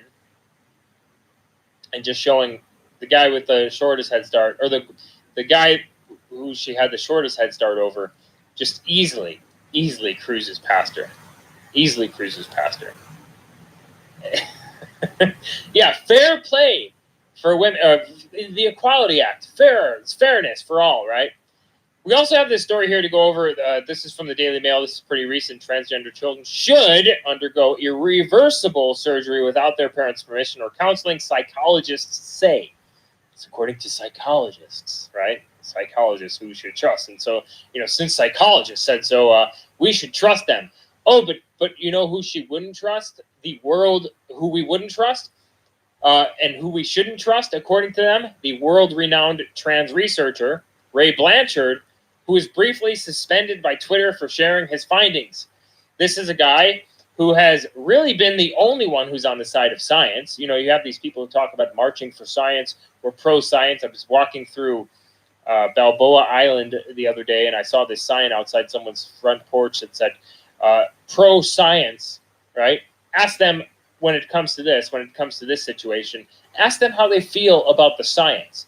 Ask them about how the top trans researcher in the country talks about how gender dysphoria is listed in DSM-5 as a disorder.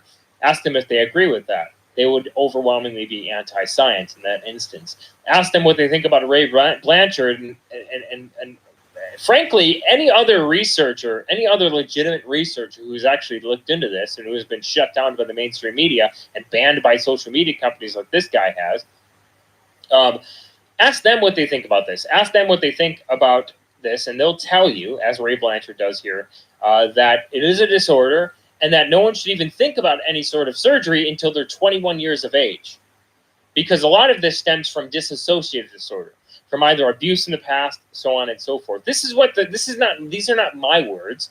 These are the words of the people that specialize in this. The people who are getting shut down, like Brown University was forced to delete their scientific study on rapid onset gender dysphoria because people were sending death threats to them if they didn't. And it was offensive to people. So ask them what they really think about science. Ask the actual women athletes what they think about Pelosi's, quote, Equality Act. They'll tell you that it'll ruin women's sports, and they'll tell you exactly how it'll ruin women's sports. I remain confident of this. I will see the goodness of the Lord in the land of the living. This is Psalm 27:13. And I'll leave you with that.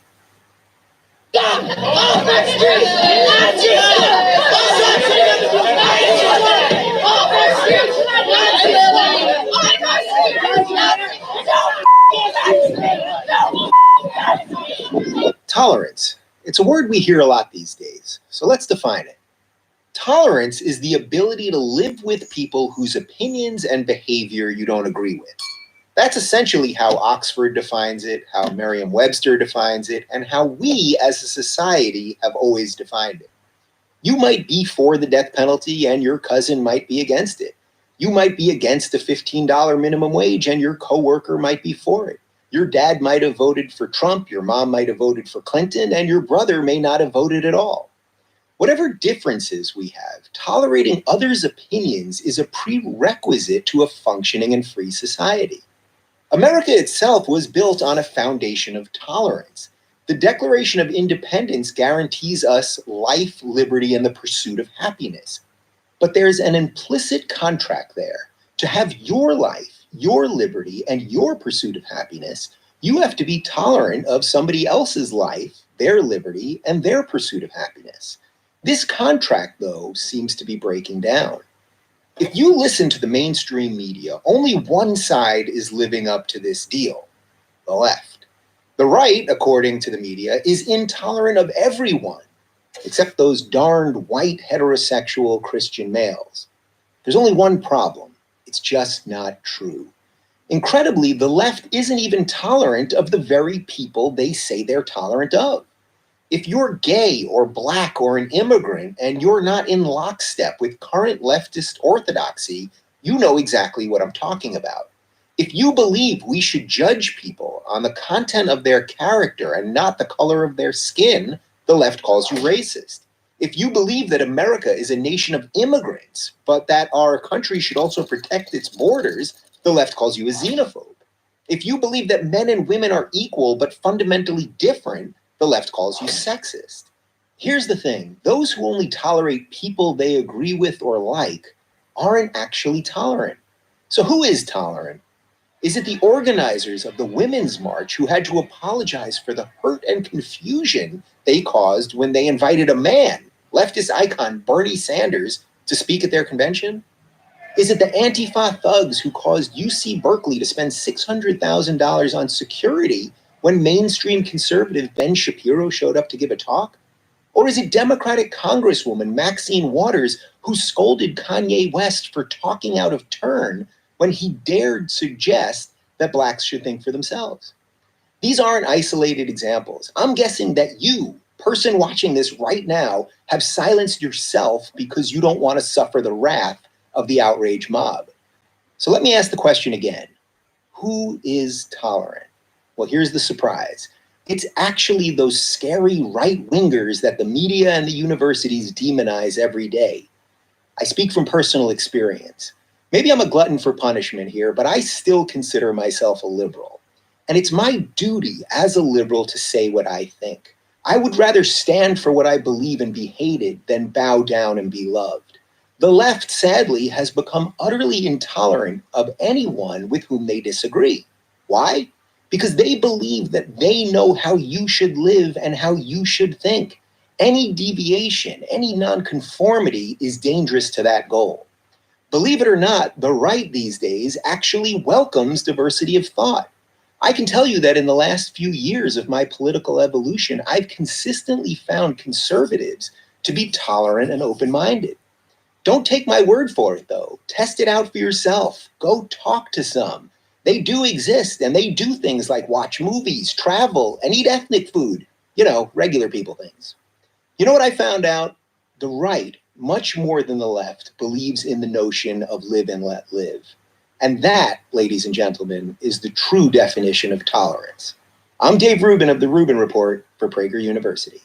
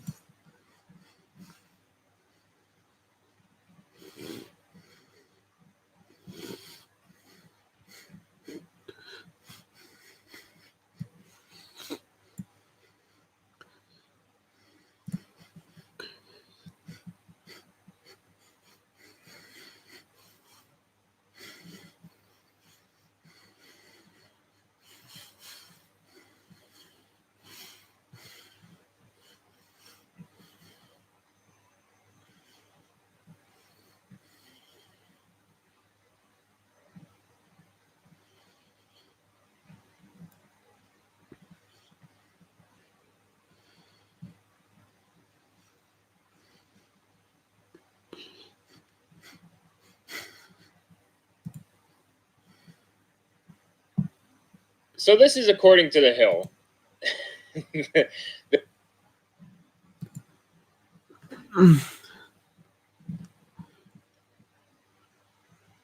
Aí está, aliás, Arena, aquele aquecimentozinho não vale o que são de março, sempre, olha aqui, assim, ó, tá? Welcome, banana.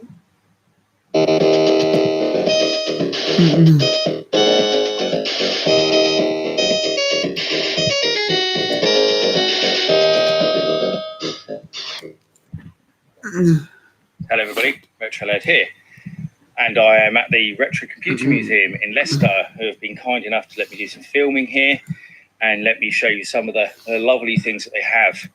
You might remember I've done some filming here before when I showed you the Jaguar VR helmet, and I also did a video of the ill-fated CD add-on for the Amiga 12,000.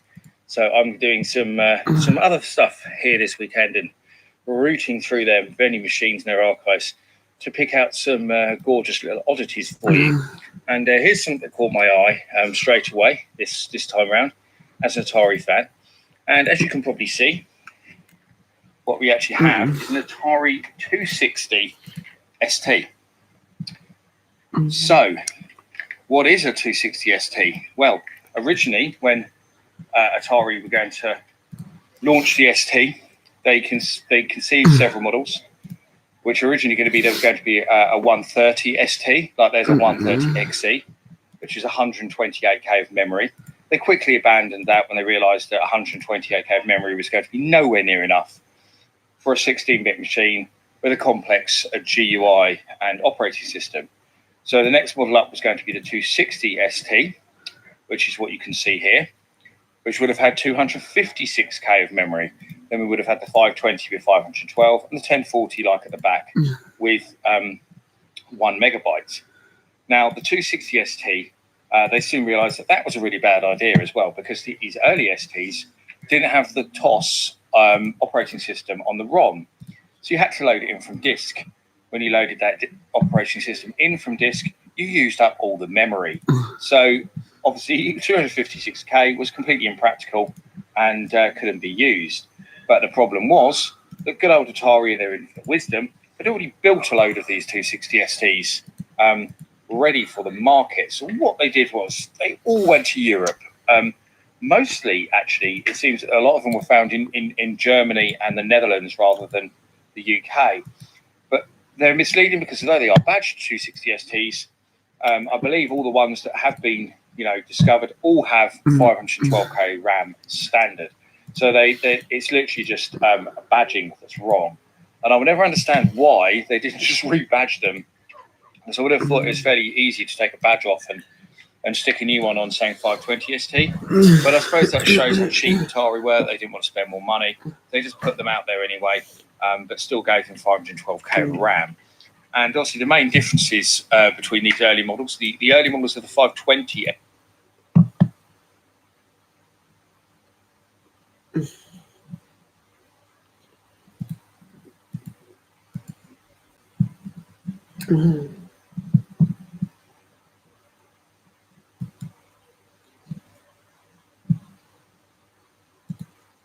To tell you about what happened today in New York City, I need to take you back to what happened last December in Hawaii. Qualcomm's Snapdragon Summit brought beautiful scenery, excellent company, and most importantly, the debut of a chip that promised to revolutionize laptops.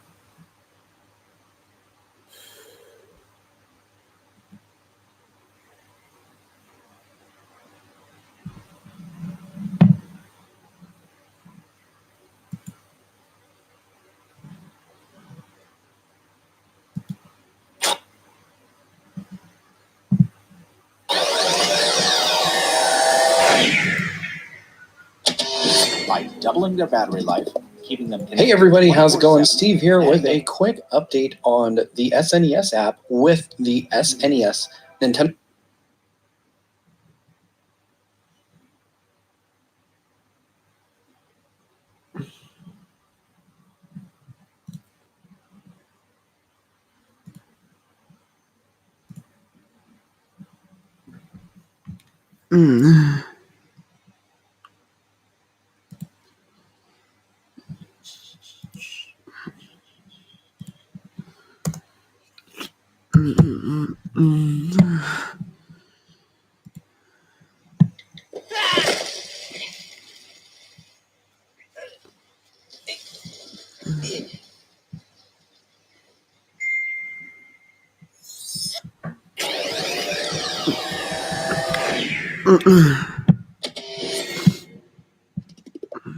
Hey everybody, how's it going? Steve here with a quick update on the SNES app with the SNES Nintendo Switch Online controller. We caught this during Andre's video, but we kind of thought that this warranted a little video of its own because it's a pretty cool little Easter egg you'll find if you launch the SNES app with your SNES controller connected. So we're going to go ahead and start it now, and once we get in, you'll see something pretty cool. So we've got our standard start screen, but as soon as we get in, check that out. So the sidebar changes to the SNES gray and purple theme, and your sound effects are all replaced by cool Super Mario World sound effects. How cool is that? So it's nothing major, but you can see the whole UI changes up to match those colors. We tested this in the Super Famicom app as well, but you get the same color scheme, so there's nothing really to report there. But we thought it was kind of just a cool little nod to the Super Nintendo's history. And there is one other thing we want to show you. If you hop back into the menu, and if you have Dragon Quest XI-S, you can actually control it with your SNES controller, given that you're playing in 2D mode. Give me a moment to get that started up, and we'll show you. Okay, so here we are in 2D mode for Dragon Quest XI-S, and I've got my SNES controller connected. It's important to note that this only works in 2D mode because you cannot move your characters with the D-pad on 3D mode. So if you already have a 2D mode save and you have an SNES controller, you can actually play through the entirety of the game this way. I'm moving the characters around the overworld now. You can move diagonally. The D-pad works great. It's super responsive. And just to show that everything works, we're going to go ahead and just take part in a battle here. So you can see I'm going to go ahead and use Frizz on this guy, but yeah, everything works. I can go through the menus. I can confirm attacks. I can work with everything that the game offers in 2D mode because it does have D-pad support, which is just super cool. Make sure to subscribe to making them thinner and lighter than ever. Right from the jump, I said this would be a perfect fit for Microsoft's Surface laptops. And today, the company finally made it so. Oh, and there's a phone, too.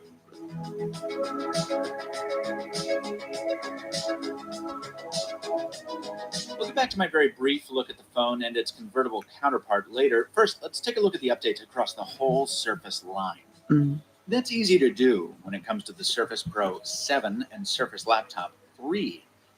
As those suffixes imply, these are just refinements of existing platforms. To the point where at a briefing discussing the laptop, Microsoft spent nearly half the time talking about how finely machined the lid has to be to let you open it easily.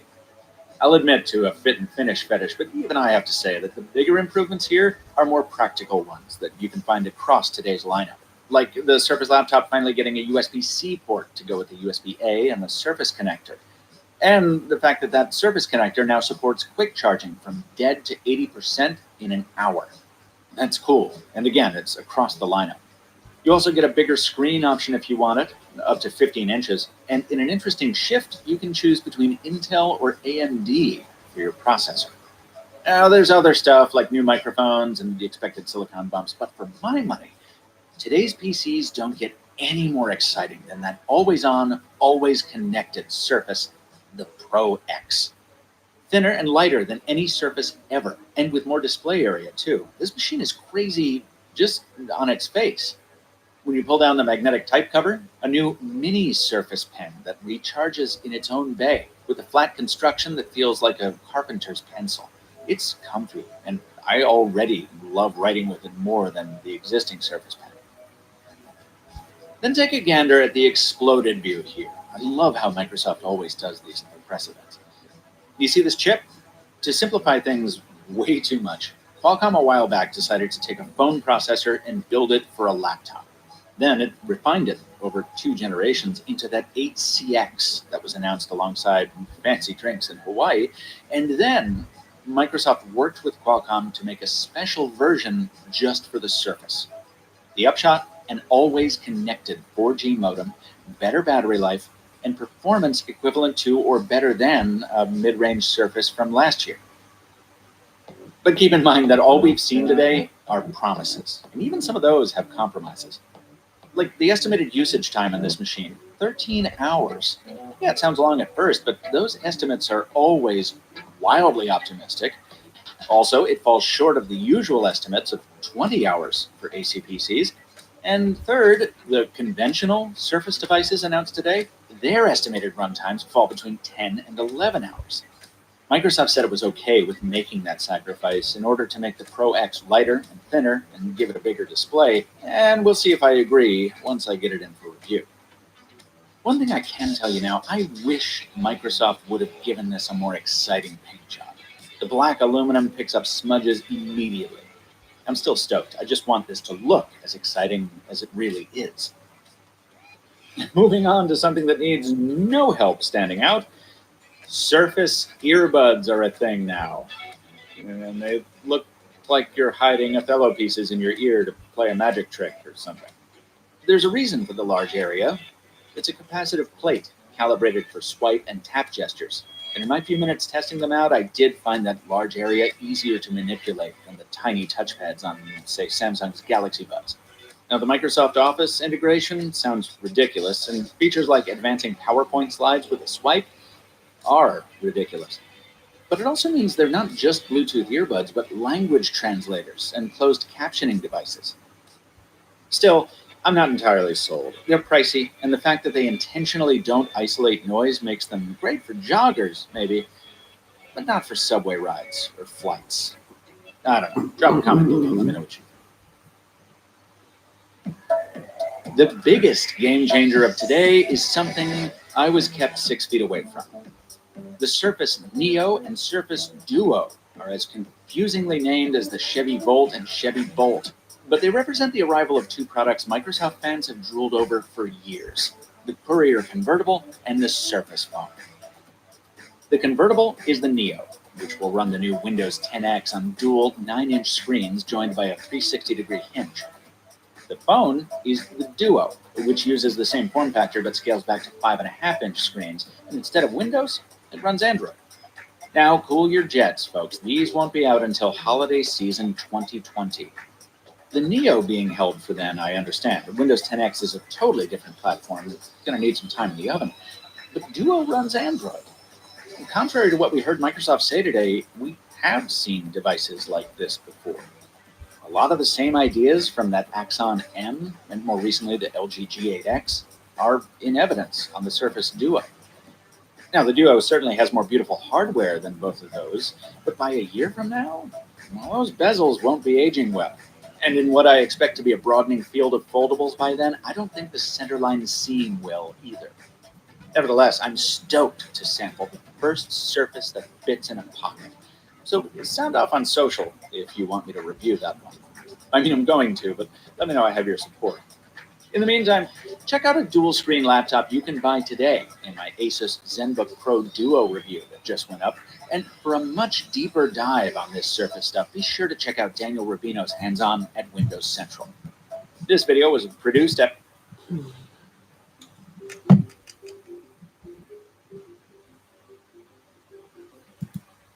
$1 million per event. Having lost Honda, McLaren contracted with Ford as their engine supplier. It was a similar situation to Lotus and Honda, in that Benetton was Ford's team, thus having the preferred contract. Ford also provided engines to Lotus, Minardi, and McLaren in '93, but Benetton made sure only vastly outdated models were made available for most of the year. Coming into the season, a new and unexpected sponsor emerged in Sega. They took a massive marketing step by sponsoring both a Formula One team with Williams and a race by securing the naming and brand rights to the Sega Asian Grand Prix. Sega had put their money behind Williams Renault, whose cars would prominently feature Sega and Sonic branding. Not only was their team considered to have the fastest car, they had also signed three-time champion Alan Prost to a 3-year contract. So the championship looked to be in the bag. Formula One had exploded in popularity within Japan, mostly thanks to Senna and Honda. So, for the first time ever, the race organizers looked to add a second race in Japan to occur within the same season. The venue was announced as the brand new Autopolis, with the race to be held on April 11th as the third event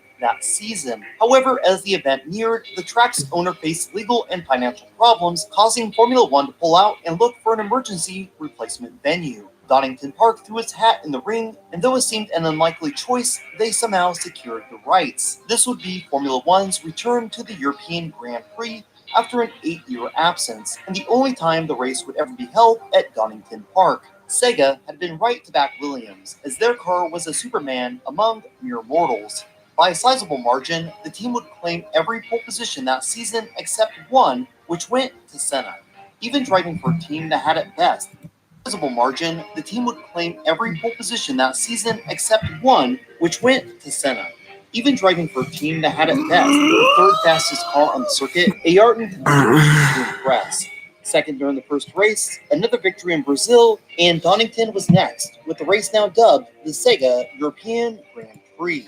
Periodic wet weather plagued the race weekend. The first qualifying session was held in the rain, with Senna turning in the fastest time. The second session gave drivers a reprieve from the weather with dry roads, allowing each driver to display the genuine speed, capabilities, and flaws of each car around the track. Prost took pole position, with his teammate taking second. Michael Schumacher in third, and Senna fourth on the grid after finishing 1.7 seconds behind the superior Williams car. The race was held on Easter Sunday, and rain was falling as the drivers took position. Some of the better cars had launch control, but Senna's McLaren did not. His start was poor as he fell back to 5th place. Over the course of the remaining lap, he would go from 5th to 1st in what's now considered Formula One's greatest lap. Prost gets away well, so does Hill, so does Schumacher, and Wendlinger is coming up well. Senna is crowded out and is down to 5th position, and Wendlinger is up into 3rd place ahead of Schumacher. Brilliant start by the Austrian driver in the Black Sauber. Prost leads, Hill 2nd, Wendlinger is 3rd, and Ayrton Senna is up to 4th position ahead of Schumacher and challenging Wendlinger as they go round the right-hander into the old hairpin. Senna is up to 3rd. And after being crowded at the start of a quite brilliant couple of corners by Ayrton Senna, tremendous stuff. He muscled his way back into the contention at Redgate. He's going inside Damon Hill. And Senna into 2nd place already. And he's giving it absolutely everything in the wet part of the race. So 2 retirements already. Michael Andretti and Carl Wendlinger, and Senna goes through into the lead. He's passed Alain Prost, so the McLaren leads, Prost 2nd, Hill is 3rd, a tremendous gap between the 3rd and 4th car. Not only would Senna go on to win the race by a staggering 1 minute and 23 seconds, he demolished the competition. Damon Hill, who finished second after Senna, was the only driver to complete the race in the same lap. Sega's first and only sponsored race, along with their now iconic Sonic Formula 1 trophy, was won by the man many consider to be the greatest of all time in what would become one of his greatest wins. The season was decided in Portugal with 2 races left to go. Prost was world champion once again. He promptly announced after the race that this season would be his last. Senna, you have just welcome to Lost and Found, a sub-series of Unreleased that focuses on games and prototypes that were thought to be lost and the story behind their development, discovery, and eventual release to the public. Let's get started. This is Retro Impressions, Lost and Found. Takao Sato created the manga Galgo 13 in 1968 and has been writing it ever since. In its over 50 years of continuous publication, it's sold over 200 million copies, making it the 5th best-selling manga series of all time. The series is popular enough that it's been licensed numerous times to game developers, starting with Sega, who developed the game in-house for their SG-1000 in 1984. The license would later move to Vic Tokai, who would develop and release Golgo 13 Top Secret episode for the NES in 1988, with a sequel titled Math That Conspiracy published in 1990. Both games were notable for their stories and extensive violent content that appeared to subvert Nintendo's censorship rules. Vic Tokai would go on to create a game based on the 12-part series also by Sato called Kato Sugar, which was published from 1972 until 1974. The game was talked about lightly in a few gaming magazines and had a planned release of late 91 or early 92, but was unceremoniously canceled along with Shogun Medea and a couple other less discussed NES games also under development by Vic Tokai. For nearly 20 years, Top Secret received very little fanfare or press, but it was eventually dumped in 2004 by Frank Cifaldi on his Lost Levels website. Of the 4 games that were certified to be in development for the NES by Vic Tokai, this is the only one to have surfaced. Vic Tokai was known for making excellent games, and Galgo 13, along with Math That Conspiracy, were no exceptions. Secret Ties, as should be expected, is another home run, with a fitting amount of polish from top to bottom. It's a game that without a doubt should have been